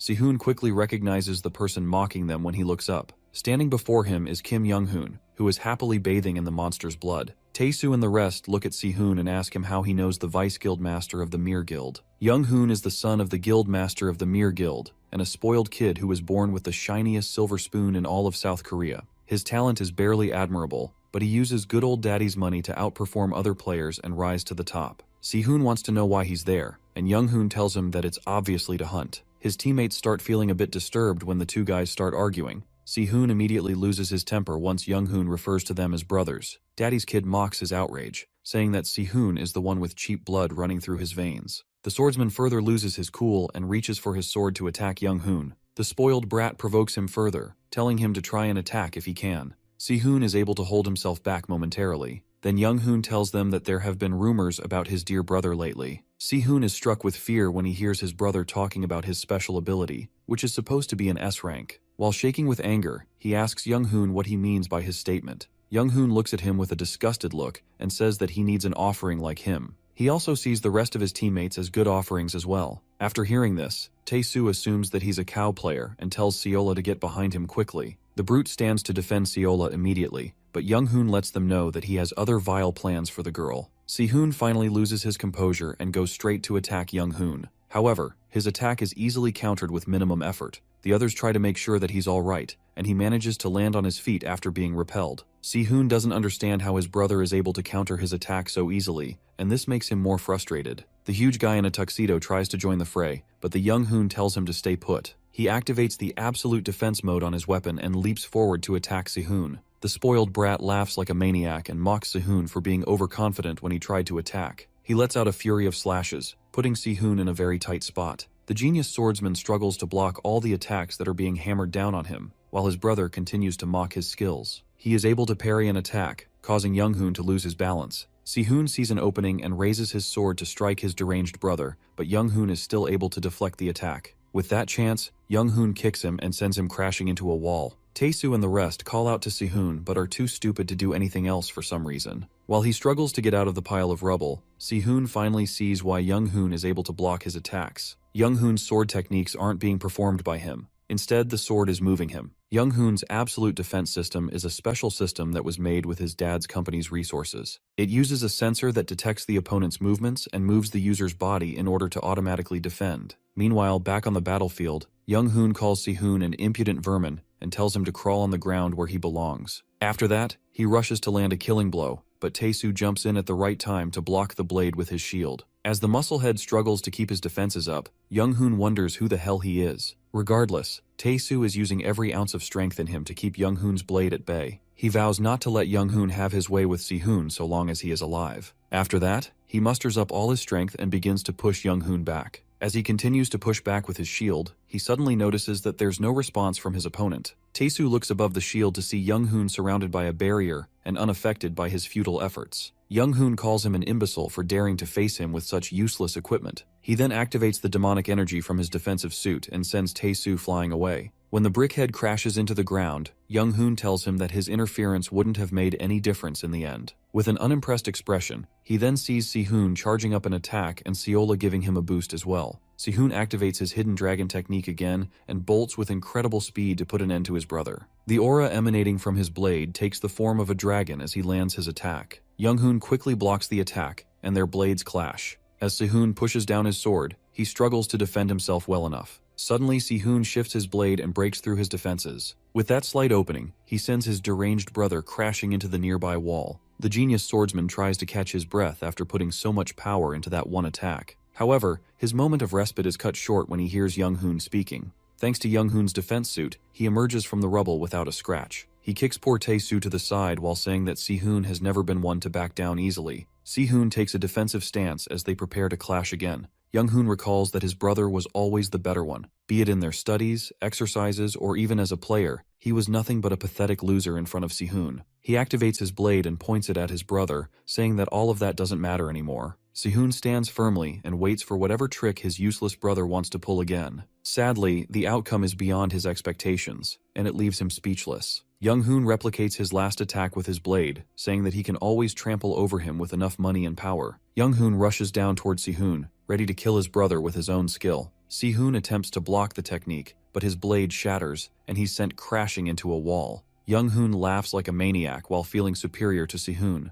Seola quickly rushes to heal the swordsman, while Yoonbi tries to defend them. Now they want to act like they can help. Yoonbi attacks with her lightning magic, but it's completely useless in the face of Young-hoon's defenses. The son of a gun completely ignores the attack and continues to mock Si-hoon. He tells his brother that no matter how hard he tries, there are things that he'll never surpass. Meanwhile, Seola tries to tell Si-hoon that she can't heal him more than she already has. After providing him with first aid, she tells him to try and get up quickly while she goes to help Yoonbi. However, Si-hoon looks like he has lost all hope and says that he doesn't have any strength left in his body. Young-hoon slowly walks toward him while ignoring all the attacks that Yoonbi and Seola are putting out. The two girls are trying their best, but it's no use against Young-hoon's defenses. Tae-soo is also still knocked out on the floor and can't help. Looking at all this, Si-hoon curses himself for being too weak to protect his comrades. With his mind clouded in despair, he hears a strange voice speak to him and ask him if it is strength that he desires. Meanwhile, Kang-woo is watching the chaos from the top of a cliff. Having seen everything that happened, he is sure that the Mere Guild is the one associated with the demonic order. He is also surprised to find out that Si-hoon is the son of a concubine and has an older brother. After contacting the necessary people, Kang-woo decides to go help them out,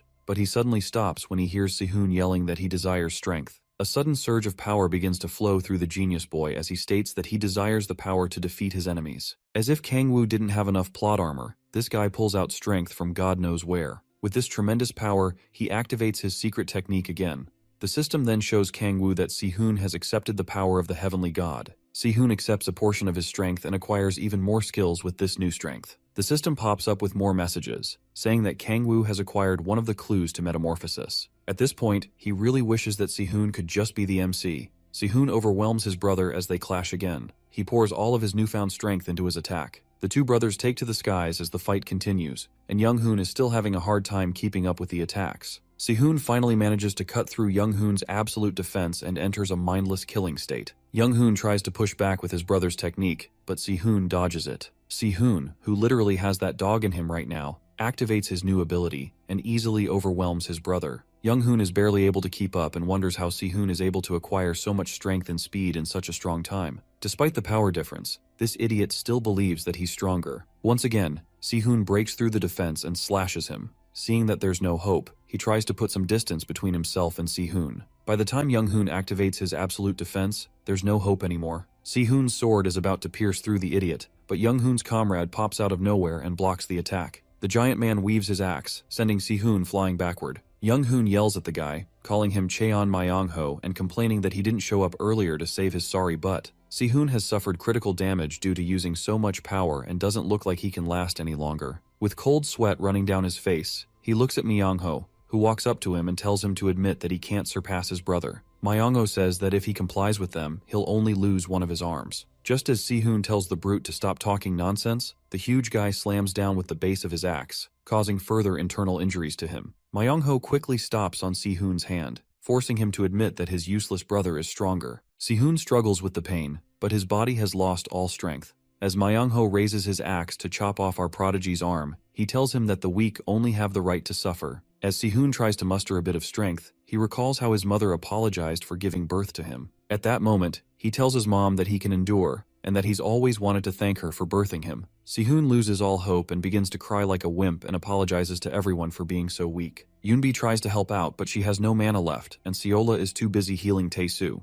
Si-hoon then accepts his fate and closes his eyes as the axe comes swinging down at him. Suddenly, his eyes open up when he hears a familiar voice. He turns and sees Kang-woo, who is blocking Myung-ho's axe despite all the strength the brute is using. As his arm blades crack the big guy's weapon, he tells Myung-ho that he agrees with his theory about the weak. He kicks the guy away, while Young-hoon is hiding like a loser and watching from afar. Kang-woo joyfully tells the brute that he'll help him fully exercise his rights as a weakling. Si-hoon then asks Kang-woo how he ended up there, and the Demon Lord decides to give him the details later. Kang-woo tells Yoonbi and Seola to take Kang-woo and treat him in a safe spot. Myung-ho manages to get back up and asks if Kang-woo is part of the Hwarang Corps. If he was part of the Corp, he wouldn't have come by himself. He then tells the brute to give it a rest and come at him so that he can end the fight quickly. Myung-ho gets infuriated by Kang-woo's pettiness and rushes towards him. But he doesn't believe it when the Demon Lord easily crushes his axe and reminds him of how the weak only have the right to suffer. Myung-ho struggles to free his weapon, but his strength is nothing in the face of a true Demon Lord. A chilling fear grips as he gazes at Kang-woo and wonders who the hell he is facing. Young-hoon calls out to him and tells him to use his demonic energy. Myung-ho hesitates for a bit, making Young-hoon more furious and ordering him to use the demonic energy before he dies. While the foolish guy continues screaming orders, Myung-ho then drops his weapon and decides to sacrifice himself. Myung-ho slowly starts to release the demonic energy in his body. While he transforms, Kang-woo looks forward to what will become of him. The guy's skin starts to run red, and horns sprout out from his forehead. His teeth become long and sharp, and wings pop out from his back as well. In the face of the terrifying monster that Myung-ho has become, Kang-woo stands calmly and isn't even terrified. Meanwhile, Daddy's boy is laughing like a deranged person and tells Myung-ho that he can win with his demonic look. With his eyes full of fear and madness, Young-hoon orders his comrade to kill Kang-woo. Myung-ho quickly moves to squash Kang-woo, but our boy is still maintaining 100% composure. Kang-woo activates his iron wall power together with the power of 1,000 and gives Myung-ho a haymaker that knocks the glasses right off his face. The vile demon coughs out blood as a hole is blown through his chest. Young-hoon shivers with fear as he watches his comrade get taken out easily.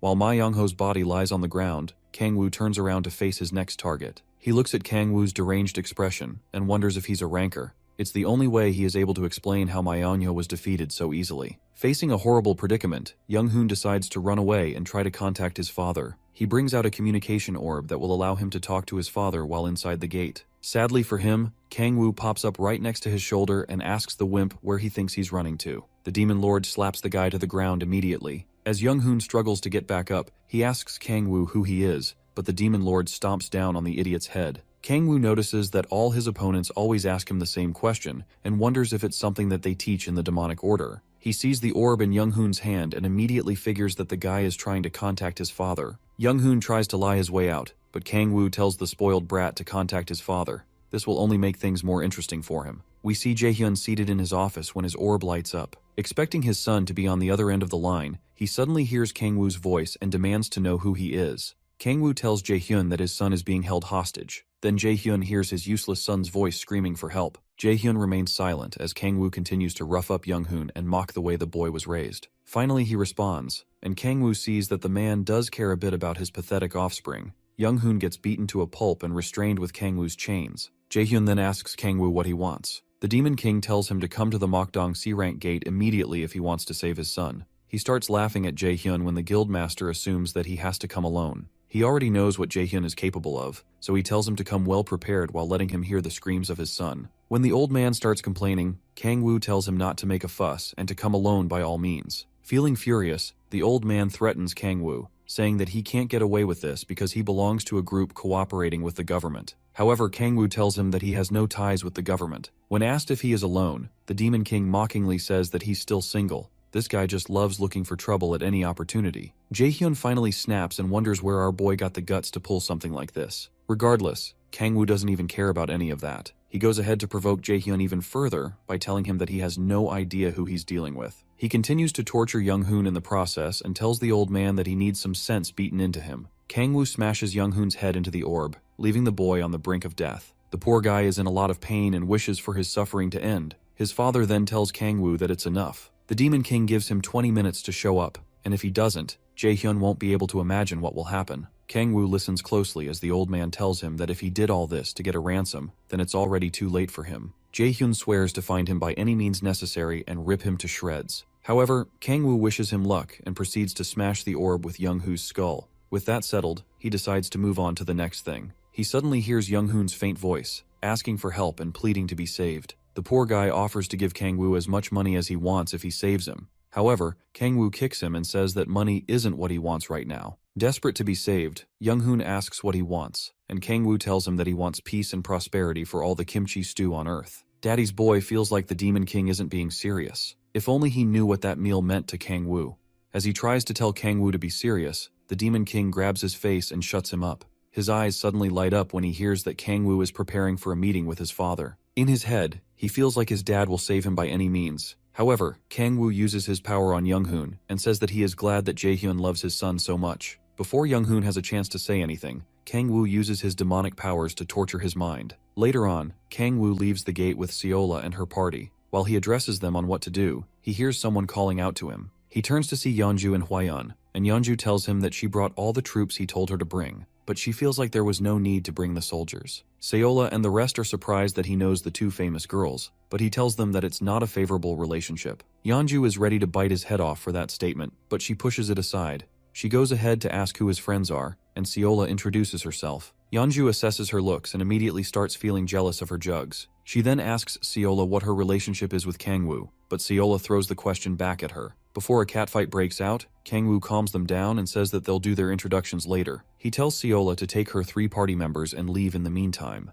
Hwayeon then asks Kang-woo if the thing he's dragging on the ground is supposed to be the bait. He raises the chains up and shows them Young-hoon's half-dead face. The troops and other players in the scene start getting worried when they see how Young-hoon is being treated. They all know how Jae-hyun will react to this, but Kang-woo already has this in mind. Yeonju makes up her mind to face Jae-hyun head-on since the Mir Guild is related to the demonic order. Hwayeon lets Kang-woo know that it could be a tough fight with their numbers, since they aren't prepared to face Jae-hyun head-on. She feels they are being too hasty, but Kang-woo assures her that everything is alright. He tells her that the battle will be easy against someone who has lost their rationality. While kicking Young-hoon's head, he tells them that the love a father has for his son is infinite. Regardless, Yeonju doesn't believe that Jae-hyun will lose his cool that easily, but she doesn't know that Kang-woo has successfully made the old man lose all composure. However, he knows what he has planned, and he's looking forward to how things will turn out. A lot of black vans suddenly pull up to the scene, and Jae-hyun slowly steps out. He says that he knew Yeonju and Hwayeon were behind all of this. The two girls then take a defensive stance in front of Kang-woo and get ready to face the old man. Jae-hyun laughs at their meager numbers and wonders if they really thought that taking his son as his hostage would end the matter. His menacing aura starts to pour as he demands to know who spoke with him over the orb earlier. His eyes shift to Kang-woo as the demon signals and walks over to him, saying that he looks much better in person. Seeing how Kang-woo is casually dragging his son on the ground makes Jae-hyun lose his temper even more. He thanks Kang-woo for not running away as the demon lord tosses his useless son to him. The guards rush to catch Young-hoon and try to check if he's alright. The old man is shocked when Kang-woo easily hands over his son. Even Yeonju and Hwayeon wonder what Kang-woo is thinking by giving back their hostage. After seeing this, Jae-hyun feels there's more to this and asks Kang-woo what he's plotting. However, Kang-woo continues to act like he's innocent and says that he's only handing back Young-hoon because the old man is probably worried. At this point, the old man is starting to get nervous as he holds his half-dead son. When he starts to call out to his son, Kang-woo begins to laugh and enjoy the show. Jae-hyun tries to make sure that Young-hoon is alright. He looks down desperately at his son, waiting for his son to say something. The fear and nervousness in his eyes grow, and Young-hoon finally responds with a shocking question. The poor lad looks up at his father and asks who he is. Upon hearing this, Jae-hyun's heart is shattered. Young-hoon asks the same question again, and his old man tries to remind him that he is his father. But when he desperately shakes Young-hoon, the boy screams out in pain and tells his father to stop hurting him. Young-hoon pushes himself away from his father, and the guards try to calm him down. Seeing his own flesh and blood deny him renders Jae-hyun speechless. Mixed feelings start to grow inside of him, and he doesn't know how to react to this. Meanwhile, Kang-woo is enjoying every bit of this as Young-hoon continues to scream for his father to let go of him. Jae-hyun's rage can't be contained any longer, and it finally bursts out after seeing the state of his son. Yeonju moves forward to defend her troops and tells them to get back immediately. Jae-hyun, in his uncontrollable rage, demands to know what Kang-woo has done to his son. In the blink of an eye, he rushes toward the demon lord, but Yeonju gets ready to take on the old man. She charges up her powers as well, and the two guild masters go at it. Jaehyun reveals his 9th awakening special ability, while Yeonju activates her bloodthirsty chain to try and restrain him. They both yell with fury in their eyes as their powers are about to clash. Jaehyun tells Yeonju to move out of the way, and an explosion goes off as his fists land on her. But luckily, she's able to dodge and weave her chains to leave him in a trap.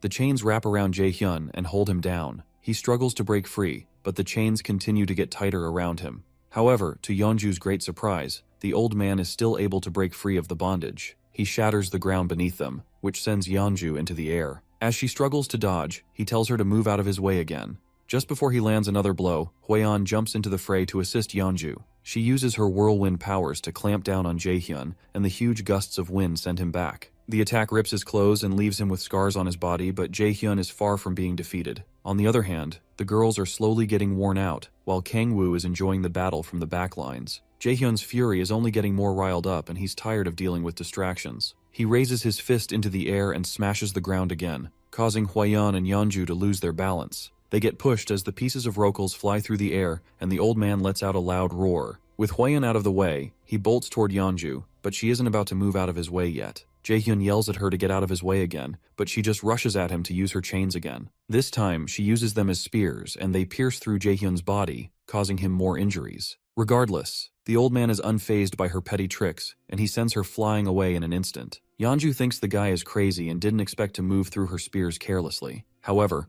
with the chains still attached to his body, she weaves them around his body and tugs at them to keep him in place. Since Jaehyun is still a ranker like her, Yeonju plans to keep on adding damage to him until he can't deal with them anymore, but she underestimates how much Jaehyun wants to kill Kangwoo. As he struggles to break her chain, she thinks of how they'll be able to land a critical hit on him. Just as Hwaeon staggers to get up, Jaehyun breaks free of Yeonju's chains, leaving the Red Rose Guildmaster short of words. After breaking free of her trap, he removes the spears from his body and tosses them to the ground. Now, he's finally face to face with Kangwoo, but he's also heavily injured. Seeing Kangwoo's excited smile drives Jaehyun closer to the brink of total madness. He mindlessly rushes toward the Demon King and gets ready to land a haymaker on our boy. Sadly, he doesn't see when a blade is thrust through his body. The attack catches him off guard and he coughs out a ton of blood. He slowly turns around and sees that Hwaeon is the person who stabbed him. She stands firm with an exhausted expression on her face. Meanwhile, Jaehyun's guards can't believe their eyes while still trying their best to hold down Younghoon. Hwaeon removes her sword from the old man's body, but he plants his feet firmly on the ground, refusing to be defeated. While trembling and struggling with the pain, he slowly walks towards Kangwoo. The girls watch as the old man continues to stagger his way forward. Jaehyun is finally within arm's reach of Kangwoo's face, and he raises his fist to punch the guy. However, Kangwoo has a sinister smile on his face when Jaehyun's fist barely touches him. The old man finally falls to his knees when his body gives up. Kangwoo grabs him by his hair and jeers at the old man for saying that he would kill him. He then asks Jaehyun if he knows just who he is. Later on at the Hwarang Corps headquarters, Yeonju tells Kangwoo to explain himself and asks what exactly he did to Younghoon. She is shocked to hear that Kangwoo is capable of altering someone's memories. He starts gloating about being multi-talented and feels like he's the best thing ever. Yeonju looks at him with a serious expression and tells him to stop the crap. She wants to know who or what exactly he is, but Kangwoo tells her that there's no need for her to know or understand everything. All that matters is that she's helping him, and he's doing the same in return. Yeonju clenches her fist out of anger when Kangwoo asks if cleaning up the demonic order isn't more than enough for her. She feels infuriated as he stretches out his hand to her and offers to continue their cooperation. While letting out a heavy sigh, Yeonju feels like she made a mistake in offering Kangwoo her help in the first place. But she shakes his hand and agrees with him, knowing that it's too late for her to have regrets. Despite her fears, she agrees to keep working together with Kangwoo. Later on, we see Jaehyun in a dark room being restrained with some seals on his body.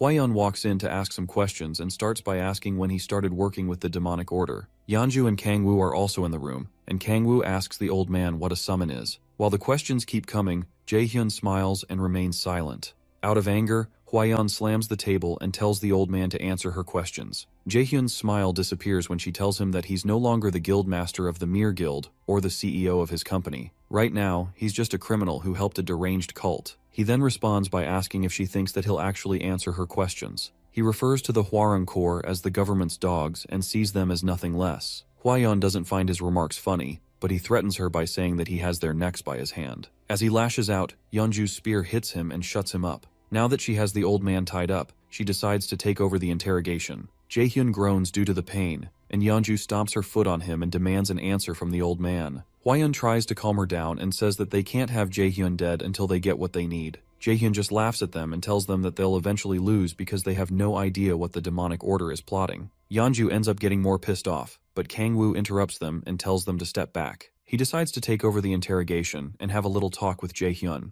As soon as the old man sees Kangwoo, he feels like biting off the Demon King's head. He tells Kangwoo that nothing will change with him stepping in, but Kangwoo is sure that he can make the old man talk. Jaehyun doesn't believe it, but his temperament changes when Kangwoo tells him that he'll change Young-hoon and make him normal. Leveraging on the old man's love for his son, he tells Jaehyun to give him all the answers he needs. Jaehyun gazes up at Kangwoo and sees that he is nothing but a devilish person. Rather than answer the questions, he starts laughing like a maniac, as if his senses have finally been lost. Yeonju and Hwaeun start looking at the old man with pity and are too shaken to even say anything. However, Jaehyun swears that Kangwoo will fall into the depths of hell. The poor man doesn't even know that he's basically talking to the king of hell. Kangwoo doesn't even see his words as a threat. Without a choice, Jaehyun starts answering their questions. He tells them that he met a man 8 months ago, and they confirm that the person is the cult cardinal with a crimson mask. But he doesn't even know the true identity of the crimson masked man. Kangwoo tells him to carry on with his story and keep talking. Jaehyun then tells them that the masked man offered to turn him into a devil if he provided the order with resources for their ceremony. Yeonju thinks he's crazy to have accepted such an offer, but Jaehyun tells her that she doesn't know anything about devils. According to him, devils can live eternally if their necks are intact and their hearts don't explode. Hwaeun then questions why he believed that he would gain eternal life, and he tells them that the order has existed for over 1,000 years. Not only the girls are shocked when they hear this, but even Kangwoo can't believe his ears. According to Jaehyun, the order has existed for a far longer time than that, and they've been expanding their forces while hiding throughout the world. It's only recently that they've been very active. After hearing this, Kangwoo realizes that the demonic order must have much deeper roots, and this is going to make it harder to deal with them. Jaehyun then admits that he kidnapped players for the sake of acquiring eternal life. Yeonju looks at him with a disgusted expression and calls the old man a lunatic for doing something so devilish. However, Jaehyun laughs at her and says that she really doesn't know anything. He explains that the physical body of a devil retains the mind, but she still doesn't see it as a valid reason for his evil deeds. He lets them know that with a devil's body, one will be able to maintain their youth and live forever, but Yeonju still doesn't believe that something so ridiculous is even possible. The old man assures her that it is and says that he wouldn't gamble on something that isn't certain. This only manages to make Yeonju more pissed off. However, after seeing how confident Jaehyun is, Kangwoo understands how the demonic order is expanding its forces. The thought of living with a burning, unquenchable desire reminds him of his horrid days in hell and how he had to feed on the bodies of demons. He keeps his gaze focused on Jaehyun, who continues by saying that he had a few of his guild members accept demonic energy during the cult's ceremonies. Hwaeun asks if demonic energy is like mana, and Jaehyun explains that it's similar but different as well. After hearing that Jaehyun has no demonic energy, Yeonju asks why he didn't accept it. He tells her that the masked man said they needed further preparations to transform him into a complete devil. If one accepts demonic energy, it can turn them into a mindless monster. When Yeonju asks why he let his guild members accept it, he tells her that it's useful for disposable pawns. Hwaeun then chips in and asks what the demonic order is trying to summon. They are shocked when they hear it's a demon, and even Kangwoo starts trembling when he hears this.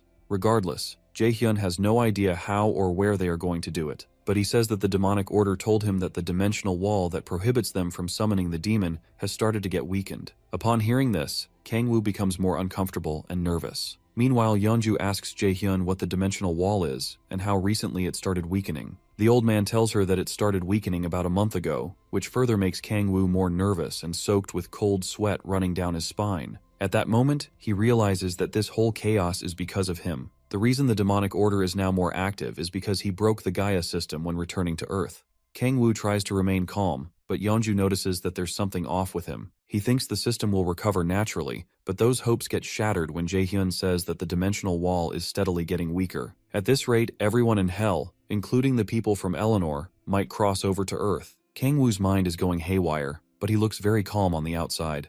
Since he can't do anything at the time, he decides to focus on the demonic order for now. He then asks where the headquarters of the demonic order is. Jaehyun tells them that the location he knows is irrelevant, because the order could have already finished their preparations for the summon. Yeonju then asks why they wanted to capture Sehun because they thought it was to use the swordsman as an offering, but Jaehyun says he knows nothing about that. His words don't make any sense to Yeonju because if his guild is providing offerings, it doesn't make sense that he doesn't know if the cult has enough. He then tells her that his guild is performance-based. Upon hearing this, Kangwoo realizes that the situation is worse than they thought. His worries grow more as he tells them that it's not just the mere guild that's working with the demonic order. This means that their fight is far from over. Meanwhile, in what seems to be the demonic order headquarters, the Crimson Masked Man informs his followers about the capture of Jaehyun. He is disappointed that Jaehyun was defeated easily, but one of his followers tells him that there won't be any delay to their plans since they still have offerings from other guilds. However, the masked leader is still confused as to why Jaehyun got involved directly. While looking at the orb, he sees Kangwoo and immediately recognizes him. He decides to confirm some other things from his followers, and asks about the additional support from the Order. The followers confirm that it has arrived and also tell the Cardinal that they have received a crystal that contains suppressed demonic energy. This will be enough to amplify the masked man's powers and finish their plan. Lastly, they also tell him that there have been no instructions from the Order.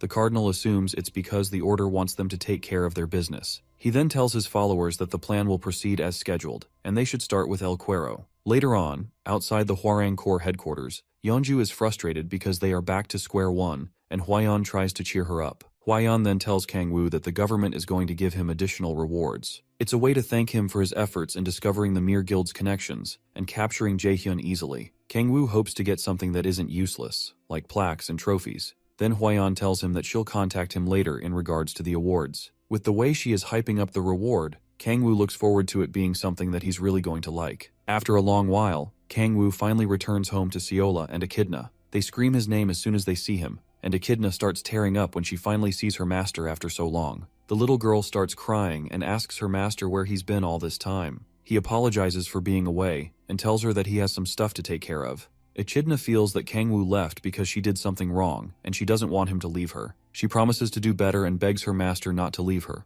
Kangwoo comforts the cute little girl and assures her that she didn't do anything wrong. He tells her not to worry, and promises to never leave her, no matter what. He feels bad for abandoning the poor girl and not taking care of her for a whole week. While carrying her, he tells Seola that everything has been taken care of, and apologizes for not giving her a better explanation earlier. Seola tells him it's alright because she knows how much he cares for them, and she's sure he'll tell them everything when the time comes. Kangwoo looks at her with compassion, then his eyes suddenly light up when Seola offers him his favorite meal as always. Without a doubt, he agrees to eat it, and she warms a pot of the kimchi stew on the stove. The next day, Kangwoo, Seola, and the rest of her party members go to the hospital to see Si-hoon. There, Kangwoo explains that he was watching the swordsman in anticipation of the demonic order when rumors about him started spreading. When Si-hoon asks where the rumors came from, Kangwoo tells him that they are bound to happen since they have talented players in their party. Deep down, he knows the rumors and this whole mess is because of himself, but he's not about to tell the truth. However, Seola wishes he had told them about the situation in advance. She tells him that she knows he's keeping secrets for their sake,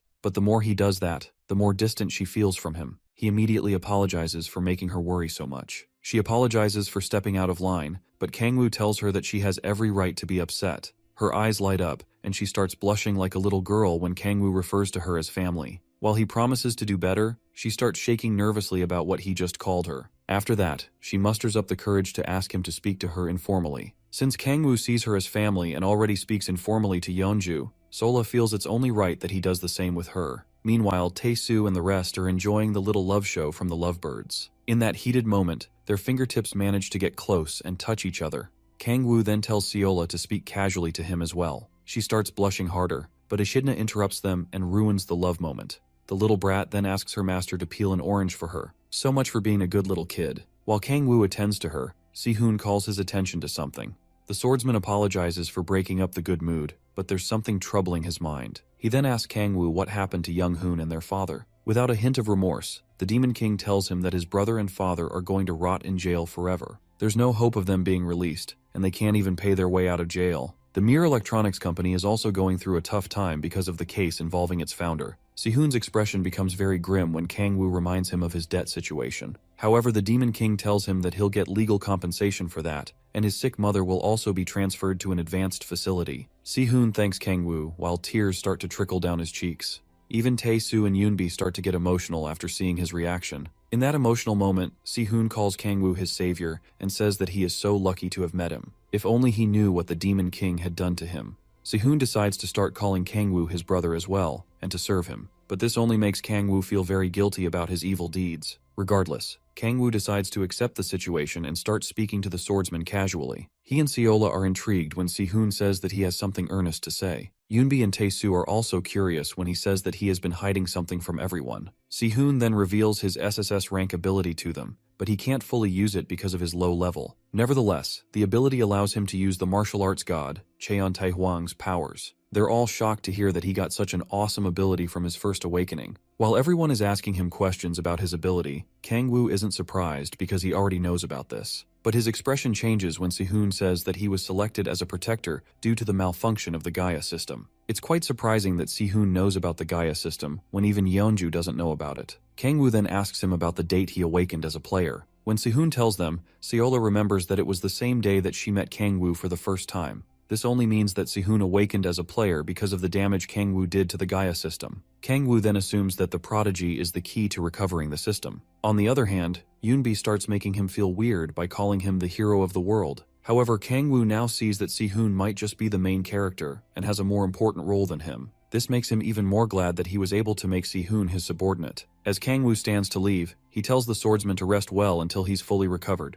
Si-hoon immediately grabs his shirt and holds him back. He starts looking at Kangwoo like someone who has fallen in love, and suddenly this doesn't feel like a regular action manhwa anymore. Something suddenly clicks in Kangwoo's head, and he realizes that Si-hoon's behavior may be due to how subordinates act toward their masters. At the same time, Echidna asks her master if she can come along with him. However, our boy is worried that he may have just acquired the wrong type of lover. He immediately jumps out the window to get away from the guy as fast as possible. Later on, we see two giant ogres rushing towards Echidna. The little dragon uses her dark storm powers to immediately slice them up and push them back. While the beasts are still dealing with the pain, Kangwoo leaps out with a giant axe to finish the job. He firmly grips it and imbues the weapon with the power of frost. He unlocks a new skill known as Leviathan at that moment, and quickly slices the monster with his weapon. The giant monsters start roaring but immediately turn to ice and shatter. With that done, Kangwoo gains a new level to his status. While wiping the sweat from his face, he states that the battle isn't easy for him. However, he unlocks his sixth awakening and gains a new special ability. Like a kid with a new shiny toy, he rushes over to check what the skill is, but the system tells him that once he reaches the extreme demonic delay, the special ability's details will be revealed. Kangwoo's mood immediately takes a dump because he has no idea what the conditions of the extreme demonic delay are. Echidna tries to make sure he's alright, and he tells her not to worry about it. He brings out a communication orb from his pocket and hears Seola calling to him from the other side. She tells him that they're nearly done with their moving preparations, so he has to come home soon. Her mother is staying back to do some extra cleanup, so Seola will be taking a taxi first. After that, Kangwoo quickly heads over to the apartment. They get to their new apartment, which is bigger and much better. Seeing how great this place is, Seola asks if it's really possible for them to live there. Kangwoo reminds her that they're family, and he doesn't want to live by himself. That's how our boy decided to live with his babe and her mother. He quickly messes it up by saying that the Red Rose Guild helped him to buy the place. Seola realizes that Yeonju is involved, and despite trying to look unbothered, she's hurt on the inside. She sees that Yeonju is capable of affording luxurious stuff for Kangwoo, and she has no way of competing with that. The difference in their level is flaring, but Kangwoo is too dumb to notice why she's upset. Echidna runs over to Kangwoo and asks him what the plan is for the next day, but he tells her that nothing has been scheduled yet. Echidna then nervously asks him for a favor, and he agrees to go play with her the next day. As soon as Seola hears this, she realizes that she's not just competing with Yeonju, but with a freaking brat as well. She immediately decides to tag along in order to secure her man. The next day, they head out to a huge mall, where Echidna tries on several cute costumes. While Seola takes a picture of the little girl, Kangwoo is happy to be with his family. He is glad the love of his life and his little kid are close and don't have issues with each other. Echidna continues to test out clothes, while Seola feeds her all kinds of sweet treats. The two bond like mother and daughter, which makes Kangwoo happy that Echidna has someone else she can depend on aside from him. Of course, he quickly realizes how exhausting it is to shop with women. The two girls just keep on dumping more and more shopping bags on him. His expression becomes more joyful when they get to a food court where he can eat anything he wants. While Kangwoo starts drooling at the thought of different meals, Seola tells him that it's not really a special place. She wonders if he's never been to a food court before. The sight of different kinds of meals being prepared makes him feel like he's in heaven or hell in his case. He can finally enjoy a variety of delicacies after enduring so many disgusting meals in hell. He decides to order every single meal he comes across, but Seola tells him to calm down. After some time, their table is laid out with a huge feast, and they start to dig in. Kangwoo starts off with the kimchi stew, and he admits that it doesn't taste as good as the one Seola cooks. He then grabs a slice of pizza and dips it in the stew, causing Siola to think that he has lost his mind. However, it ends up tasting very good to him, so he decides to mix up a bunch of food. Siola covers Echidna's eyes and protects her from the atrocities that Kangwoo is committing at the moment. While the Demon King enjoys his feast, Siola tells the little girl not to try such mixtures ever in her life. After enjoying his meal, Kangwoo notices someone walking up to him. Cold sweat starts to drop his face when he recognizes the person's face, and it's none other than Kang Yun. The guildmaster of the Hanul Guild says that it's been a while since they last saw each other. Kangwoo wants to know what Kang Yun is doing there, but the guy tells him to stop with the formalities. Kang Yun tells him that he has good news, so they can speak casually. He brings up the fact that Kangwoo is at the Red Rose Guild, and the Demon King confirms that he's just cooperating with them. When he hears this, Kang Yun grabs his shoulder and tells Kangwoo to join his guild. He offers him 5 billion won with a car and a house, plus many more things. Siola is surprised that someone can offer so many items without batting an eye. Kang Hyun also tells him that he'll give him an executive position in the Hanul Guild. However, our boy tells the dude that his offer is way too little. Kang Hyun doesn't believe his ears, and he nearly snaps. He calls Kangwoo a funny person for his words, but the Demon King isn't joking. After that, Kangwoo lets Kang Hyun know that he has no plans of working under anyone at the moment. Kang Hyun then decides to add to his offer, and Kangwoo listens closely. The Go-Lucky Guildmaster offers to give Kangwoo one piece of legendary equipment for free if he accepts.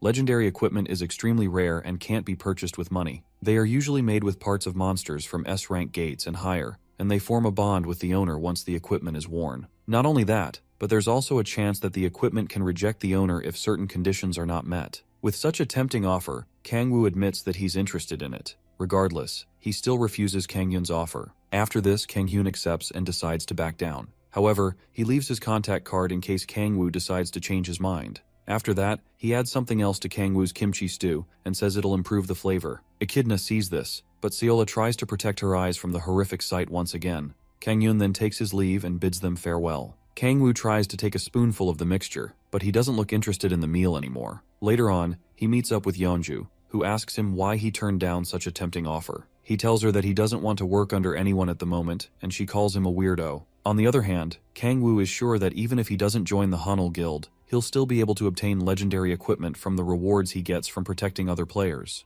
As they get to an elevator, Yeonju tells him that she has crossed paths with Kang Hyun since they're both guildmasters. She tells him that the guy is someone unexpected, and he asks if there have been rumors about him. Yeonju then talks about the one time that Kang Hyun was enraged. During the World Ranker evaluations, Kang Hyun lost to a Japanese ranker, and he was disqualified. The ranker's name was Fujimoto Ryoma, and he possessed a mythical weapon known as Susanoo's Eye. Due to this, the media wasn't favorable towards Kang Hyun. Yeonju tells Kangwoo that's all she knows about Kang Hyun. Meanwhile, he hopes that he won't regret turning down the guy's offer. She assures him that Kang Hyun is the type to just laugh it off. After that, they meet up with Hwayeon. The Hwarang Corps commander tells Kangwoo to come into the room because they've been waiting for him. They walk into a lab, and she tells him that they found a special item while investigating the Mir Guild. Yeonju mentions that Hwayeon must have suffered quite a bit, and the commander says that even her higher-ups were against it. Kangwoo looks at the special item and sees that it's a legendary piece of equipment. It's a cool-looking coat with good stats, and luckily, the item hasn't made a bond with anyone yet. Yeonju highlights that the item's effects don't seem all that great,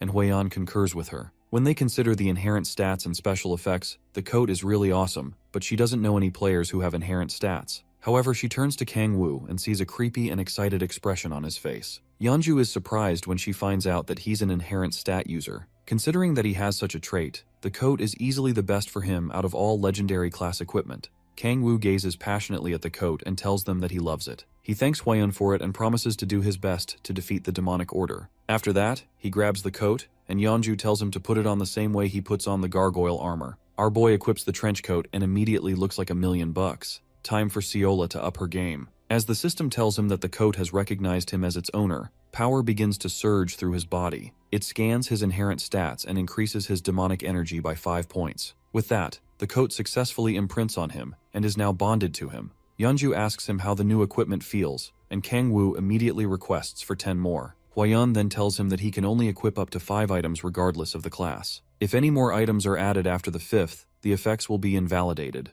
Kangwoo takes note of this and says that having 5 items will still be effective for him. He starts showing off his looks and talking about how much he loves legendary class equipment. After that, Yeonju asks him to check out how much stronger he has gotten. He turns back to her, and she requests to fight him. They head into the combat room, where Huiyan says that it'll be okay for them to be rough with it. While Kangwoo warms up, Yeonju wonders just how much stronger he has gotten. She remembers how he mopped the floor with Youngho and knows that it was mostly due to his stats. She plans to use this opportunity to figure out what's so special about Kangwoo. At the same time, Kangwoo has been meaning to test out his strength as well, and he sees her as the perfect opponent for this. Huiyan acts as the referee as they get ready, and she tells them to start the match. In the blink of an eye, Kangwoo leaps straight for Yeonju, but she manages to dodge his fist. She turns to land a counterattack, and Kangwoo dodges as well. She corners him with more attacks, but he blocks them. He sees that she's using close combat as a start, and the whole thing starts to piss him off. Kangwoo parries her hand and tries to counter, but she evades the attack. He quickly grabs her hat and tells her that she's underestimating him. He uses the hat to block her vision and attempts to land a punch, but she smashes through the hat with her special chains. Kangwoo is glad that she's finally serious and asks her if she's trying to kill him.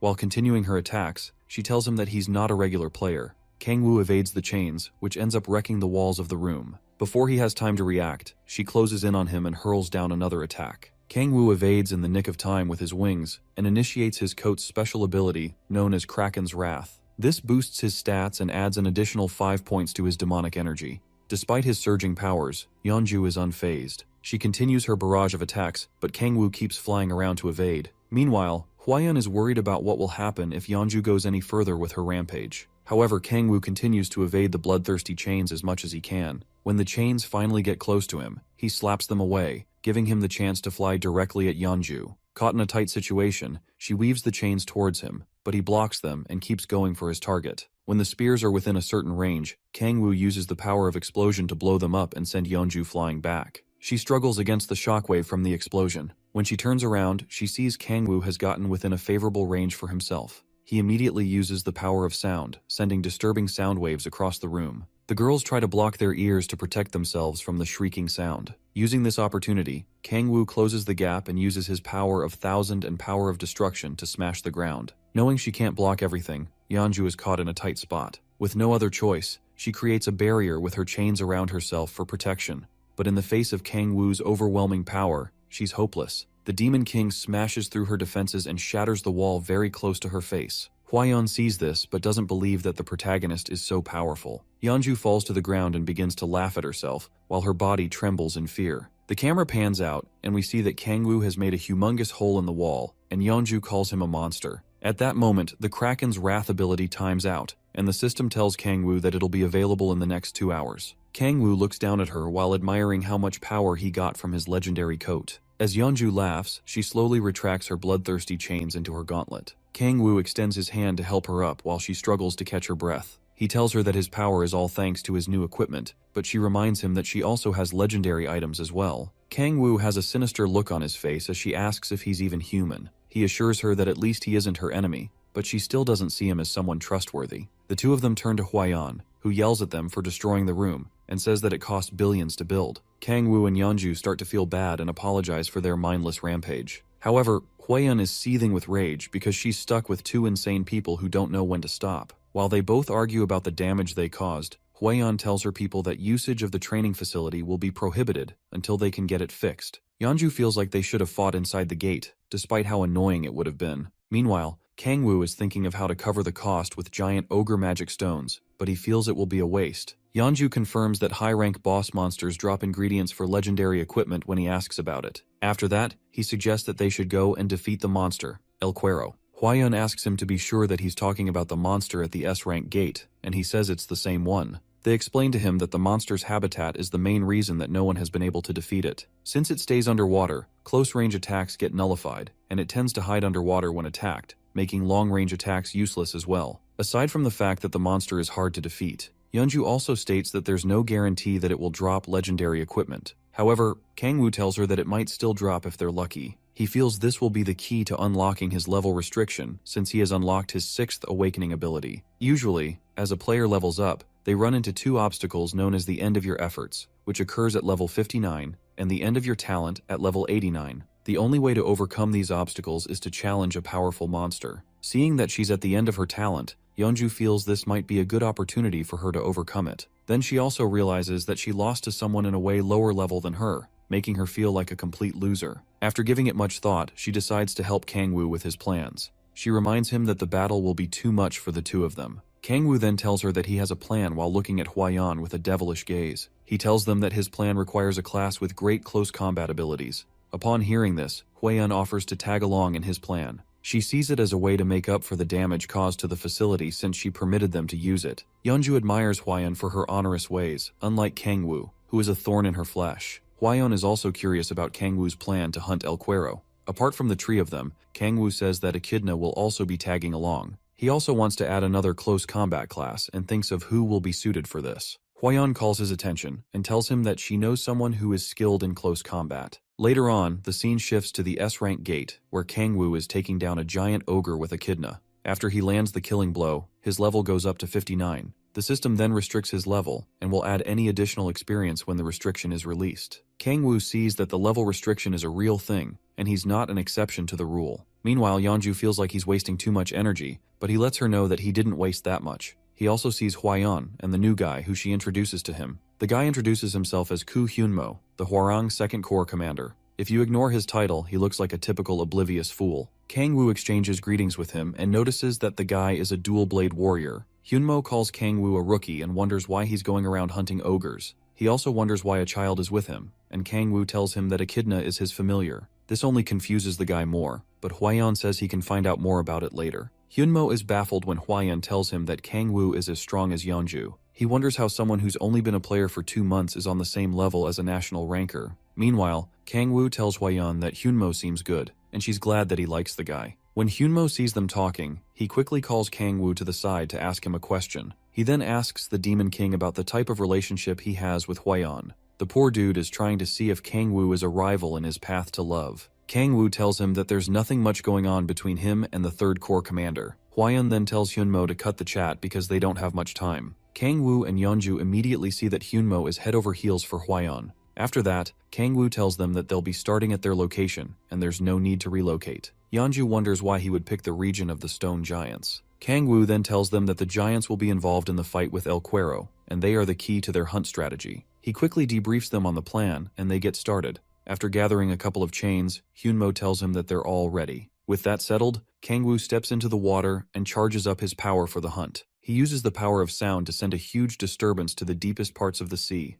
The waters are quiet for a moment until a huge rumbling suddenly starts. Kangwoo notices that the creature is coming and prepares himself. As El Cuero charges towards him, he signals his teammates to get ready. The water slowly rises, and El Cuero emerges from the sea with a loud roar. Its sharp horn and deadly eyes make it look truly terrifying. The monster spreads its wings and starts flying above the sea. Suddenly, it brings out poison needles from its fins and fires them at Kangwoo and his party. Once he sees this, Kangwoo signals Echidna to play her part. The little girl puts up a demonic barrier, but she finds it hard to keep up with the needles. Kangwoo tells her to hold on a little longer, while Hyunmo and Hwayan get to work with the chains. He heads over to them and tells them to hold on tight as he releases his wings. Kangwoo takes to the skies and starts flying at an incredible speed. When they get above the sea monster, he drops them, and Hyunmo starts screaming for his miserable life. They dive straight down and manage to land on the monster safely. Due to how slippery El Cuero's body is, it's hard for them to hold on. Kangwoo hands them some extra chains and tells them to take each side of the monster.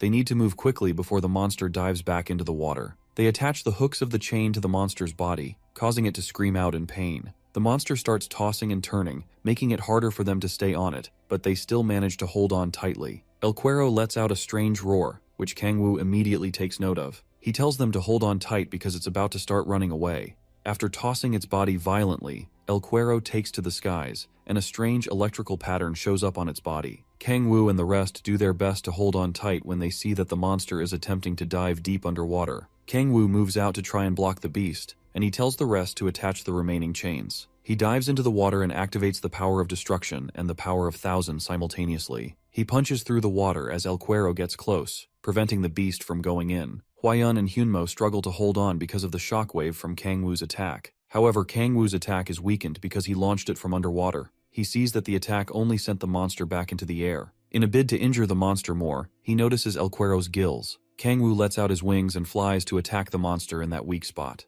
The creature cries out in pain as the Demon King slices it up. Suddenly he notices yellow sparks around him. When Hwayan sees it too, she recognizes it as El Cuero's spark. On the other hand, Echidna calls out to her master and activates her barrier. With all the chains in place, Hwayan decides it's time for them to hop off. She tells Hyunmo that Kangwoo is stronger than them, and they just need to make sure that they're not in his way. They manage to jump off in time just as the monster releases its electrical sparks. While diving down, Hwaeon looks back at the beast and wonders if Kangwoo is inside it. We then see Kangwoo surrounded by Echidna's barrier while inside the beast. He figures that the little girl protected him when she sensed her master in danger. However, putting a barrier from that distance is taking its toll on Echidna. Kangwoo clenches his fist and busts his way out of the monster's body. Thanks to his familiar, he feels empowered. After slicing through, he manages to plunge El Cuero to the ground. He takes out the chains and calls out to Yeonju. She sees his signal from far away as she stands on the stone giants. She then starts attacking the stone giants to get their attention. Yeonju continues provoking the giants, and she's loving every bit of it. Like a deranged lady, she starts laughing like a maniac while attacking them with her chains. The beasts start chasing her, making the chains connected to them pull El Cuero out of the sea. Kangwoo uses his powers to keep the chains connected to the sea monster. It's only a few more steps before it reaches land and they can properly deal with the beast. Suddenly, El Cuero starts to struggle with the chains, causing the stone giants to be pulled back as well. Kangwoo struggles to keep the monster at bay because it doesn't seem to be getting weaker at all. Despite its injuries, El Cuero manages to position himself in the right spot. With its fin facing the stone giants, it shoots out poison needles at them, but Echidna blocks the projectiles with her barrier. The situation is dire right now, and Kangwoo wonders if he underestimated the sea monster. While Echidna struggles to hold up the shield, he tries to think of a way to weaken El Cuero. Kangwoo doesn't see many options, so he tells Yeonju to bring out the thorns. She tries to warn him about getting caught up in it, but he yells at her to hurry up. Yeonju is pissed, but she doesn't have any other choice than to do as he says. With her arm braces, she activates her special ability, Energy Drain.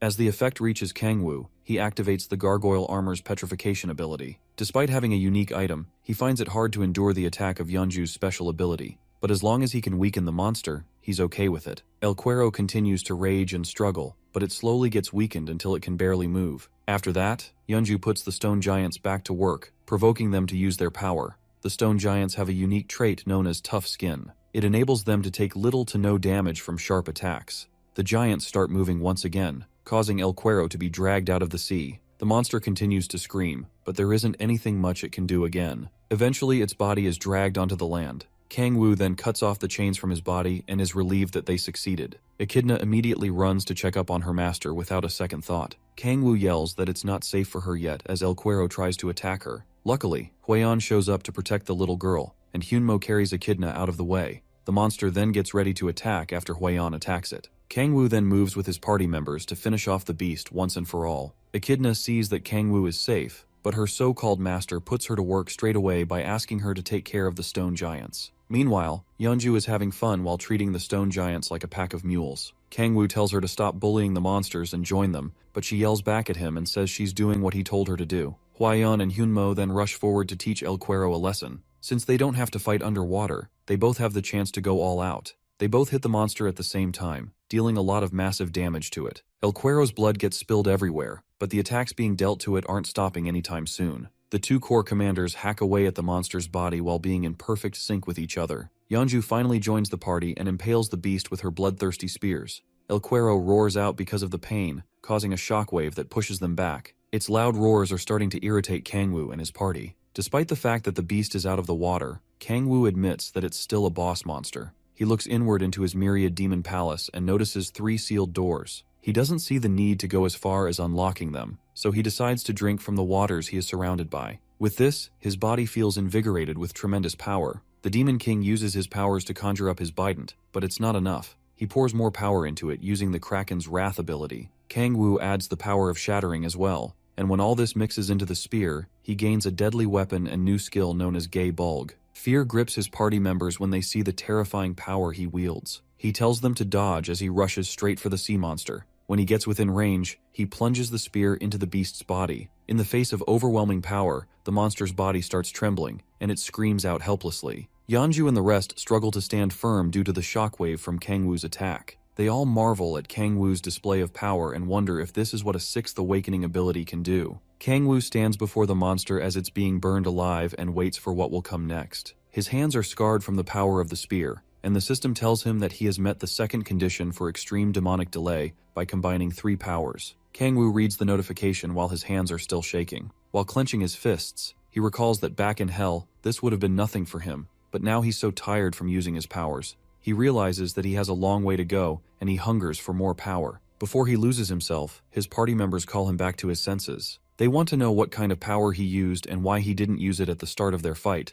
but he says it's his first time trying it. He shows Yeonju his trembling hands, and she only sees it as an opportunity to fight him again and win.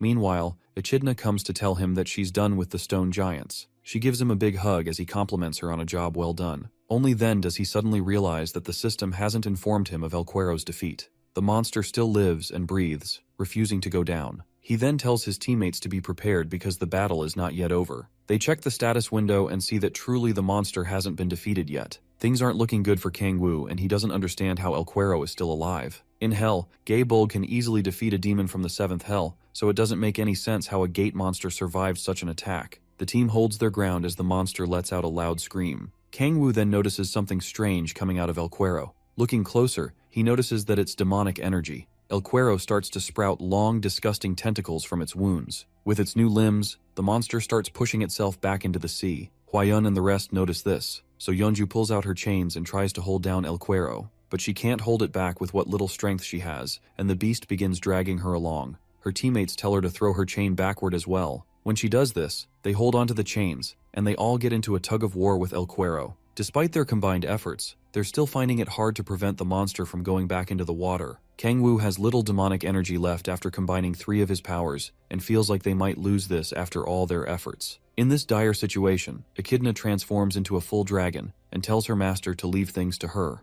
Yeonju and the rest immediately freak out when they see a dragon, but Kang Woo tells them that it's Echidna. The majestic dragon swoops down and holds the monster in place with its sharp claws. Echidna's claws easily pierce into the monster's body. In a bid to hold the monster down, the dragon causes more damage to El Cuero. Yeonju and his party can't believe how ridiculous things are looking right now, as Echidna lifts the monster into the air and tosses it back to the ground. After a huge tussle, Echidna stands as the victor over her defeated opponent. She then joyfully asks her master if she did well. El Cuero is finally defeated, and Kang Woo gains most of the experience points because he contributed the most. However, his level restriction is still active, so he doesn't level up immediately. Echidna transforms back to her human form and runs back to her master. Meanwhile, Yeonju and her comrades finally understand why a little girl is Kang Woo's familiar. She then asks about the tentacles that popped out of El Cuero's body, but Hwaeun tells her that it's the first time she's witnessing such a thing. Kang Woo steps on it and tells them that it's not a special characteristic. He says he has seen something similar before and tells them that it resembles what the demonic order looks like when they transform into demons. Yeonju figures it was caused by demonic energy, but he tells her they'll be sure once they check. They all climb onto El Cuero's body and start checking around. Kang Woo finds where the tentacles started growing from and reaches inside to look for clues. Surprisingly, he finds something inside the beast, and his teammates are shocked that there's actually something there. He brings it out and reveals a gemstone to them. Hyunmo feels it's different from magic stones, and Hwaeun wonders if this is the cause of El Cuero's strange behavior. Kang Woo tells them that he's not sure, but he already knows that the gemstone contains high amounts of demonic energy. Unlike how natural a magic stone looks, the gemstone's surface looks very artificial. Realizing that this was intentionally created, Kang Woo assumes it's the work of the masked cardinal. He understands what's going on, and tells his teammates that the demonic order is most likely the culprit behind this. Yeonju has a worried look on her face when she hears this. Kang Woo then tells them to analyze the looks of the gemstone and where it was located inside the monster's body. It's obvious that the gemstone was buried inside El Cuero and it lost control due to the demonic energy within it. The only organization that can pull off such a stunt is most likely the demonic order. It's just a hypothesis, but Hwaeun begins to understand Kang Woo's point of view. While Kang Woo looks back at the stone, Hwaeun tells Hyunmo to start investigating the demonic order from Pohang. Meanwhile, Kang Woo begins to salivate after seeing that the demonic order is able to create good amounts of demonic energy. Yeonju wants to take a photo of the gemstone, but Kang Woo uses his lightning powers to subtly trigger the beast. While El Cuero causes a ruckus, he calmly absorbs the energy of the stone when no one is looking. When Yeonju turns back to ask for the gemstone, she sees that it's gone from his hands. Kang Woo starts acting like he has no idea what happened as she lashes out at him. He maintains an oblivious look on his face, despite how nervous he feels. At the same time, he decides to check his stats, and he sees that his demonic energy has gone up by 3 levels. His joy knows no bounds when he sees this because the stat didn't change after he hunted over 100 ogres in the past 3 days. Echidna then turns back to him to ask if it's time for them to leave. She is a bit worried when he doesn't respond, and when she turns around, she sees a depraved expression on her master's face. Later on, they arrive at the Hwarang Corps headquarters, and Echidna is dozing off without a care in the world. They head inside, and Huayan gives them the money that's left over from the repairs. Since it's the first time El Cuero has been captured, they manage to rake in a lot of money. She also plans to investigate the gemstone with Hyunmo's team and find out if similar situations have occurred in other gates. She says they'll have to work hard to capture the stone without anyone touching it. This is all because they have no idea that Kangwoo is the culprit for the disappearance of the first gemstone. Yeonju and Kangwoo get curious when Huayan tells them that she has some good news. The commander tells them that parts of El Cuero's body can be used to make legendary equipment, and a sword will be created with the monster's tailbone. Their nervousness grows when she says that she has information about the estimated specifications. Sadly, their hopes crash to the ground when Huayan tells them that the weapon will either increase strength or dexterity. However, Huayan says she can't use it either because the awakening conditions are too complicated. Only a player with internal chi will be able to use the legendary sword. It's a rare trait that's found among warrior players, and most of them are usually found in China. Yeonju suggests that they sell the weapon to China, but Kangwoo tells them that he'll have the weapon. If the weapon needs an internal chi user, then he knows the perfect person suited for that. The scene shifts to Si-hoon and his party, and we see them exploring the depths of a B-rank gate. Despite it being a labyrinth dungeon, they manage to discover a new path inside. Tae-soo asks Si-hoon if he's sensing anything, and the swordsman tells him that he's just feeling uneasy about something. Si-hoon immediately senses something and tells his party to get ready for battle. From the dark path ahead of them, a wounded minotaur suddenly runs out. The beast is immediately caught by another minotaur that looks even more deadly. Si-hoon and his party are shocked when the monster is torn to pieces before their eyes. Tae-soo then moves forward with his shield to tank the next attack. Si-hoon drags him out of the way when the monster nearly pummels Tae-soo into the ground. He tells the musclehead not to charge in so recklessly. Looking closer at the beast, they see that its features are different from a regular minotaur. Si-hoon then tells Tae-soo to try and make an opening after receiving buffs from Seola. Yoonbi tries to distract the monster so that their tank can receive the buff he needs. She uses her lightning magic to attack the beast, but it quickly recovers without a scratch. Si-hoon moves in to try and get the monster's attention, and the minotaur gazes at him with its deadly eyes. Seola then gives Tae-soo the buff, and he moves into position.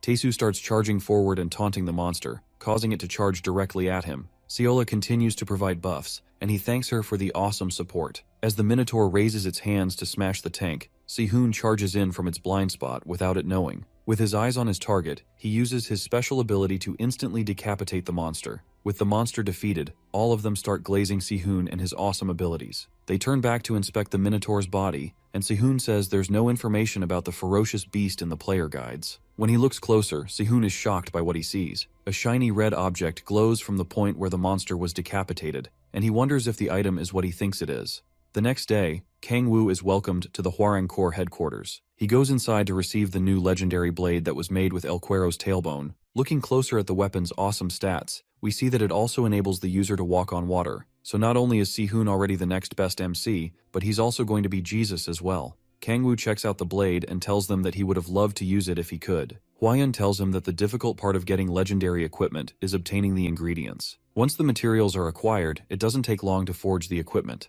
Yeonju worries about the cost to forge the weapon, but Huayan tells her not to worry about it. According to the commander, both Yeonju and Kangwoo are showing far better results than the Hwarang Corps can deliver. Yeonju starts basking in her fame after receiving compliments, but all Kangwoo can think about is how much demonic energy he wants to absorb. Huayan then tells him that she has one more thing to inform him of. After expecting something serious, Kangwoo is shocked when she asks if it isn't time for him to start addressing her informally. Considering he's so informal with Yeonju, she feels it's awkward for them to be so formal with each other, especially now that they're equal comrades. Huayan is happy when he decides to start being more friendly with her. Seola's competitions just keep growing by the day. When Kangwoo asks about the research on the gemstone, she tells him there haven't been any good results yet. Even Yeonju's guild hasn't been able to come up with anything decent. Kangwoo finds it weird because he assumes the demonic wonder won't just plant the gemstones in El Cuero alone. Meanwhile, the masked cardinal receives the news about El Cuero's defeat. His followers tell him that they only found traces of battle and are still trying to figure out how the beast was defeated. He crushes the table in anger when they tell him that they haven't found signs of the demonic crystal either. The masked man then shatters the table and asks for an update on the other monsters.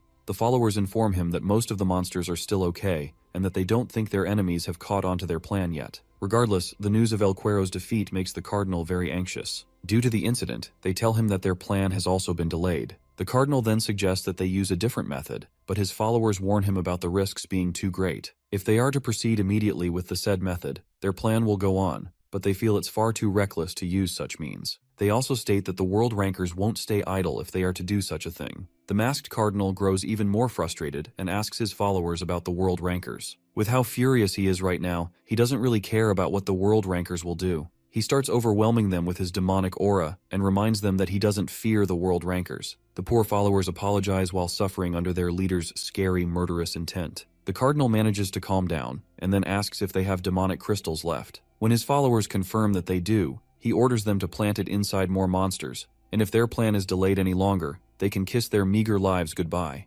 After that, one of them tells him that Yeonju is the one who defeated El Cuero. The cardinal tries to calm his boiling anger once more, as he remembers that Yeonju is the same person who interfered with Jaehyun. Seeing that she's a big problem for them, he tells his followers to prepare the shadows to deal with her. His lackeys tell him that Yeonju is very powerful, and it will be hard to eliminate her with just the shadows. He then tells them that the target isn't Yeonju, but he plans to use the shadows on Kang-woo. He really had to pick the worst possible option. He plans to capture Kang-woo and take him as a hostage. Meanwhile, the Demon King is happily enjoying a ride in his car. Later on, Sehun and his party are seen leaving the B-rank gate, and they're thanking the genius for his efforts. While they're walking out, Kang-woo waves over to them. The MC is looking as cool as ever with his slick trench coat. The party is happy to see him because it's been a while and he sees that they're doing well on their hunts. He then tells Sehun that he has a surprise gift for him, but they all assume that the gift is for Seola until he tells Sehun to take it. He hands the blade over to the swordsman, while Seola adds another name to her hit list. The party members are completely baffled when Kang-woo mentions that the blade is a legendary piece of equipment.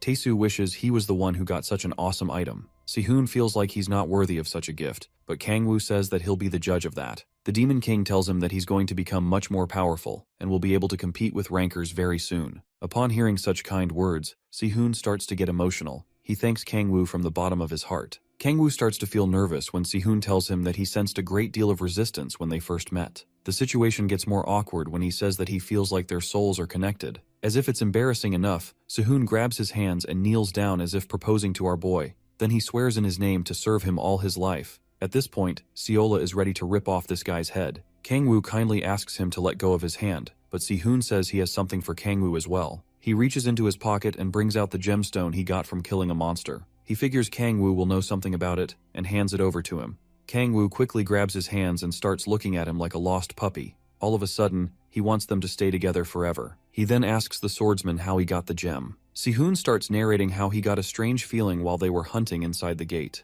Kang-woo is surprised to hear that the feeling is similar to the resistance Sehun felt when they first met. Sehun continues by saying that he tracked down the ferocious Minotaur and found the gemstone after defeating the monster. Kang-woo wonders if this prodigy is capable of detecting demonic energy. He then asks if Sehun felt anything when he saw Echidna at the hospital. Sehun recalls the moment but tells him that he didn't feel any strange resistance then. Kang-woo gazes at the gemstone while trying to figure out what he has in common with the ferocious Minotaur. He finally realizes that it all has to do with the Gaia system's crack. Since Sehun is the protector, he can detect beings from the crack. After finding this out, he grabs Sehun's shoulder and creepily suggests that they do something together. Later on, Tae-soo and Yoonbi are seen dozing off inside a bus, while Sehun is staring out the window. Meanwhile, Kang-woo and Seola are walking together. He tells her that she'll have to hunt with just Yoonbi and Tae-soo, while he and Sehun will be sieging gates together. Since they've been able to level up well enough, he feels the three of them will be fine without the swordsman. Seola remains silent and tries to look for the words to tell him. She then calls him and asks if she and the party can join him the next day when he goes to the gates. She feels they'll be able to level up much faster and be of some help to him as well. However, Kang-woo tells her that they'll be going to A-rank gates,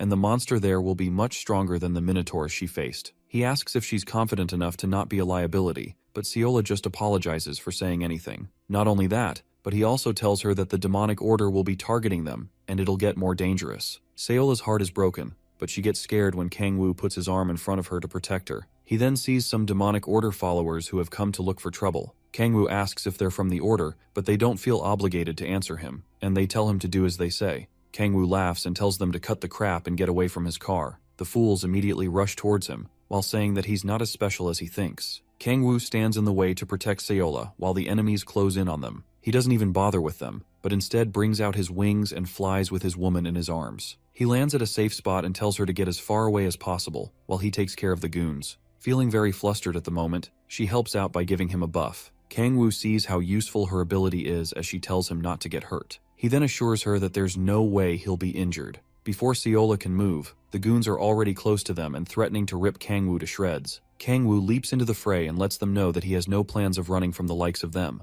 He easily dodges their weapons, but they come back at him from behind. Kangwoo watches their movement as he dodges their long chain attacks. Despite how much the cult goons are tossing their chains around, he sees that none of the chains are getting tangled. This only means that he's dealing with very skilled people. But compared to Yeonju, this is nothing for him. A bluish starts gathering in his hands, and he unleashes his shockwave powers. This sends the chains flying away from him and pushing his enemies back as well. The cult followers suddenly realize that they bit more than they could chew on, and decide to report the matter to their cardinal immediately. Unfortunately for them, Kangwoo freezes their legs, preventing them from running away. They all get trapped in ice, and Kangwoo starts to walk towards them slowly. Meanwhile, Seola is watching the chaos from a safe spot behind a barricade. The demon kind approaches his first target and decides to have a little chat with the unfortunate soul. He takes off the guy's mask to reveal his scared and trembling face. After that, he activates the power of dread, orders the dude to speak, and asks if it was the cardinal that put them up to this. The guy switches from scared screams to maniacal laughter.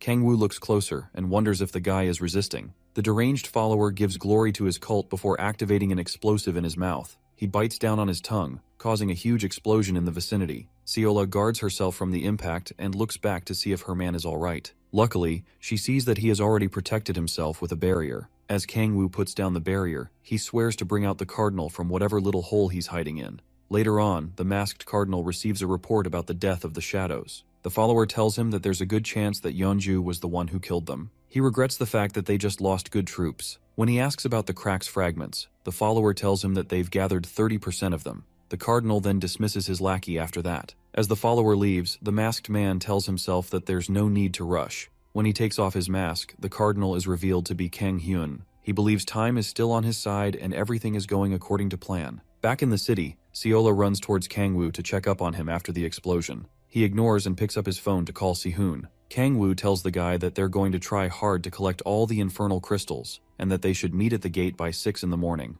Seola nervously clutches herself because of how worried he's making her. He then turns to her and reiterates what he was telling her. Since he doesn't know what the demon order is planning, he feels he needs to keep her at a distance while hunting. She calls him a considerate man to be thinking about her feelings after the fight that just went down. She promises to repay him back for all he's done for her, but to do that, she needs to get stronger. So, she happily tells him to wait for her, and promises that he'll be blown away by how strong she'll become. Kangwoo is dazzled by Seola's looks, and immediately turns away before she notices how red his face is, but he ends up going in the wrong direction. 10 days later, at one of the gates, Kangwoo is holding a couple of gemstones after his hunt with Sihoon. The poor swordsman is exhausted, and Kangwoo tells him that they're done for the day. He suddenly starts looking at Kangwoo like a puppy when the Demon King tells him how helpful he is. Kangwoo offers to drop him off, but he says that he needs to go see his mom at the hospital. After that, Kangwoo drives back home alone. When he arrives, Echidna runs towards him like a child who has missed her father all day. He shows her the ice cream he bought, but she has no idea what it is. While Echidna digs her face into a bowl of ice cream,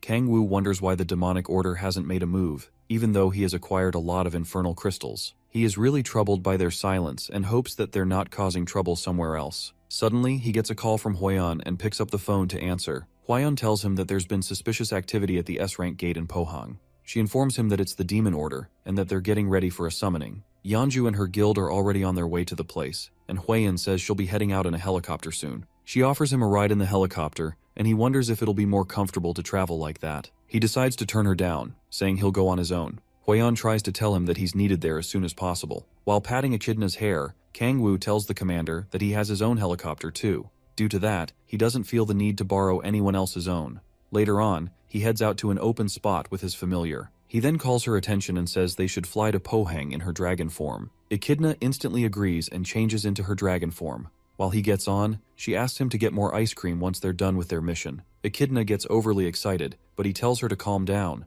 To prevent anyone from seeing them, he makes her transparent and explains that it'll prevent her from standing out. Echidna then takes to the skies and heads to their destination. Meanwhile, Kangwoo is worried that he doesn't really know how many people are in the demonic order and wonders how far the cult's influence has spread. The worst of all is that he doesn't know the guild that has betrayed them. They finally get to Pohang, and Kangwoo points out a good spot for Echidna to land. They manage to land far from the gate, giving Echidna time to become visible again. After that, he tells her to change back to her human form. While she does that, her tail mistakenly hits something, and they hear someone's voice. Kangwoo quickly turns around and gets ready to attack the invisible person. The guy begs him not to attack and wonders if he's really looking at a real dragon. On the other hand, Kang-woo notices an infernal crystal in the guy's pocket. They both lock eyes, and Kang-woo recognizes the guy as Minhyuk, Onuri's guildmaster. Minhyuk tells him that he is following a suspicious shadow. Before he can finish asking his question, Kang-woo tells him to shut up. Minhyuk tries to explain the situation, but Kang-woo has no plans to listen to him. Kang-woo whips out his arm blades and tries to make sense of the situation.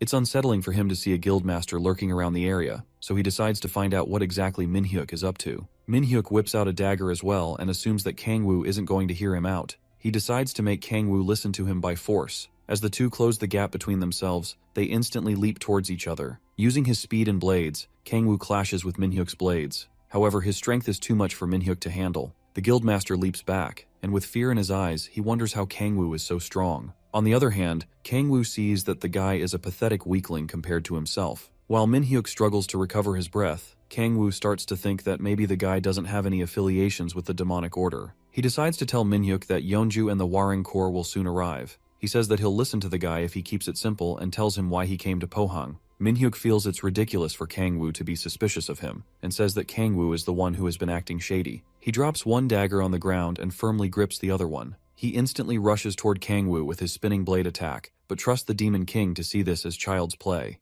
Kang-woo easily evades him and asks if it's normal for thieves to battle one-on-one. Later on, he receives a message on his phone, saying that Yeonju and Hwaeun will be there in 10 minutes. He goes to a coffee machine and buys one for Minhyuk after he takes all of the poor guy's money and gemstones. While grabbing another cup for himself, he tells the guildmaster to explain himself quickly because he doesn't have much patience. When he asks Minhyuk why he's in Pohang, the guy tells him that the Onuri Guild is investigating the demonic order independently. He reminds Kang-woo of the term thieves-only bandage and says it's because thieves like him are considered the most useless party members. Regardless, thieves tend to hear rumors quickly, and Minhyuk says they've known about the demon order for some time. We see him in a brief flashback, talking to a couple of his guild members and fellow thieves. He then tells Kang-woo that they decided to investigate the order separate from the government and the Red Rose Guild to prove that thieves are more capable than just bandaging wounds. After that, he says he found Kang-woo acting suspicious, and that's why he followed him. He feels the Demon King won't believe someone as pathetic as himself, but Kang-woo says that he believes the guy. While gulping down his coffee, Kang-woo doesn't understand why Minhyuk is acting so surprised. After that, he tosses his cup into the trash and wishes the guildmaster good luck with his vigilante activities. Feeling confused, Minhyuk tells him to wait. He walks up to him, saying that Kang-woo is much stronger than the 5 guildmasters of Korea. He then asks why Kang-woo is helping the government to hunt down the demonic order. Kang-woo stares at the loser for a minute and tells him that they're both the same. Minhyuk doesn't understand, and Kang-woo asks if he needs a reason to fight for world peace. He really means kimchi stew, but he tries his best to cover up his deranged cravings. As Kang-woo turns to leave majestically, Minhyuk sees that the protagonist is more of a good guy than he thought. Meanwhile, Kang-woo is just glad to be done with the pathetic guy. The only reason he's sticking with the government and Yeonju is for the demonic energy he can get. At least he's sure that the Thief Guild has nothing to do with the demonic order as well. The guild masters that he suspects the most right now are the guild master of Samurai and Baek Kang-hyun. Later on, we see Kang-hyun putting on his mask and communicating with someone through an orb. In an eerie cave, he speaks to someone known as Yu Taisik and asks if he's ready for the ritual.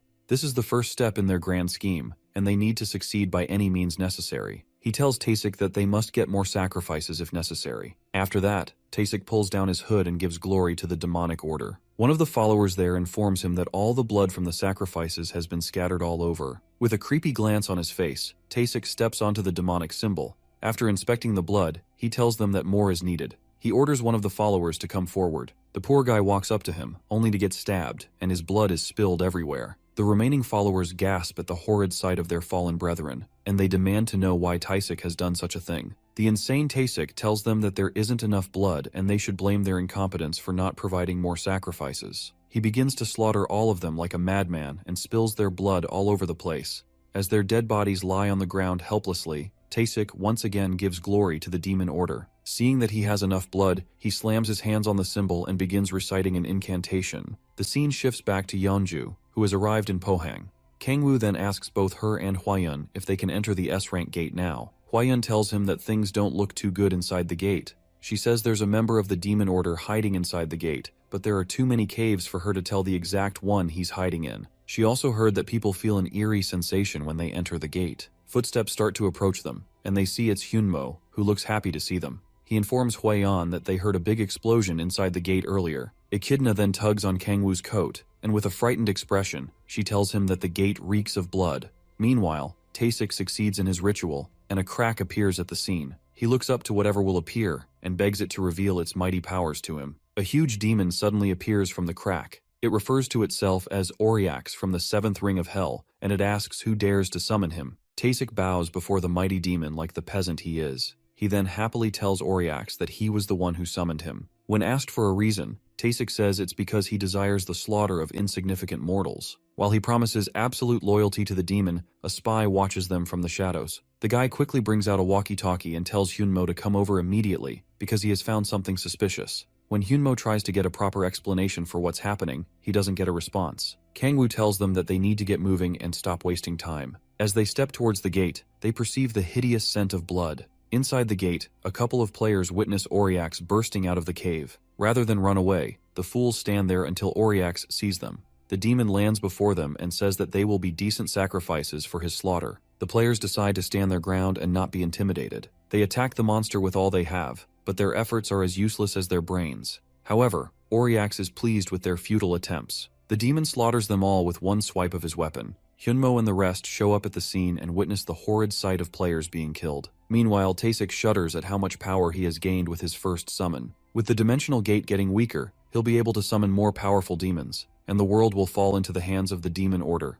On the other hand, Auriax isn't satisfied with how much he has killed. His devilish expression makes the players very hesitant to get any closer to him. They hear Hyunmo's voice telling them to wait, and he charges in to help them. Auriax swings his scythe at the commander who manages to block the weapon, but the force sends him flying back. The female mage manages to catch him with her magic and starts talking about how he always gets knocked around. Hyunmo is glad to see his comrades, and he tells them to stay strong. Kangwoo, on the other hand, is completely speechless when seeing this. Yeonju wishes that her guild members were there with her, but Huayan tells her to be glad that the demon hasn't gotten through the gate. While they get hyped up to take down the beast, Kangwoo is still baffled by the whole thing. Taesik then comes to glaze the demon some more, and Auriax lets him know that he already plans to teach the mortals a lesson. The demon looks over at Hyunmo and tells him that he isn't a worthy challenger. Auriax demands to fight a stronger human, then he notices someone among them. He sees Kangwoo trying to act like he has no idea who he is. Auriax is still trying to process what his eyes are seeing. At the same time, Kangwoo feels he is screwed because a real demon has shown up.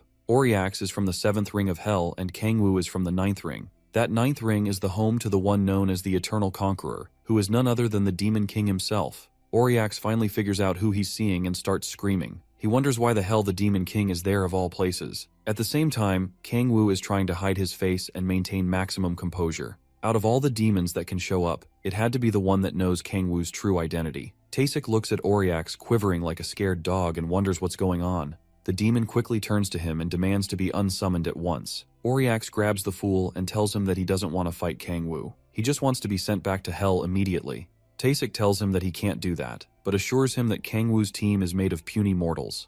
Auriax can't believe the stupid words coming out of this idiot's mouth. He wonders why anyone would see Kangwoo as a weak being. He calls Taesik a fool and tells him that he has no idea who Kangwoo is or the kind of things he has done. Meanwhile, Kangwoo's team is confused as to why the demon and Taesik are bickering like annoying siblings. Kangwoo steps ahead of them and says that he'll take care of the situation. He says the demon has misunderstood something about him, so he wants to use it to their advantage. Kangwoo then fires a projectile at them to grab Auriax's attention. He calls Auriax and communicates with the demon telepathically and orders him to only speak in a way that he can hear. Auriax is struck with fear and has no choice but to obey his king. He states his name and asks Kangwoo what he's doing on Earth. Considering Auriax is scared to the bone, Kangwoo decides to play along with that. He tells the demon that it's currently hindering his plans, which sends more shivers down the demon's spine. When the demon asks about his plans, Kangwoo glares at him for daring to question his king. Auriax apologizes immediately before things get any worse for him. Kangwoo then says that he's willing to give the demon a chance to make amends for his annoying presence.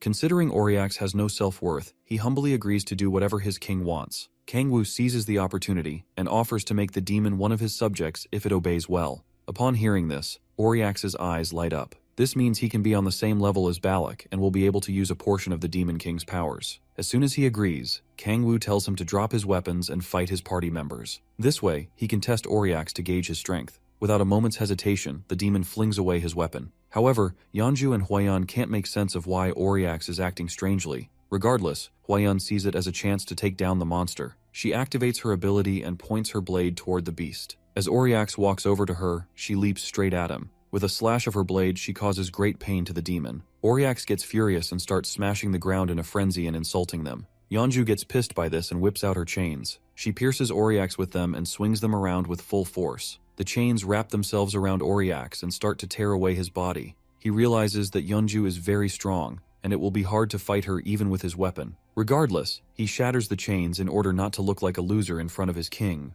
Hwaeun and Hyunmo attack him together, slashing his body at lightning speed before he can even defend himself. Auriax realizes that the battle will be hard because he hasn't fought without his scythe in a long time. He feels this is probably part of the challenge that the Demon King assigned to him. He then sees Kangwoo walking up to him while holding his scythe. Auriax, being a fool, assumes that Kangwoo wants to infuse the scythe with his demonic power and give it back to him. Unfortunately for him, his beloved king betrays him and uses his own weapon against him. Struck with confusion and pain, Auriax coughs a chunk of blood while looking at his king. Kangwoo tells him to bear any grudges as he splits the demon's body in half. The Demon King blames Auriax for falling for such a cheap trick. The system notifies him of Auriax's defeat and awards him with a lot of experience points. However, Kangwoo's level restriction still hasn't been lifted. Meanwhile, Kangyun sees everything that's happening through his magic orb. Back in the gate, Kangwoo is disappointed about not being able to unlock his level restriction after defeating Auriax. Yeonju and the rest run to him, asking what happened. While he turns to tell them that it's dead, he secretly uses his power of glutton on the demon's body.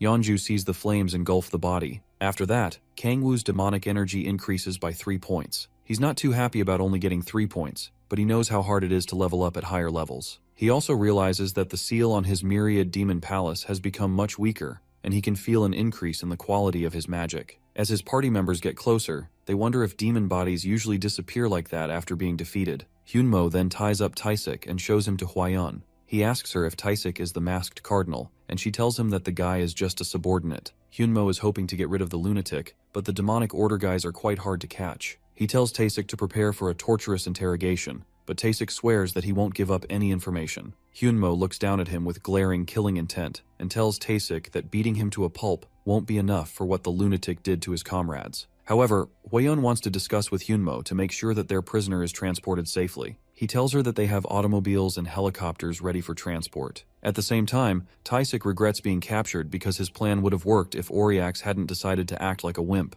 He suddenly starts gagging, and a foul aura surrounds his body. Kangwoo tells Hyunmo to get away from the prisoner quickly, but the commander doesn't understand. As Taesik throws up a chunk of blood, Kangwoo explains that he's been exposed to too much demonic energy. At that moment, Taesik begins to transform into a horrible monster. Yeonju quickly swoops in to take care of the matter. She whips out her blood chains and ties up the transformed prisoner with them. Yeonju then tosses him into the air and slams him back to the ground. When the dust settles, Taesik's body is nowhere to be found. Frustration sets in for her, and she wonders when they'll be able to catch the leader of the demonic order.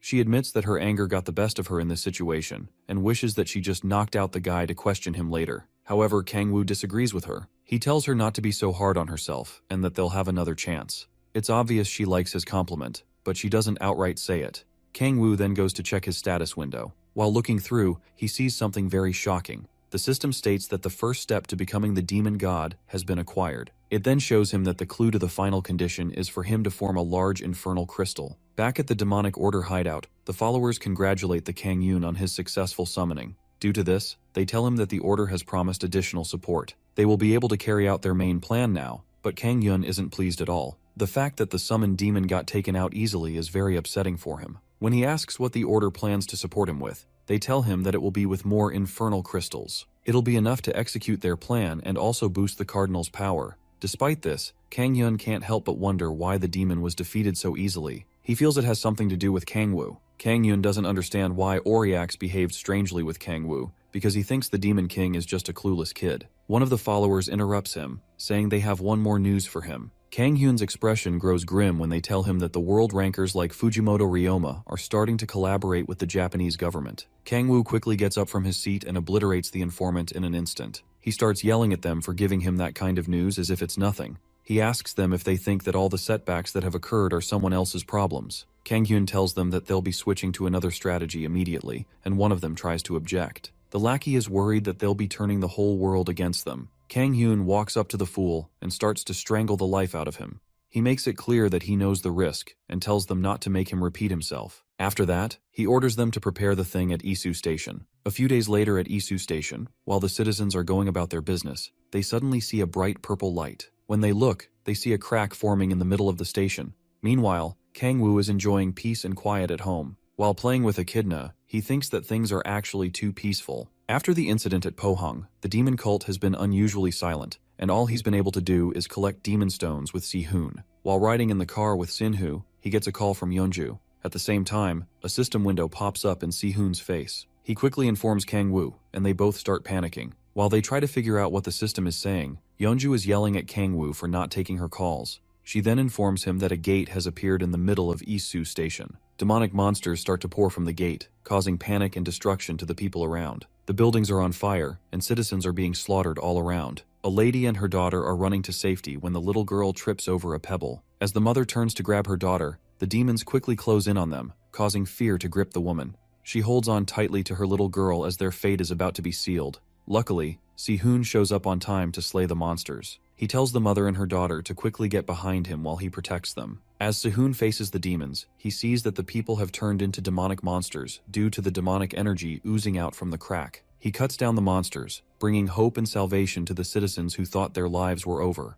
But the more he kills, the more of them keep showing up. Knowing that these demonic monsters were originally normal humans, Si-hoon finds it hard to keep killing them. He then recalls that Kangwoo said that regular people die when they get exposed to demonic energy. Once a human turns into a demonic monster, they can't go back to being human. So Kangwoo tells him to think of them as mindless zombies. In order to save the remaining people, he must not hesitate. After remembering this, Si-hoon sprints forward to take on the horde of demonic monsters. Suddenly, the system pops up with a message for him. It generates a guardian's quest for him and tells him to kill all the demonic monsters and the fissure fragment. He will gain more experience points if he does this with a party, and the system warns him not to let a greater disaster happen. Si-hoon starts with the first monster in front of him. As he swings his sword, he counts the quest number and sees that almost 3,000 people have become demonic monsters. He pushes the thought aside and continues to slaughter the enemies before him one by one. Fortunately, they aren't that strong, which makes this easier for him. With this in mind, he calms his mind and unleashes his special ability, the Cloud Dragon's Beam. Si-hoon starts to slice through the monsters at an incredible speed. With a stern focus, he urges himself to move faster and faster. While he does that, the crowd cheers him on. Eventually, he enters a trance, and the system tells him that he has gained a special attribute known as Swordman Unity. It also tells him that he has fulfilled one of the conditions for transformation. Si-hoon reads through the messages, but the situation isn't looking any better for him. The demonic monsters keep increasing, and he realizes that he can't do this alone. From nowhere, Tae-soo yells out his name, and he looks in the tank's direction. There, he sees his party members, along with Yeonju and Hwayeon. He asks them how they were able to get there so fast. Seola then tells him that Echidna brought them over. Yeonju walks over to him and asks for the whereabouts of Kangwoo. Si-hoon has a sad expression on his face when he tells her that Kangwoo went to the fissure. Under the crack, Kang-hyun is seen observing the dead bodies all around. He suddenly looks up and sees Kangwoo walking towards him. He wonders if Kangwoo saw the news, and he tells him that they've suffered a lot of human losses. However, Kangwoo remains silent and just glares at him.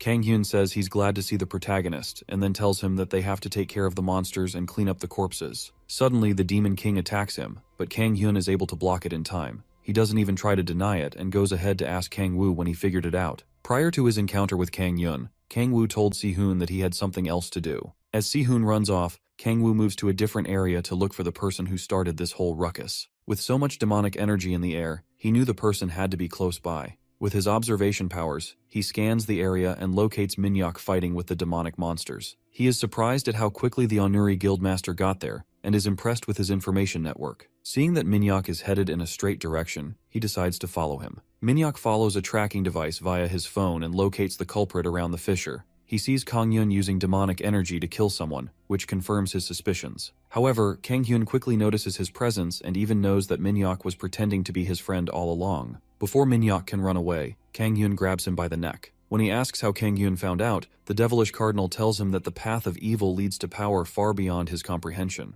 Kang-hyun tells him that he should have known his place and not tried to act like a hero. Minhyuk tells Kang-hyun that he's also drunk and reminds the guy of how he lost to Fujimoto Ryoma. He says that Kang-hyun is crashing out because he couldn't become a world ranker. Upon hearing this, Kang-hyun snaps Minhyuk's neck and tosses his body to the ground. He starts regretting immediately, and wishing that he made the thief suffer more. That's when Kang Hyun leaps into the scene and attacks Kang Hyun. When Kang Hyun asks how long he's known, Kang Woon throws up the middle finger and says he won't waste time talking to trash. This gets Kang Hyun provoked, and he releases a large amount of demonic energy around his fists. Kang Woo whips out his dark weapon, and the two sprint towards each other. As they are about to clash, he adds the power ice and unleashes his Leviathan skill. Kang Hyun's fists start to freeze up, but he manages to block Kang Woo's attack. He struggles to overwhelm his foe and realizes that Kang Woo is stronger than he thought. The Demon King brings out his arm blades and starts slashing everywhere, but his foe maintains a defensive stance. Meanwhile, Seola and the rest see a huge explosion going off in the distance because of the fight.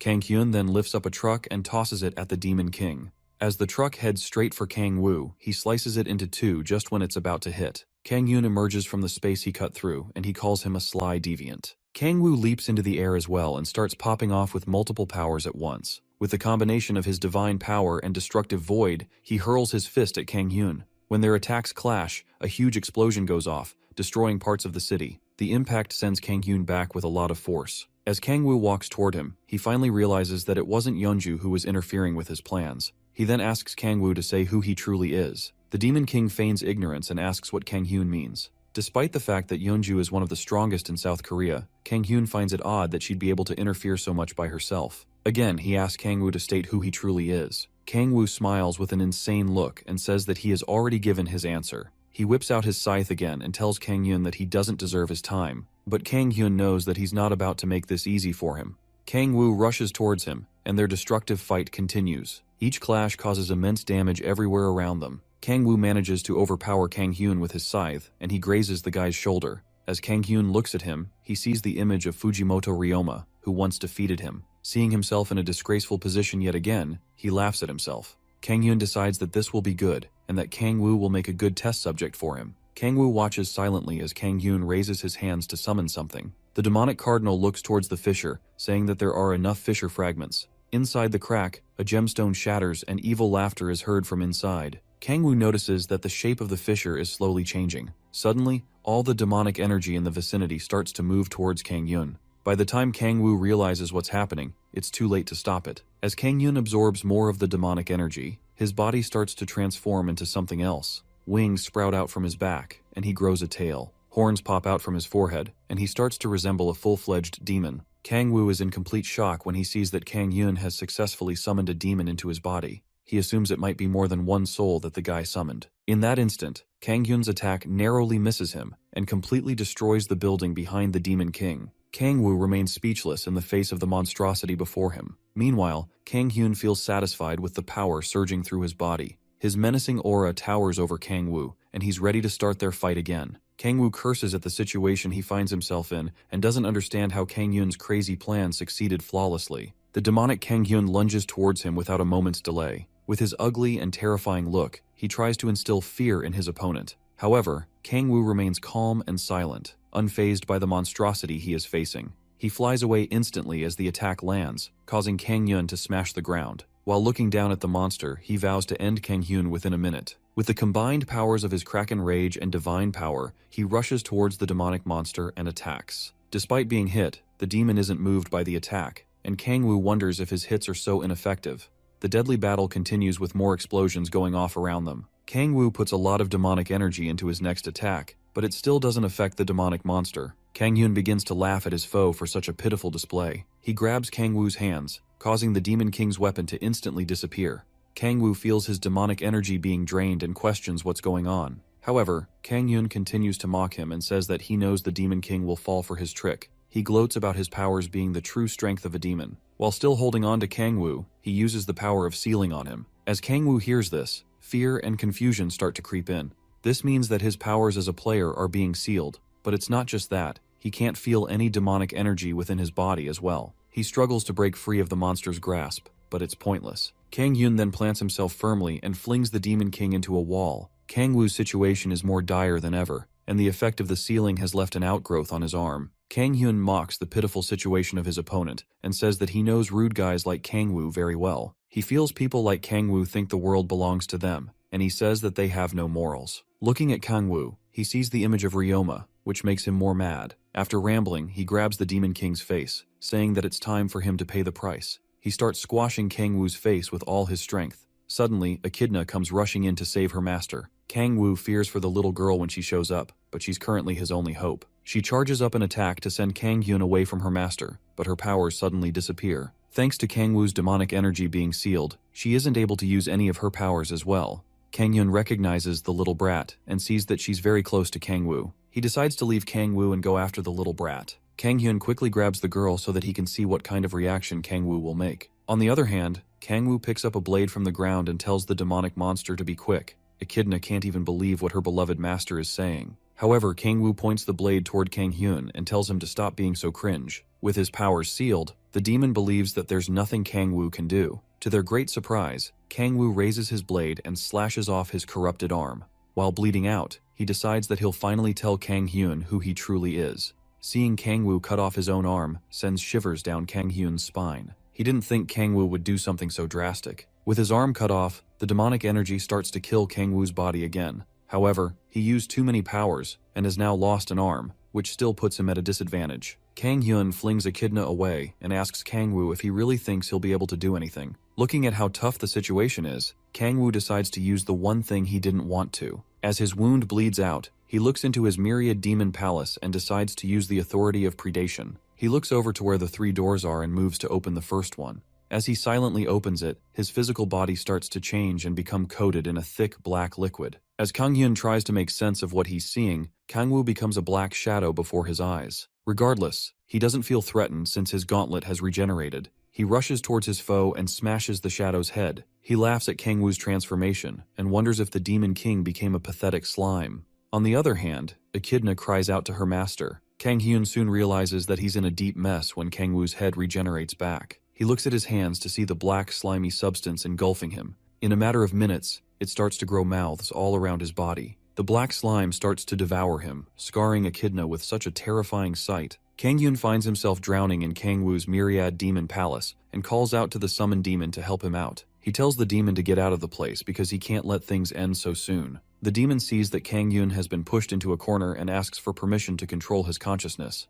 Kang Hyun agrees, despite the risk of losing his body. The demon looks through his summoner's eyes and screams out when he sees the Demon King. He asks Kang Hyun why he fought such a monster, and says that it would have been better for him to fight Satan instead. Kang Hyun doesn't understand and asks if Kang Woo is stronger than one of the 7 archdukes. The demon calls him a bumbling idiot and tells him that there are no longer 7 archdukes. He tells Kang Hyun that the dukes were devoured by Kang Woo, the Demon King. Kang Hyun is shocked to hear this and doesn't believe that the Demon King would actually be on Earth. Despite being in disbelief, Kang Woo lands before him and continues to devour his poor soul. Eventually, even Kang Woo begins to drown in the sea of his own power. While drowning in the sea, he doesn't remember a single thing. He looks back and sees Kang Hyun being devoured by his predatory skills. Seeing that the guy is barely conscious, he tries to get out of there quickly, but as he gets closer to the door, he starts to question everything. Suddenly, the shadowy hands grab onto him and start dragging him back underwater. He doesn't remember who he is and questions why he has to struggle so much. He believes it would all be easier if he just gave up. While lost in thought, he gets surrounded by shadowy hands. Suddenly, he hears his name and fights his way out of the deep sea. When he emerges, his eyes open, and he sees his comrades calling out to him and crying their hearts out. Kang Woo struggles to clear up his mind. Then he tells them that it's fine, and says it's normal to put your life on the line to look cool. However, Echidna, who is his familiar, knows that he was about to disappear. He apologizes for nearly abandoning her again and leaving her to be lonely. He lets out a heavy sigh, knowing that he was pushing his luck by opening one of those doors. Opening the doors is a method used to force the 10,000 demon core to explode. It's a method he avoided using in Hell because he could get devoured by it if he's not careful. As comfort Seola and Echidna, he swears to avoid doing it again until he's sure that he can control it. Moreover, he can't die and leave behind his lovely family. He vows to protect them at all costs. After that, the system notifies him of the defeat of the demon from the 8th Hell. His level is still restricted, but his demonic energy stat increases by 5, and he also obtains the authority of sealing.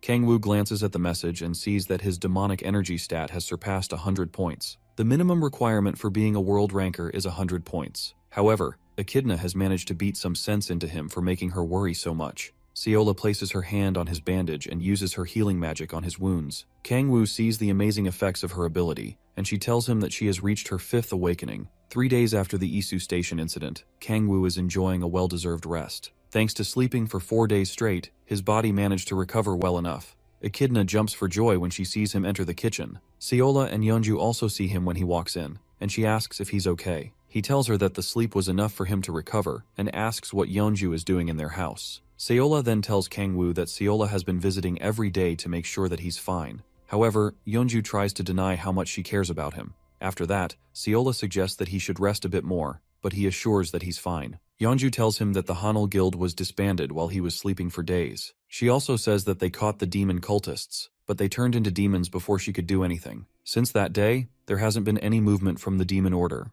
According to international reports, it also seems most of the national demon cultists have been cleared up. Yeonju also tells Kangwoo that the damage caused in Korea by the cultists is much, and they're still fixing it up. Kangwoo picks up his phone to check the news and sees people talking all about the demon cult and how Sihoon is a hero. Later on, Yeonju asks if Kangwoo is leaving the demon cult issue alone after what happened. He laughs at her question and says he won't stop until all the cult members are 6 feet under the ground. Yeonju is glad that he's still very much interested in the matter. She then tells him not to bully Sihoon since the genius has become a trending hot topic. She brings up more news by telling him that one of the World Rankers Guild representatives came to Korea. The person is from a Chinese guild known as Thousand Sword Gate, and they came to scout Sihoon. Kangwoo thinks about how the Gaia system is constantly losing power and doesn't even know what the demon cult will try next. His frustration grows more when he remembers that he still has a level restriction. Without being able to level up, he starts to think of the most effective way to refine his techniques. He then remembers Sihoon and wonders if he can profit from the martial god's descendant. Later on, at the Red Rose Guild headquarters, Sihoon is glad to see him when they meet up. While they are talking, a bunch of Sihoon's fangirls are losing their minds over the hot boy. Sihoon tells Kangwoo that the crowd has made it difficult for him to go hunting recently. He also doesn't like how the situation has turned out. Sihoon doesn't feel he's deserving of the hero title, knowing that it was Kangwoo who resolved the Isu Station incident. However, Kangwoo wants him to bask in the glory because he doesn't want to be the one at the center of attention. He tells Sihoon how receiving attention is just annoying when there's nothing to gain out of it. After that, our new hero asks Kangwoo why he called him. Kangwoo then says that he wishes to learn martial arts from the prodigy. They quickly head off to a training room to begin the lessons. When Sihoon asks what his main weapon is, Kangwoo tells him that he usually uses anything that fits the situation. Kangwoo then brings out his arm blades and asks if they will be good enough. Sihoon ignores this and hands him a sword instead since most of his martial arts techniques revolve around a sword. Kangwoo then takes the sword from him. Sihoon then starts by showing him the basic techniques of the Sleeping Dragon sword style. He dashes forward and swings his sword, unleashing the 8th form of dragon sword style. The attack causes an explosion and shatters the wall of the training room. When the dust settles, Sihoon tells Kangwoo that he showed off the 8th form to get his interest. His oblivious nature shows when he tells Kangwoo that the technique is very easy. After that, he tells the Demon King to just copy his movements, but Kangwoo has no idea how that is supposed to work. However, Sihoon encourages him, saying that he'll definitely be able to do it. Kangwoo thinks the guy is crazy but goes ahead to try out the technique. Sihoon tells him that he's using too much strength and tries to correct his form. However, Kangwoo is just swinging his sword aimlessly like a buffoon. After exhausting himself, he asks Sihoon if he has had an easy time learning all of this. When Sihoon confirms it was easy for himself, Kangwoo realizes how stupid he was to try and learn something from a genius. Out of frustration, he tosses his sword to the ground and gives up on learning martial arts. Sihoon grabs Kangwoo and urges him not to quit, but the Demon King can't stand the fact that this guy is too dumb to read the room. Sihoon feels he's not good enough, but Kangwoo tells him that it is in fact the opposite. Since Kangwoo isn't good with the sword style, the prodigy offers to teach him the psyche style and feels it'll be easier. Kangwoo observes Sihoon's body with his all-seeing eyes and figures he can try this out. He sits down to meditate and begins to harness the demonic energy within himself. In the process, he activates the ruler of demonic energy ability and increases his control of demonic energy. After a while, the system tells him that he has learned the celestial dragon's psyche style. In the process of meditating, he manages to create a demonic energy stone and obtains a hint regarding the last condition for the extreme demonic energy body. When Kangwoo sees this, he looks at Sihoon, but the swordsman doesn't understand what's making him so excited. Out of joy, he tells the swordsman that he loves him. Sihoon's face then lights up like a puppy. The system window then shows that the last hint is for Kangwoo to create a demonic stone of a certain size. Kangwoo is surprised to find out about this, and he wonders if the stone is the same kind that the demonic cult used. He analyzes the energy from the stone and sees that the concentrated power is slightly different from that of the demonic order. To him, they're kind of like an Americano and espresso, but with similar quantities. He looks over at the test dummies and decides to test out his powers on them. As he walks over, he charges up a punch and lets it out on the training dummies. His power completely operates the dummies and obliterates their heads. Si-hoon is completely baffled when he sees this, and wonders how Kang-woo is able to use the Psyche style so well. After testing his power, Kang-woo finds out that using an attack uses about 1/3 of the demonic energy stone. Si-hoon runs over to compliment him, and he tells the prodigy that the Psyche style is much easier to learn. Kang-woo tells him how the technique was of great help to him. Although he is disappointed with the size of the demonic stone that was formed, Kang-woo is sure that the size will grow if he keeps practicing this technique. He starts using it again while standing up, but Si-hoon panics and tries to warn him about this. However, Kang-woo is completely fine. This confuses the swordsman because he heard that one can suffer from chi overflow if one uses the technique without properly sitting. Regardless, Kang-woo is alright, and using this is much easier for him compared to controlling the 10,000 demon core. With this, he happily thinks of how much he wants to focus on cultivating more demon stones. Si-hoon tells him that this is the best method he knows for now, although he can incorporate more power from the martial god and learn other ones. Kang-woo tells him they've done enough for the day and suggests that they go to an S-rank gate next time. After that, they leave the training room and head outside. Si-hoon tries to take the train, but the Demon King tells him to get into the car. While they drive off, Kang-woo offers to get a car for Si-hoon. The swordsman humbly rejects it because Kang-woo is already doing enough by helping with his mother's hospital bills. However, Kang-woo wants to get him a car because it'll be more convenient for both of them. When Si-hoon hears this, he starts getting emotional and looking at Kang-woo in a creepy way. Suddenly, Kang-woo detects a strange power outside. He then sees two hefty-looking men standing outside a building. He quickly steps out of his car with Si-hoon, and the swordsman asks the guys who they are. The one with a scarred eye introduces himself as Nam Gung-jin of the Thousand Sword Gate. He tells Si-hoon that the Sword King wants to see him and orders him to follow them. The swordsman is surprised by this and asks if the guy means Cheon-mu-jin. Once Gung-jin hears the Sword King's name, he warns Si-hoon not to mention the name so lightly. After that, he tells the genius to shut up and follow him. He then informs Si-hoon that there's a plane ready to take him. Kang-woo immediately stops his subordinate and steps in to confront the bald brute. He asks Gung-jin where he learned to speak Korean. The hefty man immediately feels infuriated by Kang-woo's presence. However, the Demon King warns him not to speak so informally. With a seething rage, Gung-jin demands for Kang-woo to state who he is. When Kang-woo calls himself Si-hoon's brother, the brute starts to think that he is Young-hoon. But Kang-woo explains that some relations are thicker than blood. This touches a soft spot in Si-hoon's heart. After that, Gung-jin tells Kang-woo to move out of the way because he has no interest in him. Kang-woo provokes the guy further by saying that he also has no interest in his Sword King. The brute starts to ooze out a powerful aura and warns the Demon King to watch his mouth. He then tells Si-hoon to follow quickly if he doesn't want Kang-woo to get hurt. Coincidentally, this angers Si-hoon and he warns Gung-jin not to speak to his brother that way. After seeing that he's dealing with two stubborn guys, Gung-jin decides to teach them a lesson. Before he can pull out his sword, Kang-woo stops him and warns him not to try it. The protagonist tells the guy that if he does so, he won't be able to go back. However, Gung-jin gets more upset when he sees that he's being pushed back. As Kang-woo steps back, the guy pulls out his sword in anger. He refers to the MC as just a player from a small country,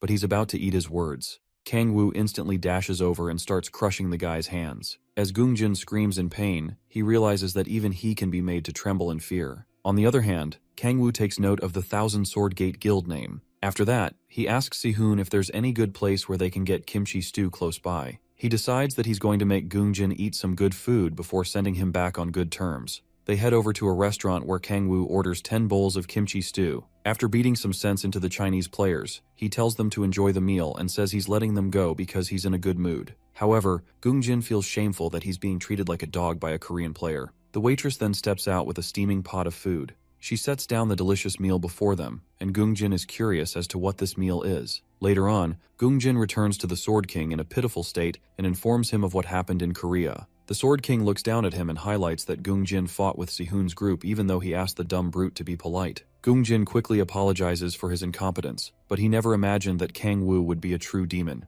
His life nearly ended because of the way Kang-woo reacted to his remarks about the kimchi stew. A strange girl pops out from behind the Sword King's throne as Mu-jin starts to laugh like a maniac. After that, he blows Gung-jin away and sends the guy crashing into the wall. He immediately expels the brute from the guild, saying that they don't need someone without proper martial etiquette. The strange girl, who happens to be Mu-jin's daughter, asks her father if he's going to South Korea. The man then tells his daughter that it's only right for him to go since he was invited. Back in Korea, Kang-woo is out hunting with Si-hoon and his party members. After they took some time off, Seola is very enthusiastic to get back to hunting. However, Yoonbi wants to rest for a bit longer. Echidna then starts jumping all over Kangwoo and calling for her master's attention. She tells him not to overwork himself and says he should tell her if there's anything she can help with. Kangwoo then happily smiles at the kid. He tells them that they'll get moving once they locate a target. He looks around for a monster that's separated from the rest of its group and manages to find one idly standing around. He quickly signals to Echidna, and she goes to grab the monster's attention.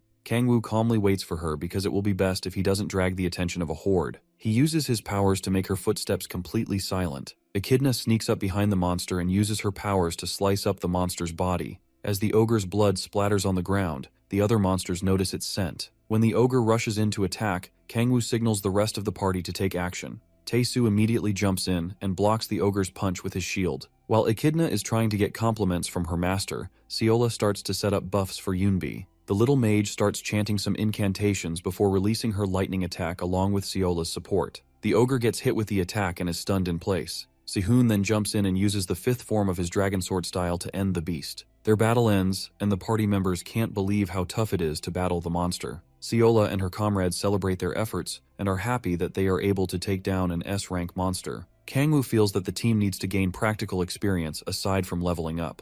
On the other hand, Sihoon doesn't even look fazed by the battle. Seola starts to heal Tae-soo, and the party gets ready to move on to the next target. Kangwoo suddenly hears the sound of some monsters close by. When he turns around, he sees 3 ogres rushing towards them, and he figures that they are attracted to the blood scent. The 3 beasts are a lot for them to handle all at once. So Kangwoo conjures his dark spear and decides to take care of the matter by himself. Before he can jump into action, he suddenly sees a bright beam of light. The light pierces through the monsters, instantly defeating them. Kangwoo then sees 3 figures in the distance, and one of them says that they've been looking for him. His expression becomes very serious when he figures out who he's looking at. The 3 people reveal themselves to be Mujin of the Thousand Sword Gate, his daughter, and an assistant who looks like he's about to piss on himself. Mujin then apologizes for the encounter they had with Gungjin last time. Sihoon and Seola are shocked beyond words when they see the Chinese players. Mujin assumes they can't understand Chinese, so he tells his assistant to translate for him. However, Kangwoo tells him to continue speaking, and he uses his powers to translate Mujin's words. He then tells the Sword King that apologizing with words is something that anyone can do. Once again,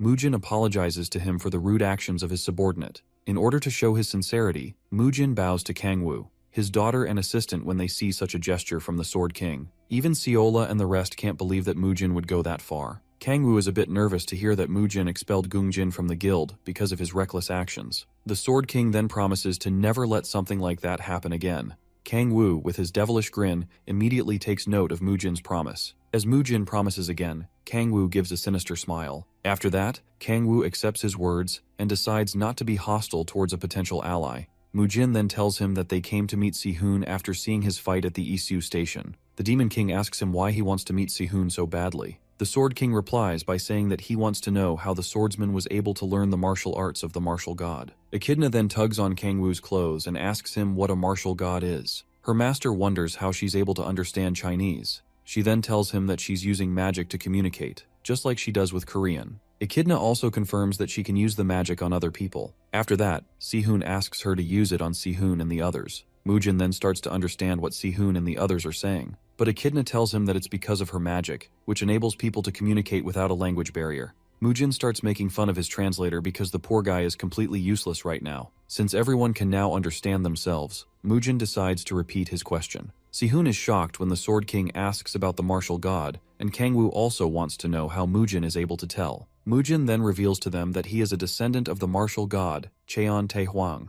Upon hearing this, Kangwoo wonders if Taehuang is someone who used to live on Earth. He also finds out that Mujin knew martial arts before awakening as a player. To Kangwoo, it's similar to how the demon cult existed before players started to awaken. He then asks Mujin what he plans to do once Sihoon reveals how he learned the techniques. He thinks the Sword King might have a plan to kill Sihoon to preserve the vision of the techniques. Mujin laughs at his silly assumptions and tells Kangwoo that he's read too many martial arts novels. On the other hand, Kangwoo thinks the Sword King looks exactly like one of those characters from the novels. The Sword King then steps forward to make a deal and says that many of their martial arts have been lost with each passing generation. If the Dragon Sword, Sihoon, helps him to fully restore the Cloud Dragon sword style, he offers to personally teach Sihoon martial arts. Kangwoo then turns to Sihoon and asks him what he thinks of the offer. The Dragon Sword wants to become stronger so that incidents like that of the Isu station won't happen again. Kangwoo sees his subordinate's expression and tells him to go and talk to the Sword King. He already knows Si-hoon wishes to get stronger and live up to his expectations. The two of them start looking at each other like lost lovers, which makes Seola ready to burn down the whole place. After that, Moojin rides back home with his daughter. He is glad that the deal was able to end well. Back then, Si-hoon agreed with him, and Kang-woo said that the teaching and restoration of the technique would take place in South Korea. Seeing that he has to stay in South Korea for a while, he asks his daughter, Soyeon, if she's okay with it. Soyeon tells her father it's fine because she already wants to visit the country. Moojin loses his cool when she tells him that a man has caught her interest. Soyeon once said she wasn't interested in anyone who was weaker than her father, but now there's a man who's got her licking her lips. Moojin assumes she's talking about Si-hoon and says that he's a nice person. With the martial god's soul resting within the dragon sword, Moojin is impressed with how Si-hoon is able to flawlessly use the cloud dragon sword style. He even believes that Si-hoon is something known as the sacrum. He offers to set up a date between Soyeon and Si-hoon so that they can get to know each other better. Surprisingly, she says the one who caught her attention is our boy, Kang-woo. Right now, Seola is going to need demonic stones to keep all these people away from her man. Moojin is shocked when his daughter says this. She recalls how Kang-woo made her father apologize, and it stirred something in her body. Sadly, Moojin feels this is going to mess with his plans. He feels Si-hoon will be far stronger than Kang-woo in a matter of years, and by then it'll be too late for Soyeon to get close to the dragon sword. The matter troubles him a lot because he wants to see his daughter get married before he dies. Moojin tries to persuade Soyeon in Si-hoon's direction, but she cuts him off by reminding him that she's not interested in anyone weaker than him. He complies with her and decides to see how strong Kang-woo truly is. The next day at the Red Rose Guild, Kang-woo and Si-hoon are interrupted in their training session. Suddenly, Moojin and Soyeon walk in, and the old man says he wants to spar with the Demon King. When Kang-woo asks why, Moojin says that he wants to check the skills of the Demon King. In return, he offers to owe Kang-woo a favor in the name of the Thousand Sword Gate. Kang-woo sees this as a good opportunity to test the power of his new demonic energy stones. He accepts the proposal and asks that they start the fight immediately. Without delay, the fight kicks off with a huge clash in the training room. The Demon King uses his Leviathan spear, but Moojin blocks the attack with his sword. However, the Sword King sees that his weapon is slowly freezing, so he quickly pushes Kang-woo away before any more damage is done. As Kang-woo is sent flying backward, Moojin instantly closes the gap between them. Kang-woo is shocked by the speed of his opponent, but he is able to evade Moojin's sword thrust. As the Sword King goes in for another slash, Kang-woo smiles and pops out a spear in between them. Moojin manages to evade just in time and prevent himself from becoming impaled. The ground explodes, and shards of stone are sent flying all across the room. Kang-woo admits that was a bit dangerous. However, the demonic energy stone is performing very well. As he wields his bident, he realizes that the speed at which he can use authorities has increased. Kang-woo grips his spear firmly and plants his feet to launch the weapon like a javelin. He also finds out that he's able to adapt better without using body-fortifying authorities. He hurls the spear straight at Moojin, who calmly raises his sword and unleashes a blue dragon technique. He stops the spear midway with this ability and shatters the weapon. However, Kang-woo quickly snaps his finger, causing the pieces of the spear to explode around Moojin. This is also a result of his increased destructive powers. Si-hoon and Soyeon call out to the Sword King in a panicked state after the last explosion. However, Moojin yells for them to stop and starts to release an even more powerful aura. Kang-woo detects killing intent from the old man, and it's strong enough to send chills down his spine. He sees what a world ranker's true strength finally looks like. At the same time, Moojin says he'll be taking things seriously now. This only manages to get the Demon King more excited as he brings out his blades and the power of Hellfire. He also adds the authority of Slaughter to the mix, causing him to conjure up a huge sword known as Graham. The air begins to vibrate violently as the two of them unleash their powers. Moojin asks Kang-woo just who exactly he is, but the Demon King tells him that anything he heard is probably true, so the Sword King should just come at him. Just as the two are about to be at each other's neck, Kang-woo's phone starts ringing. He pauses their fight when he sees the call is from Yeonju. When he answers the phone, Yeonju starts yelling at him for not waiting at the guild entrance and asks him why he isn't out yet. While she's fuming, she tells him that Captain Hyunjae just returned from Japan and she needs him to take her to the Hwarang Squad's base. Yeonju threatens to take his car away, so he has no choice but to accept her request. Seeing that the Demon King is in a tight spot, Moojin tells him to go ahead and that they'll deal with the aftermath of their battle later. As Kang-woo leaves, the Sword King is unhappy because they aren't able to finish their fight. However, Soyeon and Si-hoon can't get over how strong Kang-woo is. Moojin decides to hold off on his plans until he can figure out Kang-woo's true identity. The chilling feeling he got from the Demon King felt like an ominous sea that would devour everything. Later on at the Hwarang Squad headquarters, Kang-woo starts to feel a cold sweat on his face when he hears about a succubus. While in a meeting room with Yeonju and Hwayeon,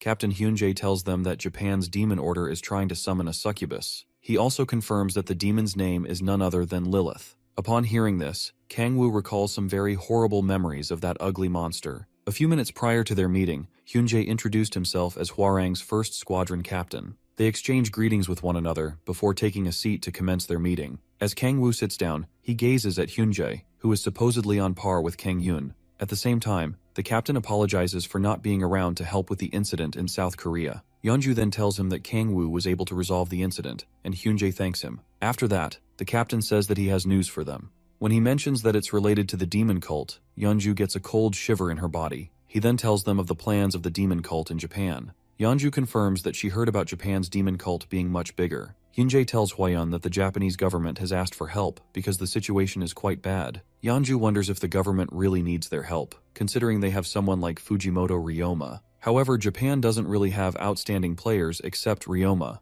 Yeonju is exhausted because she hasn't recovered from the ISU station incident, and the demon cult is already summoning another demon. On the other hand, Kang-woo is excited about this and wonders what demon the cult plans to summon. Considering his demonic energy stat hasn't increased in a while, he sees this as the perfect opportunity to hunt a demon and devour it. Of course, his expression changes when he hears that it's Lilith that they're trying to summon. Kang-woo immediately loses his cool and scares Yeonju. He immediately vows to stop the summoning by any means necessary. The last thing he needs is a crazy female demon on his neck. Back in Hell, Lilith was one of the closest aides, along with Balak. While Balak was a symbol of strength, Lilith managed the Demon King's army with her outstanding brain. She was also the official wife of the Demon King. His faction was once destroyed in a fight with an archduke, and he overcame the crisis with Lilith's help. After that, he ended up marrying her. From then on, Lilith would try to get some tentacle action with him, and he'd have to run away every night. Kang-woo vows never to experience such a thing again, and he tells Yeonju and the rest that they have to stop the demon summoning at all costs. Yeonju is confused by his sudden weird behavior. The Demon King then asks Hyunjae to tell him about Japan's current situation. Hyunjae warns them not to inform anyone of this. Then he tells them that a girl known as Kurosaki Yuri has been kidnapped by the demon cult. The girls immediately lose their minds when they hear this and ask him if it's really true. However, Kang-woo quietly asks Yeonju who Yuri is. She tells him that 5 years ago, during the day of the Cataclysm, an SS rank gate appeared in Sapporo Station. As monsters emerged and killed many of the Japanese citizens, the country almost collapsed. Kurosaki Yuri, also known as the Maiden of the Skies, showed up to help them. She's also the granddaughter of the Japanese emperor, and she poured buffs on the Japanese players, enabling them to push back the monsters to Hokkaido. To this day, Hokkaido still can't be accessed, but Yuri became Japan's anchor after her tremendous help. Yeonju also says that Yuri has an incredible ability. She can make Japanese mythological gods descend into her body, and this is how Ryoma's Sunsano eyes were made. Kang-woo feels that there must be a reason for the cult to kidnap someone so precious. He then recalls that the names of the 7 archdukes are linked to the 7 great sins. If he is right, he assumes that Yuri's ability involves calling forth the power of someone from another dimension. This means the demon cult is trying to summon Lilith to use her powers of illusion and domination. Hyunji then tells him that they can move 7 people at most because Japan still wants to keep the kidnapping case a secret. With Hyunmo added to the number of persons in the room, there are currently 5 persons, which leaves room for 2 more people. Hyunjae also tells him that there's a plan at the airport waiting to move the people. Kang-woo tells him that they should use Echidna instead, but he has no idea who that is. Later on, we see Echidna bursting through the clouds at an incredible speed. There's a purple barrier on her back, and inside it is Kang-woo and the others. Yeonju checks the barrier and asks Kang-woo when he came up with something like this. He tells her that he made it when he thought about how he could ride with everyone. Meanwhile, Hyunmo is a bit airsick and is trying his best to hold it in. Echidna threatens to toss him away if he dares vomit on her back. Seola, who is surprisingly with the party, calls Kang-woo's attention and asks if it's a good idea for her to tag along instead of Sihun or Tae-soo. He then tells her that she'll be more useful than the rest, which causes her to start blushing uncontrollably. He plans to use her buff abilities to boost his demonic energy trait.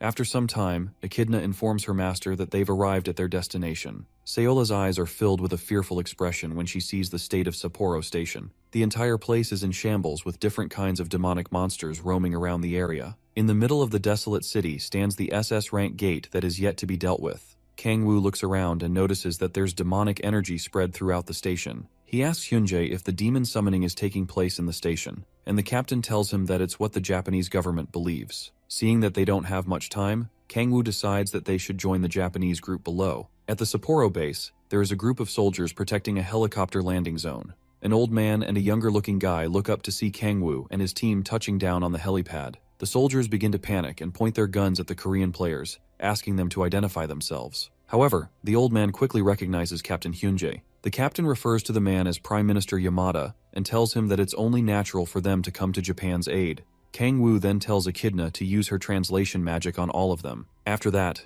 Hyunjae introduces his teammates to Yamada and guarantees their strength in helping out with the demon cult subjugation. The younger-looking dude then walks up and asks for permission to greet the captain as well. He stretches out his hand to greet him and reveals himself to be Ryoma. While he and Hyunjae discuss, Kang-woo wonders if he's truly looking at Ryoma. He immediately sees Ryoma's Suzanu's eye. After that, the ranker comes to greet him, but he tells the guy to keep the formalities aside. Kang-woo goes straight to business by asking more about the plan since they don't know where the summoning will take place. A virtual map appears behind Ryoma, and he begins to explain the plan to them. A few moments later, a horde of demonic beasts is seen causing havoc around the area. Echidna then charges up her magic and attacks the monsters. The demonic beasts slowly fall to the ground while struggling to breathe. Kang-woo and his babe stand by the side and watch the rest of the team take on the monsters. Among the monsters, he sees a demon golem from the second hell and a Kerberos from the third hell. While monsters are being dealt with, he wonders how the demon cult is able to control the beasts. Yeonju then calls him and asks why he's leaving them to do the dirty work. Seola then uses her buff magic on him at his request, and it significantly boosts his stats.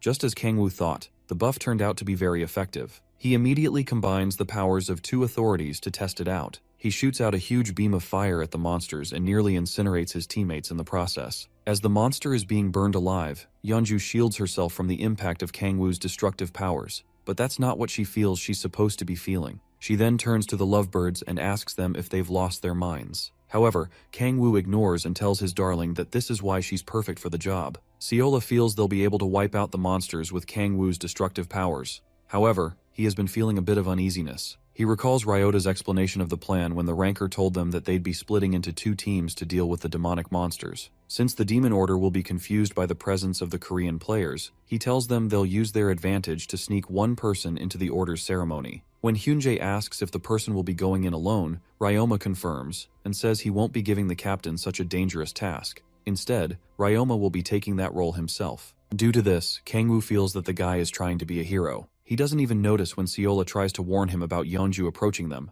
Suddenly, an explosion goes off on the roof of a building nearby. Yeonju freaks out when she sees this, and Kang-woo blames Ryoma for being too flashy with his appearance. The Demon King then activates his observation powers to locate Ryoma. He quickly locates the ranker and wonders if that's where the ceremony is taking place. While Ryoma runs around and kills the monsters, Kang-woo feels it strange for them to not have encountered any demon cult members with the chaos going on. He then quickly realizes what's happening and figures out where the demon summoning is taking place. Yeonju and Seola then ask him to explain what he's talking about. Kang-woo combines two of his authorities and smashes the ground. Yeonju flares up at him and asks what the crazy guy is doing.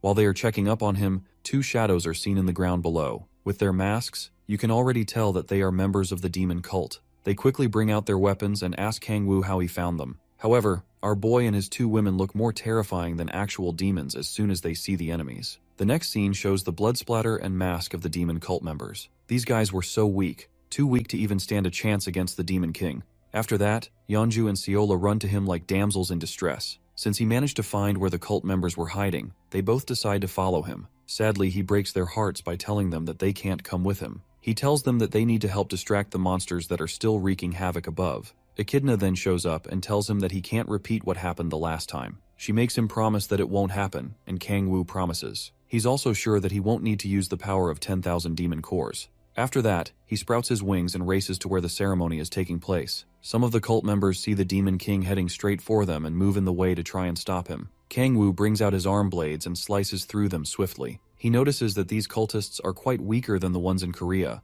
Looking back at them, he wonders why they're so desperate to stop him. While flying around the place, he hears a loud chanting sound coming from a hole in the wall. It's revealed that these cultists have an unhealthy obsession with Lilith. They probably wish they could have her tentacles all around them. Their leader is performing the ceremony with Yuri's body and telling his followers that the time to serve their god is here. They all start chanting with him, saying that their beliefs will transcend this dimension. While demonic energy pours out of the crack, one of the cultists notices a strange person. As soon as he sees Kang-woo, he alerts the cardinal about the intruder. Kang-woo tells them to carry on while he tries to process what the hell he's looking at. The cultists prepare to attack him, but but with the designs on their robes, Kangwoo finds it hard to take them seriously. Even their weapons have cute keychains of Lilith attached to them. However, the cardinal refuses to stand still and do nothing when an intruder has interrupted them. Kangwoo's expression gets worse when the cardinal approaches him. As expected of a depraved fanboy, Cardinal Ichiro looks like a typical jobless fatso. The Demon King tries to understand their reason for wanting to summon the succubus queen. Ichiro then reveals his depraved desires and says that it's the same for all men.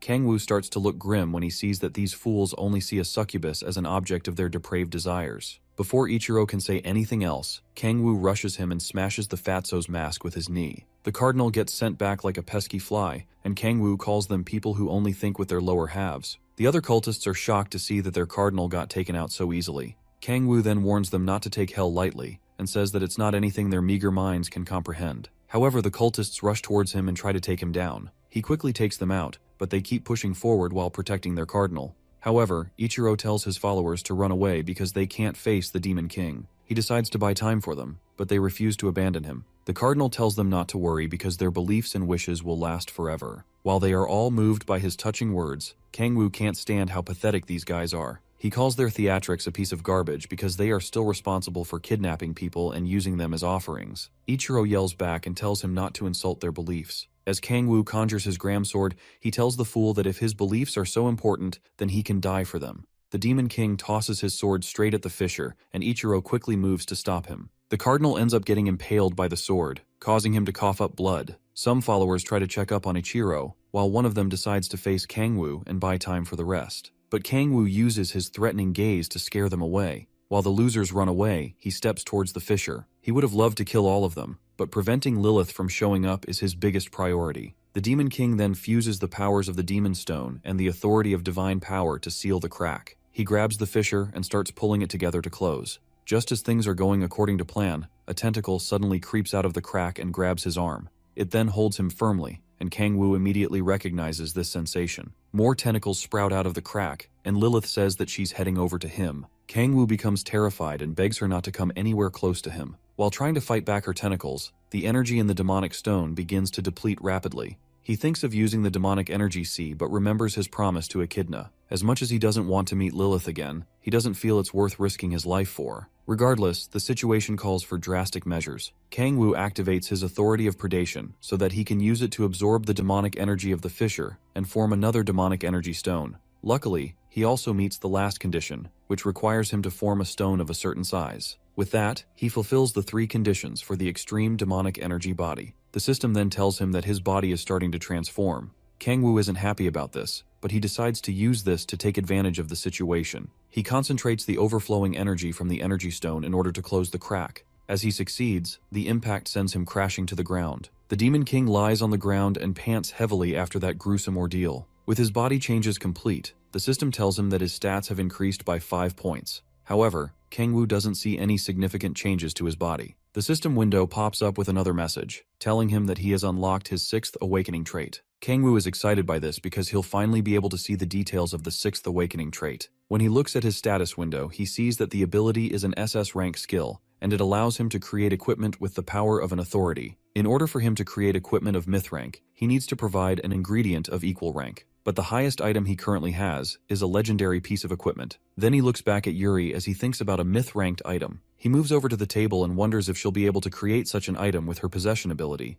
Kangwoo recalls that she was the one who made Ryoma's Susanoo's eyes. He decides to rescue her for now and figure it out later. Suddenly the ceiling explodes and Ryoma comes floating down. He then asks Kangwoo what happened and why he's there, because the place wasn't assigned to the Korean players. With Yuri in his arms, Kangwoo tells him that he came to save the kidnapped maiden. Ryoma takes it that he left his area without permission, but the Demon King tells him that it's all part of the chaos he was told to create. The Ranker isn't fond of Kangwoo's attitude and feels that he should have been informed before the Demon King took action. Nevertheless, Kangwoo tells him that he wasn't about to contact the Ranker based on a hunch he had. He excuses himself and heads back to the surface. While stepping out, Ryoma hears Kangwoo pondering how many myth-ranked items he can ask for as a reward. Kangwoo suddenly stops in his tracks when Ryoma starts screaming about the situation being an emergency. He sees the guy communicating through an orb and telling his people that Kangwoo is part of the demon cult. He even tells them that Kangwoo is trying to kidnap the maiden and goes ahead to give their location. The Demon King is surprised by this sudden action.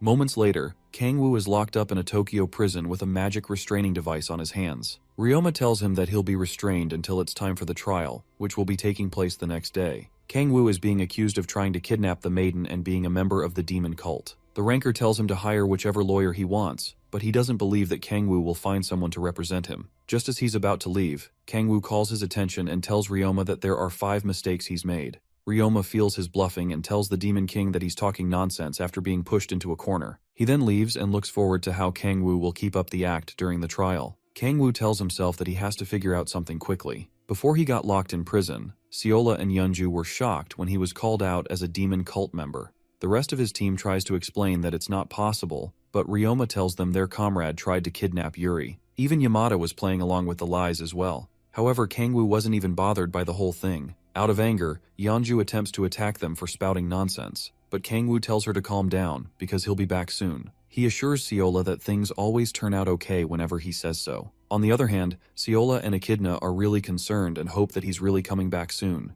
Kangwoo promises Seola that he will return and tells her to look after Echidna in the meantime. Back in the prison, he uses his powers to project his soul out of his body. His soul slips out, and he manages to materialize his full body outside the prison. Since magic energy and demonic energy are fundamentally different, the magic restraining device isn't able to block his powers. While floating above the city, he decides to move quickly to repay Ryoma for his evil deeds. The next day in Tokyo Court, the Korean players and Japanese people assemble for Kangwoo's trial. Ryoma is seated with an impatient look on his face because he didn't expect the trial to be held so late. However, he's hoping to become the hero when this is over and get married to the maiden. The so-called world ranker is just another hopeless and delusional romantic. He looks over to the other side and sees Kangwoo's teammates who want to rip his limbs apart. Regardless, he feels they won't be able to do anything. Ryoma also looks over to the judge, saying that he paid the man a hefty sum to preside over the trial. The judge's name is Wakabe Nobuhito, and he's trembling a lot as if he's just seen a ghost. After that, the first prosecutor is called to give his testimony for Kangwoo. As soon as the guy starts spitting lies about what happened during the mission, Yeonju immediately loses her cool and starts scaring everyone in the courtroom. Hyunjae kindly drags her out before she does anything more outrageous. At the same time, the judge asks Kangwoo if he has anything to say in his defense. With a cheerful smile, Kangwoo tells him that he is not a demon cultist. When Ryoma hears this, he tries his best to hold in his laughter. As the witness is asked to give their testimony, Ryoma puts on a sinister smile and is sure of his victory. Thanks to what happened in the underground passageway, he's confident that the witnesses will support him. The first witness, Prime Minister Yamada, is called up, but the man is also trembling as if his life is at stake. Ryoma assumes that Yamada and the judge are being affected by their old age, so he doesn't think too much about their weird behavior. He is shocked when the Prime Minister decides to reveal a truth that he's been hiding. In a shocking turn of events, Yamada tells the court that Ryoma has been threatening him. The entire courtroom erupts in endless noise as they hear Yamada. Ryoma slams the table out of anger and asks the Prime Minister what he means by all that he's saying. In response, Yamada then tells the court that Ryoma is a demon cultist. The courtroom becomes uncontrollable with people asking the Prime Minister more questions. Yamada goes further to say that he hid the truth because Ryoma threatened to use his family for demonic offerings. He also tells everyone that it was Kangwoo who really saved the maiden. Ryoma quickly cuts him off and tells everyone that Yamada doesn't have evidence for his claims. However, the ranker is surprised to hear that there's evidence against him. Yamada shows the courtroom a demonic energy stone and tells them what it is. He then tells them that this stone was found in Ryoma's home, and it's an item that can only be made and used by the demon cult. Ryoma then asks the Prime Minister how he can prove that the stone came from his home. While he tries to deny Yamada's claims, Soyeon suddenly appears in the courtroom and tells everyone that she's been in charge of investigating Ryoma's affiliation with the demon cult. She then says that she investigated Ryoma's home at the Prime Minister's request. A guy behind her then opens a case filled with demonic energy stones and daggers. Soyeon then tells the court that this is the evidence that was found in Ryoma's residence. She then swears in the name of the Thousand Sword Gate that Ryoma is a member of the cult. The situation isn't looking good for the world ranker, but he suddenly starts laughing at the whole thing. With a deranged expression, he wants to know the point of all these accusations. He starts yelling and telling everyone that this is part of the Thousand Sword Gate's plan to take over Japan. While trying to buy time for himself, a girl beside Soyeon takes down her cloak and reveals herself as Kurosaki Yuri. The reporters in the room are shocked by the maiden's sudden appearance. Yuri then moves to make a statement. Although she doesn't remember all the events of that day, she assures the court that the one who saved her was none other than our boy, Kangwoo. After that, she apologizes for being kidnapped and making the citizens worry, but they tell her that it wasn't her fault. Soyeon then turns to the judge and tells him to order for Ryoma to be taken into custody. As the judge makes the order, Ryoma slowly starts laughing and losing his mind. His maniacal expression is also mixed with fear and confusion. He believes that all these accusations were plotted by someone as he looks toward Kang-woo's stand. As he realizes this was planned in a day, Kang-woo smiles at him with a devilish and sinister look on his face. The ranker slowly rises from his seat and bolts out of the courtroom instantly. Kang-woo's party members start looking for ways to catch the crook before he escapes completely. Yeonju turns to Kang-woo and tells him that they should join the chase, but she suddenly sees his broken handcuffs, and the Demon King is nowhere in sight. Meanwhile, Ryoma flies through the bright night sky of the city and curses his messed up situation. While he thinks about how to leave Japan, a bright flame appears next to his face, and he is shot out of the sky. Kang-woo watches as the crook crash lands and burns. As the flames go out, Ryoma wonders who would dare to attack him. As he looks up, he sees Kang-woo holding a flame in his hands. The Demon King then asks Ryoma if he finally understands the 5 mistakes he made. In a seething rage, Ryoma admits that his plan may have been rushed, but he doubts that he made up to 5 mistakes. Kang-woo then tells him that the first mistake is that his lockup attempt failed because magic restraining devices don't work on the Demon King. As he quenches the flames in his hand, he also reveals that he can make the demonic energy stones himself. Ryoma's third mistake is that he picked regular people as the witnesses and judges. Kang-woo lets him know that these people are not immune to skills. This explains why those old men were scared for their poor lives. He tells Ryoma that it's dumb to rely on normal people who have no skills or abilities. His fourth mistake was that he believed that Kang-woo was a nameless player without any support. However, this was the perfect chance to call up the Sword King and ask for a favor. Lastly, Kang-woo tells him that his fifth mistake is that he didn't realize the difference between a dog and a demon.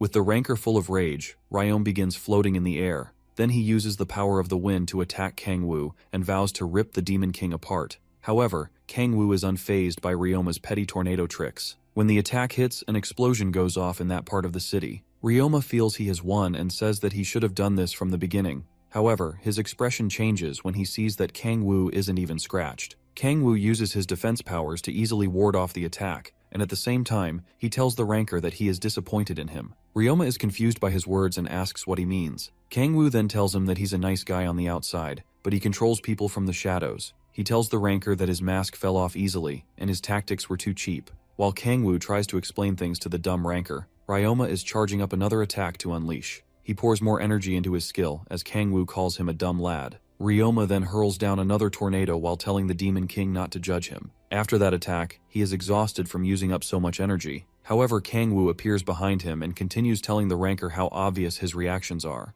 The crook ignores Kang-woo's words and rushes towards him mindlessly. Kang-woo as well rushes towards the fool, and the two players clash, causing a huge explosion. They keep clashing while moving through the air at lightning speed. It's like watching a fight scene from Dragon Ball Z. While their battle goes on, they circle around a tower until they get to the top. Kang-woo, who isn't taking the fight seriously, asks his foe if there's any good sushi restaurant in town. Ryoma doesn't find his mockery pleasing and wonders just how much the Demon King plans to make him look like a fool. He conjures up numerous tornadoes and sends them all at Kang-woo. While he swears to give his opponent the worst death possible, Kang-woo easily evades the attacks and laughs at him. He admits that Ryoma is better than all the other enemies he's faced until now. He continues evading the whirlwinds and promises to take the rancor to get sushi when they're done. After that, Kang-woo manages to get behind the guy, but just as he's about to strike, Ryoma activates his Susanoo's eyes. A bright light suddenly appears behind Kang-woo and blasts him into the ground. As the dust clears up and Kang-woo recovers, he says that he never imagined living long enough to see a god.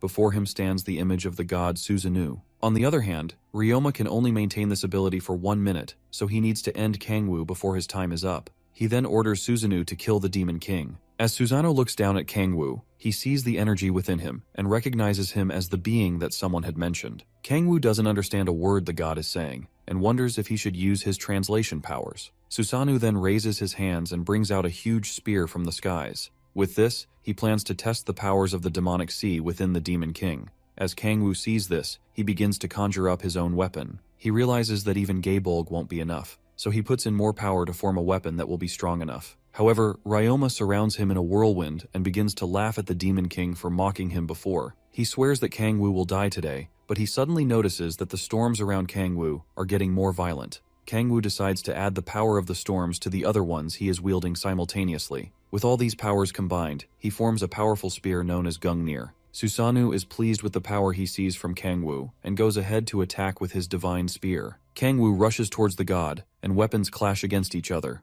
The impact causes a huge explosion and a blinding light to shine around the entire city. Kangwoo's babes arrive at the scene and notice the very bright light in the sky. Meanwhile, Kangwoo is struggling to keep up with the strength of a good, and he's sustaining more injuries with each passing second. As his blood spills around, he notices that it is a black color. He wonders if the demonic energy fused with his blood when he gained the extreme demonic energy body. Seeing that the energy is highly concentrated, he decides to make it explode. In the process, he begins to overpower the god and crack his divine spear. Susanoo is struck with fear and says that the prophecy wasn't wrong. The Demon King then pierces through the god and defeats it. After that, Ryoma crashes to the ground and begins to cry out for help. He suddenly looks like an old man, and his body is slowly fading away because Susanoo drained his vitality and magic power. While he's hoping to restore his energy through Yuri, Kangwoo floats above the fool. He reminds Ryoma of the heavy price of summoning a god and gloats over the helpless guy. As Ryoma insults him, he burns off the fool's hand. Kangwoo then tells him that everything would have been okay if he didn't try to kill an innocent person.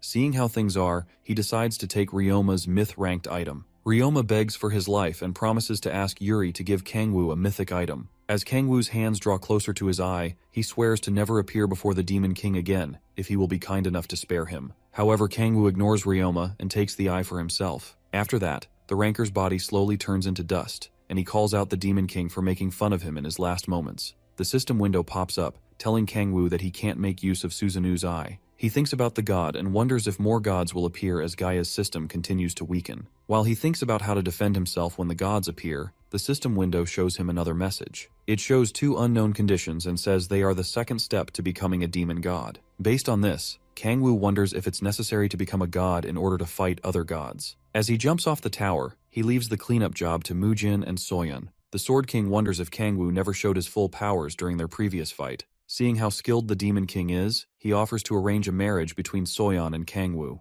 but his daughter refuses and says she'll go back to China. When asked for a reason, she tells her father that she wants to train. She wants to fill the space where Kangwoo lacks in terms of martial arts talent. As she watches the love of her life float down, she says that sneaking in would be hard now. Kangwoo then meets up with his friends, and they start asking him where he's been. Yeonju is visibly boiling with anger because he didn't inform them of where he was going. She also calls him out for not telling them that Ryoma was a part of the demon cult. While trying to avoid her devilish eyes, he tells her that he only just found out about it. But in reality, Ryoma was never part of the cult. Kangwoo tries to tell Yeonju that everything worked out, but this only gets her more angry. Seola tries to calm the crazy lady before she burns down the whole place with her rage. However, she tells Kangwoo that they were very scared about things going badly. Kangwoo becomes nervous as he sees how upset Seola is. The poor girl looks like she's about to cry her eyes out. Her eyes light up when Kangwoo suddenly hugs her and calls her his darling. Her entire face goes red in that sweet moment. He tells her that he wants to go back and eat his favorite meal. While they get into a sweet conversation,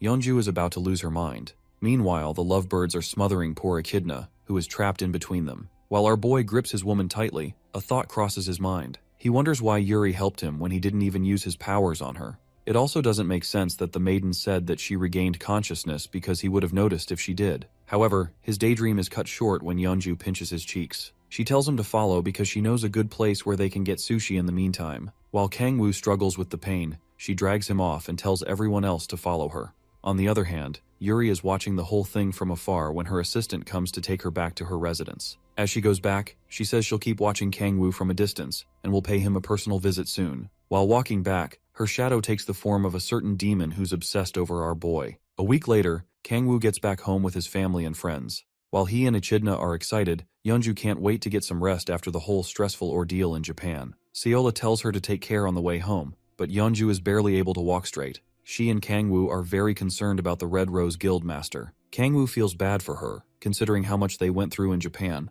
Japan lost its hero after he and Mujin were announced as the ones who took care of Ryoma.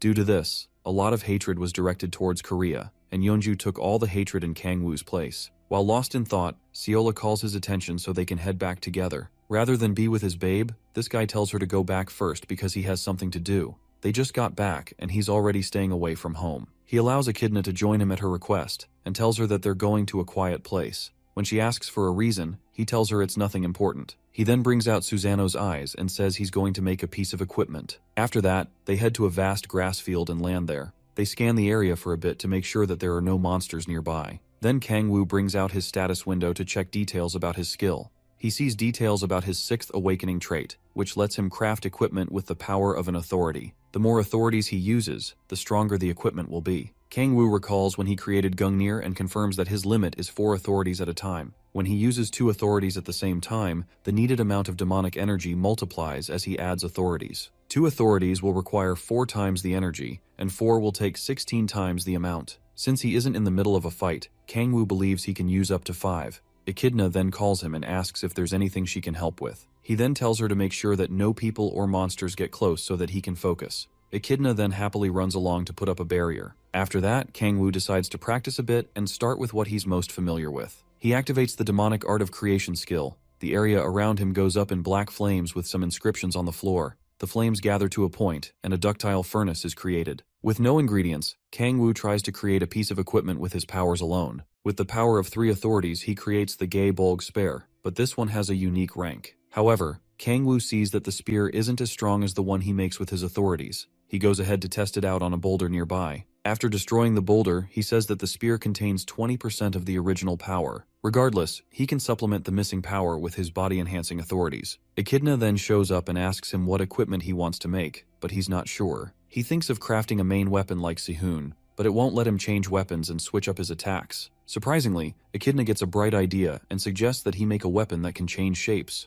As Kangwoo thinks about that, nightfall comes. Seola is then on the field with him, and he gives her the signal to start. She uses her graceful light skill to buff him, and he adds the buff from Kraken's Rage. After that, he activates the creation skill and uses Suzanu's Eye as an ingredient. As he adds the authority of storms to it, he recalls when Echidna told him that he'll be able to make a variety of attacks with a weapon that can change shapes. Kangwoo adds a 5th authority to the process and fulfills all the conditions needed. The system then tells him that a myth rank equipment will be created in 10 seconds. As Kangwoo does his best to hold out until the end of the timer, he wonders if the myth rank is the highest. He wonders if he'd be able to make something like the dimensional rift he created using the equipment of the Archdukes. Just when the timer is about to hit the last second, Kangwoo pours in more power and adds the authority of predation, thereby changing the conditions. Seola and Echidna are weary about the aura emanating from where he's standing.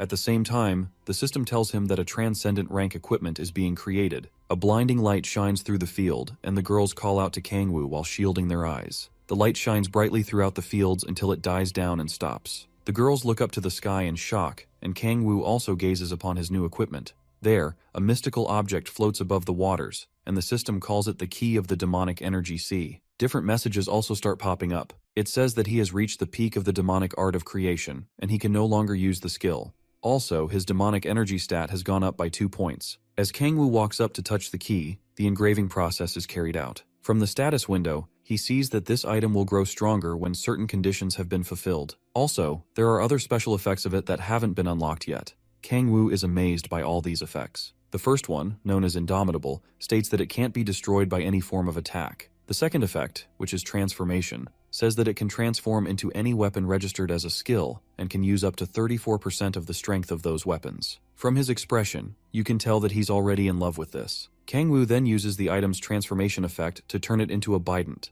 The Bident looks good and is similar in power to the Gay Bolg he created recently. After that, he transforms it into the magic sword Graham. The key's transformation speed is comparable to the speed at which he can use the demonic energy stone. Lastly, he tries to transform it into Gungnir, but it doesn't work. The system tells him that the key can only transform into weapons created with up to 4 authorities. Kangwoo isn't too happy about this, and can't wait to see how the item will grow. After that, Seola calls his attention and asks if the weapon creation went well. He tells her that it did, and transforms the key into a ring for her to see. While Kangwoo thinks it'll be easier to carry around, Seola looks like she's about to have his head because of the ring. With the process done, they head back home. A week later, at their apartment, Kangwoo is still struggling with his level restrictions. Despite getting the key to the demonic energy sea, his level restriction still hasn't been lifted. He lets out a heavy sigh of disappointment out of frustration. While gazing at his ring, he wonders how he'll level up and gain another trait in order to weaken the seal on the demonic energy sea. He ponders deeply about this, and he wonders if he should give up and find some other way to grow. He thinks about going to meet the demon cult in Russia and devouring some demons from there,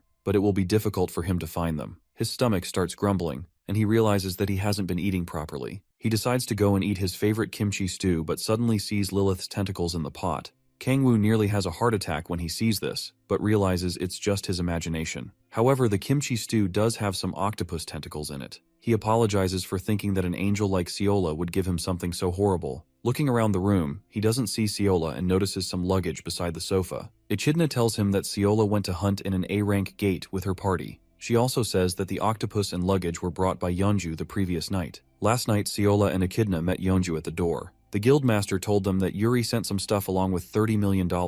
According to Yuri's words, she wanted to apologize for the incident in Japan and offered to help Kangwoo with whatever he needed. Yeonju is surprised that the maiden likes Kangwoo, but is even more shocked when she sees Seola's reaction. Even Echidna couldn't believe the horrific expression on Seola's face. However, Kangwoo thinks the pile of money is way too much just for saving the maiden. Aside from that, the thought of the octopus is still making him very uncomfortable and creeped out. Suddenly, he sees on the news a world ranker, Alec Osborne, who's also known as the Sword of Justice, is visiting South Korea. The news also says that Osborne is coming to meet Si-hoon after seeing his display at the Isu Station incident. Kangwoo then reads through his phone to get more information about the world ranker. Alec Osborne is a Damas hero who's known for always helping the weak. 2 months after the Isu Station incident, Osborne revealed that he'd also been fighting the demon cult for a while. Some demon cult activity was detected in Europe a month ago, and he stopped them from acting. Surprisingly, there wasn't a single death during the incident. Kangwoo feels that the guy is the kind of person who would get along with Si-hoon very well. Then he starts thinking about the two guys in the most wrong way possible. After that, he puts on his jacket to head out and confirms Seola's location from Echidna. He then tells her that he's going to hunt the Golden Sun,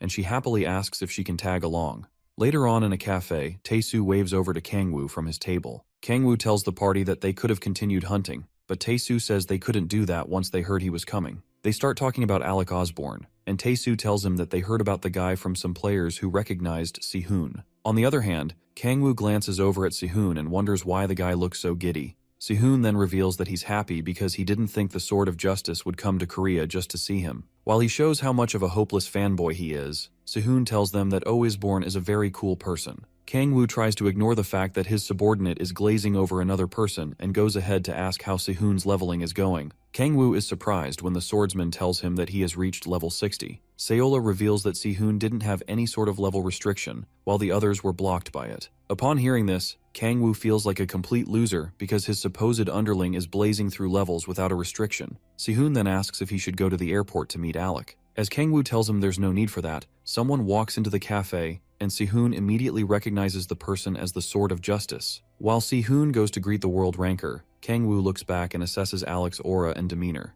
As Alec greets him, the Demon King is sure that this guy is stronger than Ryoma. Si-hoon humbly accepts Alec's greetings with a lot of enthusiasm. On the other hand, Kangwoo feels bad because the swordsman wasn't this happy when they first met. Alec finally notices the Demon King when he asks what brings him all the way to Korea. Si-hoon bumps in and kindly introduces Kangwoo as his brother. Alec also takes note of the ladies, but only Seola makes an effort to notice him. When he asks for an introduction, Kangwoo interrupts him and asks why he came all the way to meet Si-hoon. With Alec's eyes away from the Demon King's babe, he admits that it's normal for Kangwoo to be wary of him since he hasn't stated his business. He then looks over to Si-hoon and asks if he knows of the beings known as Guardians. Kangwoo and Si-hoon become very curious when they hear the word Guardian. Kangwoo recalls that Si-hoon said the Gaia system chose him as a guardian. Alec then reveals that he's also one of these guardians, meaning that there's more than one of them. Kangwoo then asks Alec if he came to ask Si-hoon to save the world with his fellow guardians. The Sword of Justice admits that he has a plan to recruit Si-hoon into an organization known as Guardians.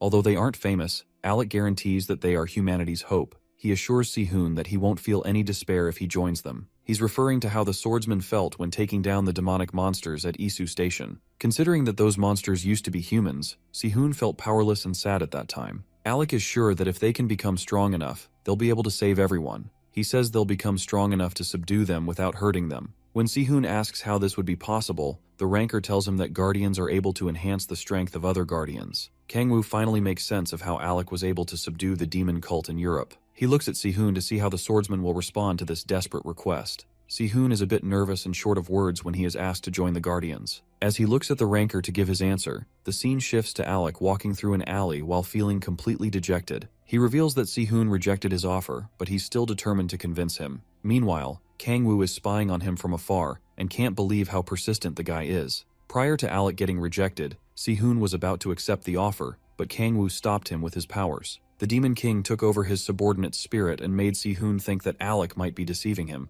Due to this, Si-hoon wasn't able to come to a definite decision. Alec told him to take his time since the ranker is still staying in Korea for a while. Kangwoo watches Alec walk away and swears that he won't let Si-hoon become as delusional as the ranker. He decides not to let them meet anymore. Suddenly, Alec calls out a spy from the shadows, and Kangwoo assumes that he's been caught. However, a cult member leaps from the rooftop and dives down to attack Alec. The cult member turns his nails into long claws as the ranker unsheathes his sword. As they clash, Alec asks if the cult chased him all the way from Europe. He tells his foe to give up, but the cult member wants to rip him to shreds. The fight gets very intense and brutal, with neither side giving up. Meanwhile, Kangwoo just watches from a corner and does his best not to expose himself. Despite the cult member's efforts, the fight ends quickly because his strength is nothing compared to that of a guardian. The follower asks to be killed, but Alec says that he can't do that. This kind act starts to irritate Kangwoo, and he wonders why the hell this guy is spouting nonsense. Regardless, Alec tells the cult member to repent and live a new life. Seeing that he's dealing with a goody two-shoes, the cult member pops a smoke grenade and tries to escape.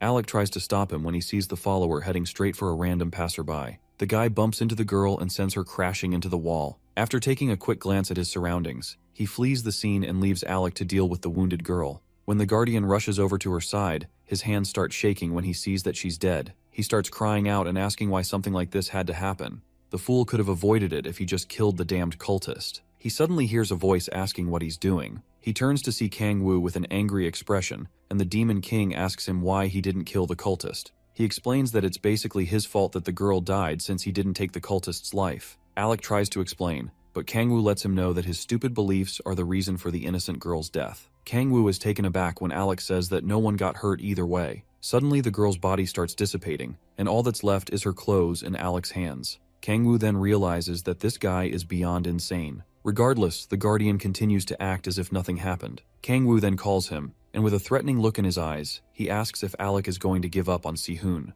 The deranged Guardian lets him know that he has no plans of giving up on the swordsman. He says that Si-hoon is destined for a greater cause, but the Demon King laughs at his words. With a lot of enthusiasm, he explains to Kangwoo that Si-hoon is made to protect a lot of lives. After that, he takes his leave and urges Kangwoo to try and convince Si-hoon to join the Guardians. However, Kangwoo knows it's all a load of crap, and Alec just wants to make Si-hoon as deranged as him. He knows he won't be able to stop his subordinate forever because of how much he admires the Sword of Justice. A thought suddenly pops into Kangwoo's head when he recalls that Alec wants Si-hoon to grow. He then starts plotting something sinister. Later on, at night, Alec is seated in his room and lost in his thoughts. He remembers Kangwoo's words and starts to feel bad. He then consoles himself by saying that Kangwoo wouldn't understand because he's not a guardian. He feels the Demon King will eventually understand him. For now, he sets his mind on convincing Si-hoon to join his organization. He suddenly hears a loud scream and quickly gets up to find where it's coming from. The voice screams for help, and Alec sees that the person is on the rooftop.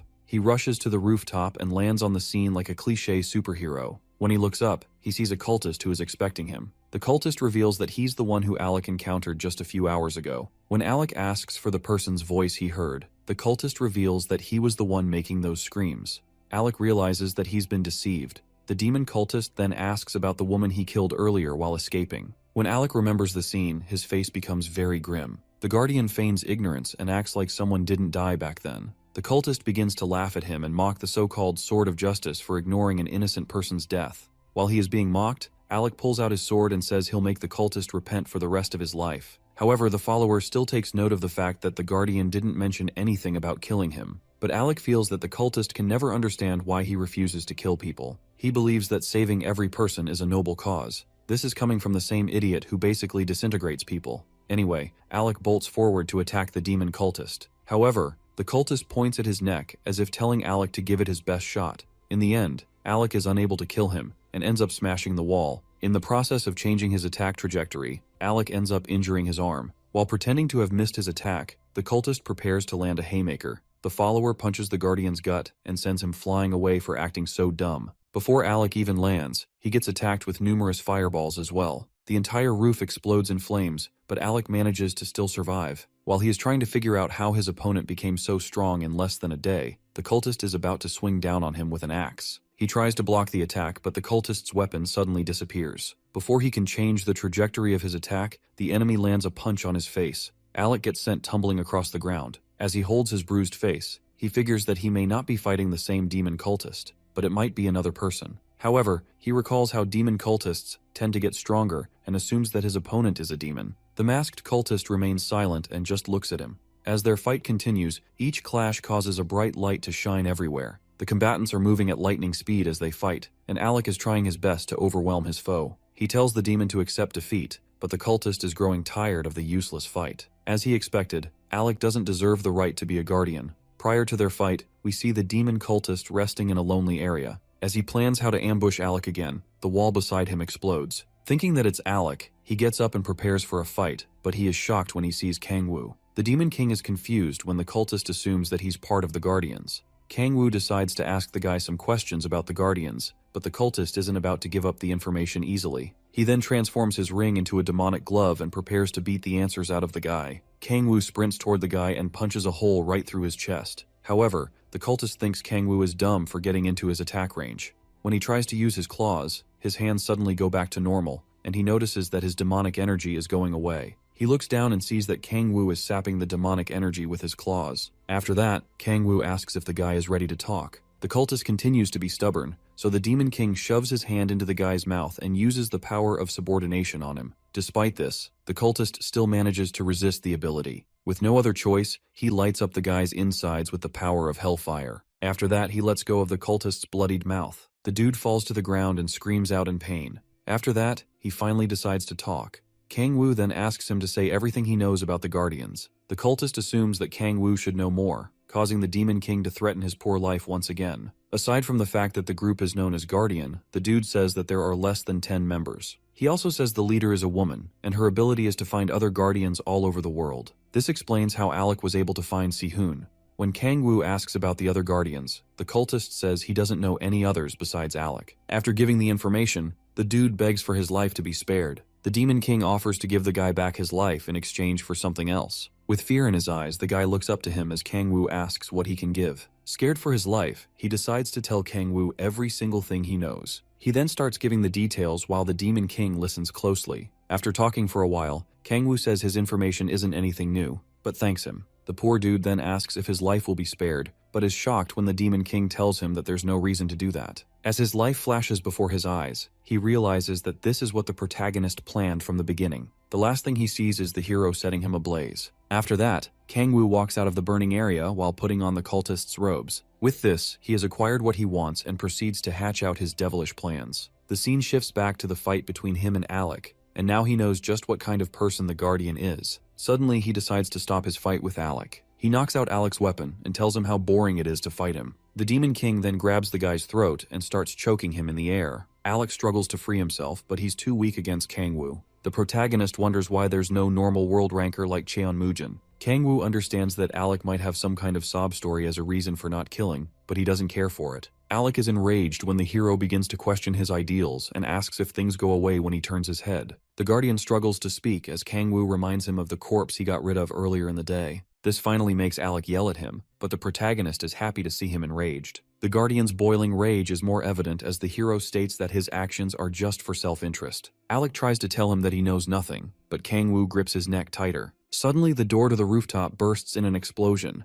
Sihoon shows up, ready to save Alec and face the enemy. He then demands to know who the masked cultist is. Kangwoo quickly changes his voice and begins to call himself different kinds of names. Finally, he introduces himself as Satan to the swordsman. After hearing his name, Sihoon concludes that the enemy is also a demon. Kangwoo strangles Alec tighter and reminds the swordsman that he has more important things to face. He notices as Sihoon starts to sweat nervously while trying to keep his composure. The boy grips his sword firmly and refuses to reply to any of the Demon King's questions. He recalls that he got a call from Kangwoo, telling him that Alec was being attacked by the demonic order. Kangwoo lies about being hurt and hangs the call, leaving the swordsman in a panicked state. Sihoon doubts that someone like himself will be able to defeat an enemy who the Guardian couldn't even defeat. Regardless, he rushes towards the enemy to prove himself. As he closes the gap between them, he unleashes his dragon sword technique. However, the Demon King easily blocks his attacks with little effort. Sihoon grits his teeth in anger as his enemy remarks on how weak he is. Despite this, he presses on with another dragon sword skill. Before he can even finish uttering the skill, Kangwoo punches him, sending him crashing into a wall. A devilish purple aura surrounds his body, and he glares at the swordsman,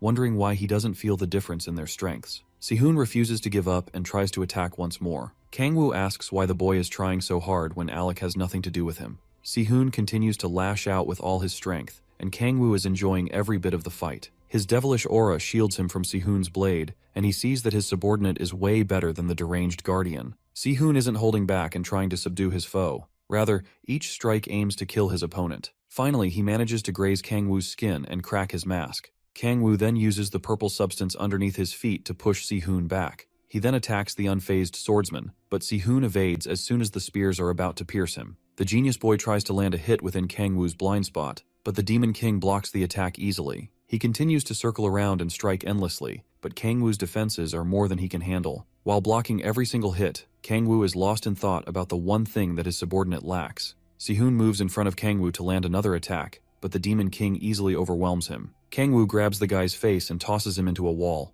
The impact causes Sehun to cough of blood, and his eyes go blank. After that, Kangwoo tells Sehun that his efforts are not bad and continues to trash-talk the guy. Sehun is sick of his useless talk, but his fear only grows more when Kangwoo says he doesn't want to end their fight. The Demon King slowly starts sapping the life force from Alec while commending Sehun's determination and fighting spirit. Alec manages to whisper Sehun's name, and he tells the boy to run. After that, he gets obliterated right before the swordsman's eyes. As Sehun watches this horrific event, something in him finally snaps. With a trembling voice, he rushes towards the one he knows as Satan to avenge his comrade. His eyes are fixed to kill the demon, but his body gives up, and he falls to the ground. All he can do is grit his teeth and gaze at his enemy, while Kangwoo tells him to struggle desperately and remember him. As he fades out of consciousness, Kangwoo tells him to use his anger and resentment to grow and become stronger. When the Demon King sees that Sehun has passed out, he takes off his mask. He nearly throws up while remembering his cringe performance as Satan. However, he hopes this experience will help Sehun to surpass his limits and grow stronger. Ever since Young-hoon and Jae-hyun went to jail, Sehun hasn't been motivated by anything.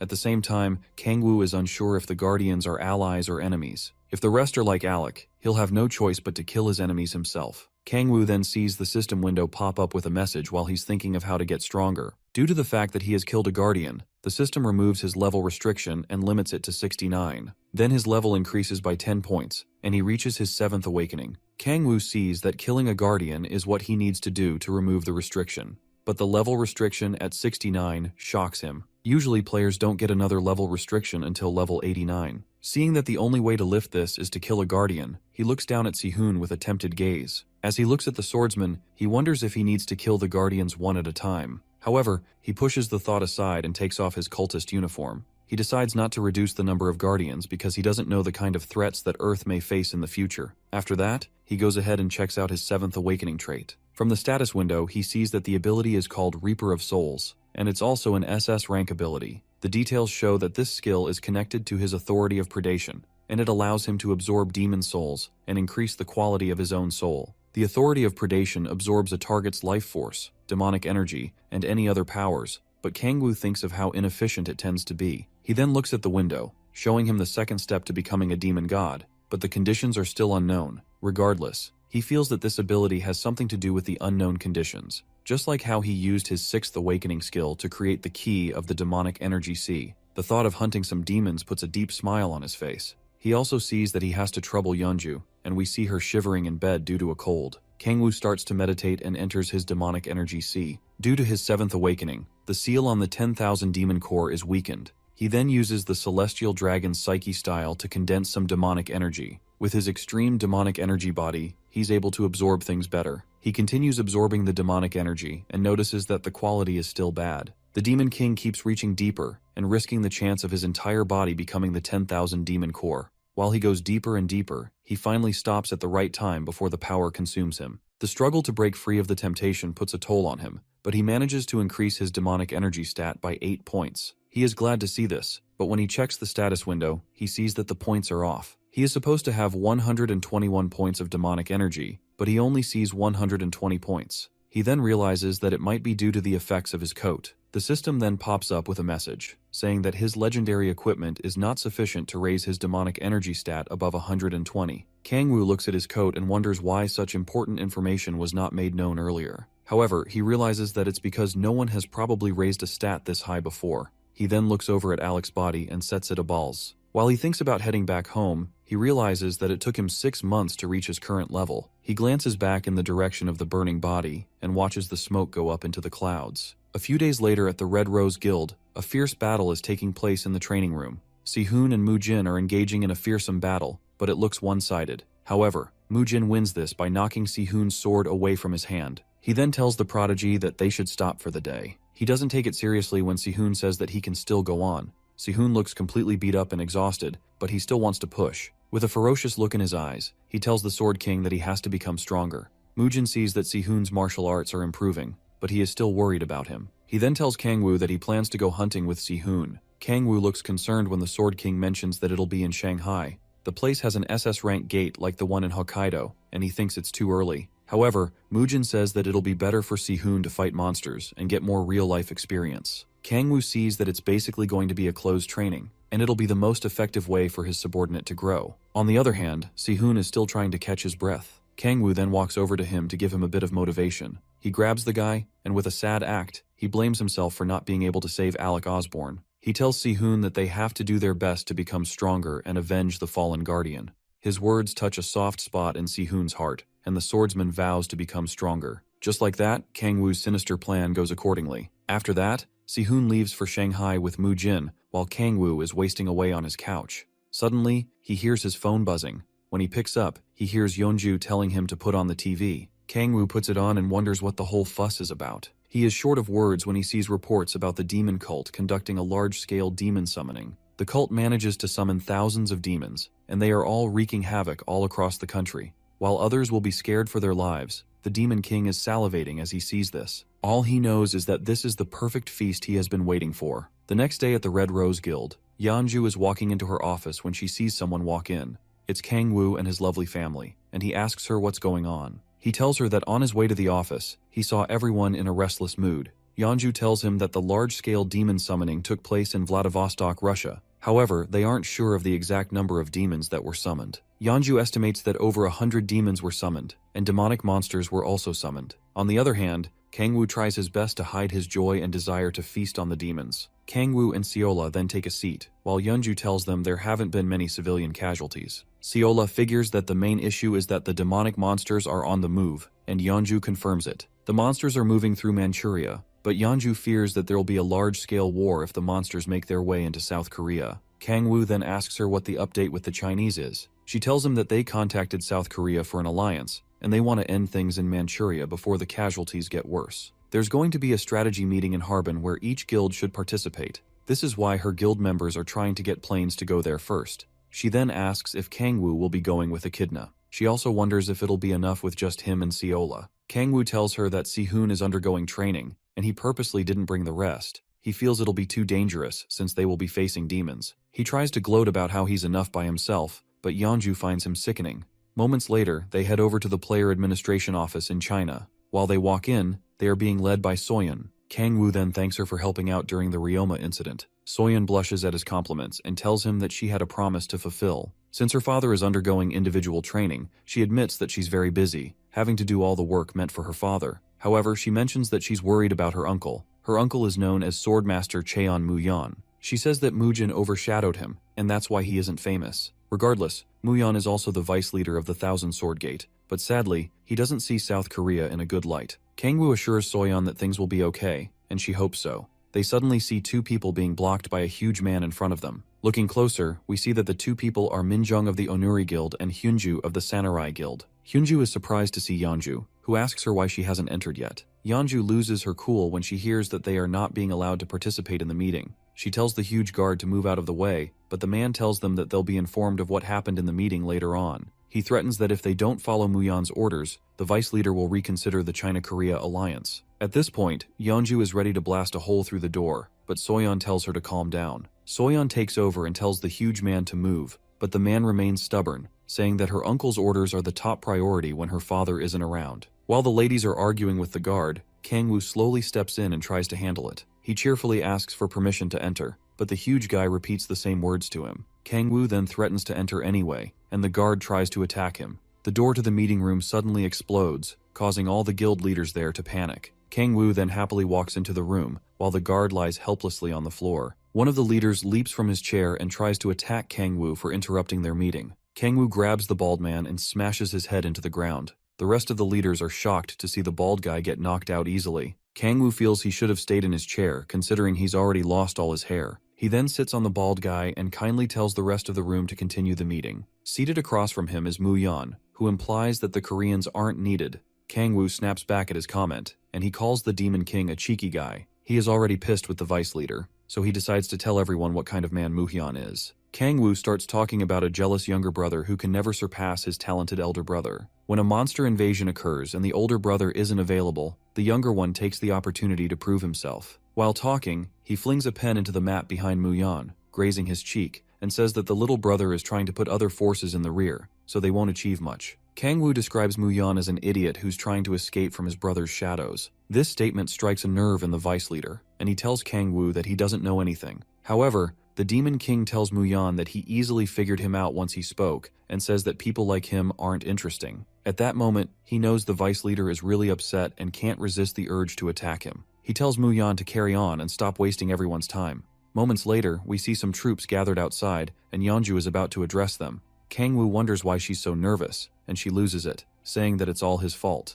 Back then, when he provoked Moo-yeon to attack him, the vice leader leaped at the Demon King and swore to shut him up for good. He swore to kill Kangwoo, but before his sword could reach, the Demon King tossed a pen at his face and sent him crashing into the table. Seeing that they won't be able to cooperate, Kangwoo says that each side will fight on their own, and they will go their separate ways. Moo-yeon lies unconscious on the floor without a way to retaliate. Yeonju complains about what happened because she feels he should have followed through with it. Now, she has no idea how to go about commanding so many people. On the other hand, Minjong is trying to boost the morale of his guild, while Hyunju can't stand the argument that Yeonju is having. Even the Hwarang squad leader is tired of listening to them bicker like insufferable siblings. Kangwoo tells Yeonju that he has something else to do, and she asks what else could be more important. He tells her it's a secret because he doesn't want to reveal his plans to devour demons. They suddenly stop when someone tells them that the demons have appeared. They look over and see a horde of monsters rushing towards them. Hundreds of mindless, ferocious beasts are hastily making their way to wreak havoc and chaos. Their huge number causes the players to panic, and they have no idea how to handle the situation. Fortunately, Yeonju quickly takes the lead and snaps them out of it.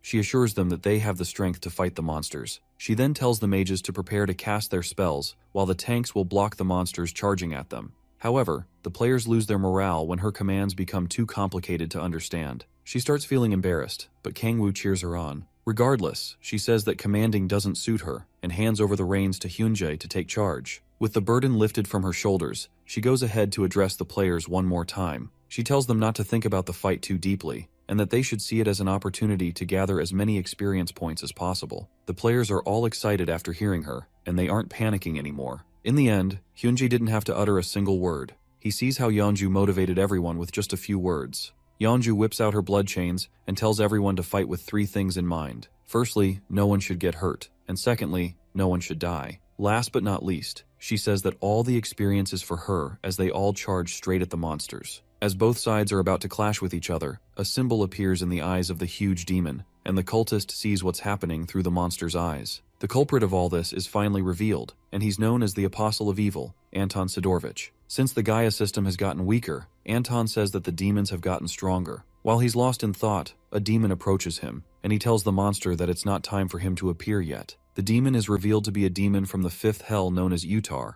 Utar tries to tell Anton that his underlings want to fight, and he doesn't like the idea of hiding. He plans to prove that humans aren't threats, but Anton tells him to do it later. While looking at a poster of Kangwoo, Anton tells Utar that there's someone they have to meet. After Anton saw the events of what happened with the Japanese demon cult, he saw the devilish looks in Kangwoo's eyes and assumed that they were the same. He thinks he knows what Kangwoo desires and feels he can make him join the demon cult. Anton starts to summon another vile presence from his hands and tells Utar to hold back until he can contact Kangwoo. However, Utar isn't fond of the old man's arrogance and tells Anton not to dish out orders to him. Anton apologizes and begs him not to act rashly, but the demon sees the old man as a mere human as well. His anger grows more when Anton tells him not to do anything that will go against the will of the demon cult. Utar feels insulted by these words and attempts to squash the old man, but the dark presence that Anton summoned holds his hands back. More hands rise up and hold him down, pushing the great demon to the ground. Anton then asks if he's willing to listen, but Utar curses at him.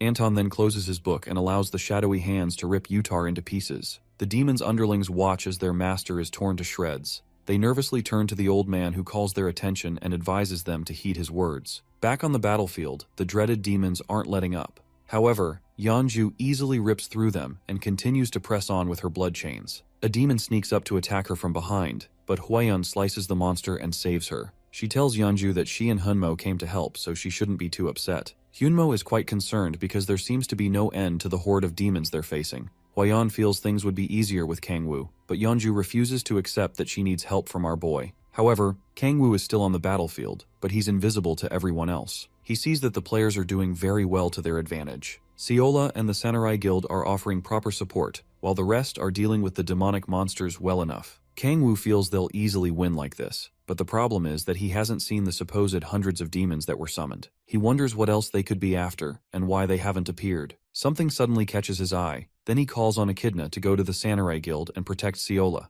The little girl vows not to let anyone harm her master's babe. He tells her that his plans have changed when he sees a sudden surge of demonic energy on the ground. A hand sprouts up from the ground and starts writing something. The message states that the person wants to speak to Kangwoo. The Demon King is excited by this and thinks that he's finally been invited to a feast. Anatan then confirms that Kangwoo has received the message. He tells the demon beside him not to be anxious because they'll probably meet the Demon King after the war. The demon gets angry by this because he doesn't like the idea of sitting around and waiting. With a threatening look in his eyes, the old man looks at the vile demon and reminds him of who's the boss around here. Scared for his meager life, the demon quickly apologizes. Anton forgives him and asks if any of the other demons would like to take a step forward. They all decline his request in order to save themselves from unforeseen circumstances. With the demons all under control, the old man wonders what the best way to call out Kangwoo is. He decides that kidnapping Seola will be the best route, if only he knew what he was about to do to himself. Anyway, he decides to wrap things up for now, but notices something disturbing. He looks over the horizon and notices that Kangwoo is headed straight towards him. As the Demon King lands at the scene, the old man feels he can kill him if he refuses the proposal. Anton covers his nose to avoid all the dust and asks Kangwoo if he can speak Russian. The Demon King has no problem communicating with him but turns his attention to the lower-ranked demons. He can see that most of them are from the 5th Hell, and the higher-ranking ones are from the 6th Hell. After confirming that none of the demons know him, he asks Anton what he wants to talk about. The old man then mentions something about the privileges of being a demon, and this gets Kangwoo interested. Anton tells him that humans eventually die, but demons don't. The old man tries to persuade Kangwoo by saying that demons don't have to eat or drink and don't have lifespan restrictions. He obviously doesn't know the happiness that kimchi stew brings. Kangwoo tells him to get straight to the point. Anton then says that the demon cult can turn humans into demons and offers to give Kangwoo eternal life. He foolishly tries to tempt the Demon King by saying that Kangwoo can become an immortal being and won't have to rot like humans. He then extends a hand and asks Kangwoo to join the cult. Anton claims that he knows people like Kangwoo, and only he can understand him. Kangwoo can't hold it in anymore, so he bursts out laughing at the old fool and his useless words. The demons are shocked when he insults the old man and mocks his words. Anton is short of words when he sees Kangwoo making fun of him. After enjoying his laugh for a while, Kangwoo switches up and tells the old man not to act like he knows him. He makes it clear that Anton doesn't have a single idea about who he is. With his power, Kangwoo begins to shatter the ground beneath them. The demons try to run for their lives when the ground starts splitting, but they end up falling into the depths of the earth. As pillars shoot out of the ground, fear grips the demons, and Anton as well. The old man is scared and wonders what's going on. Yeonju and the others are shocked as well when the ground on the battlefield starts shaking violently. She then sees the ominous structure that Kangwoo created, and she gets even more frustrated. Nevertheless, she is concerned about Kangwoo and hopes that he is all right. Anton sees how Kangwoo transforms the place into a hellish environment. While staring at it, he asks if this is truly the strength of a mere human.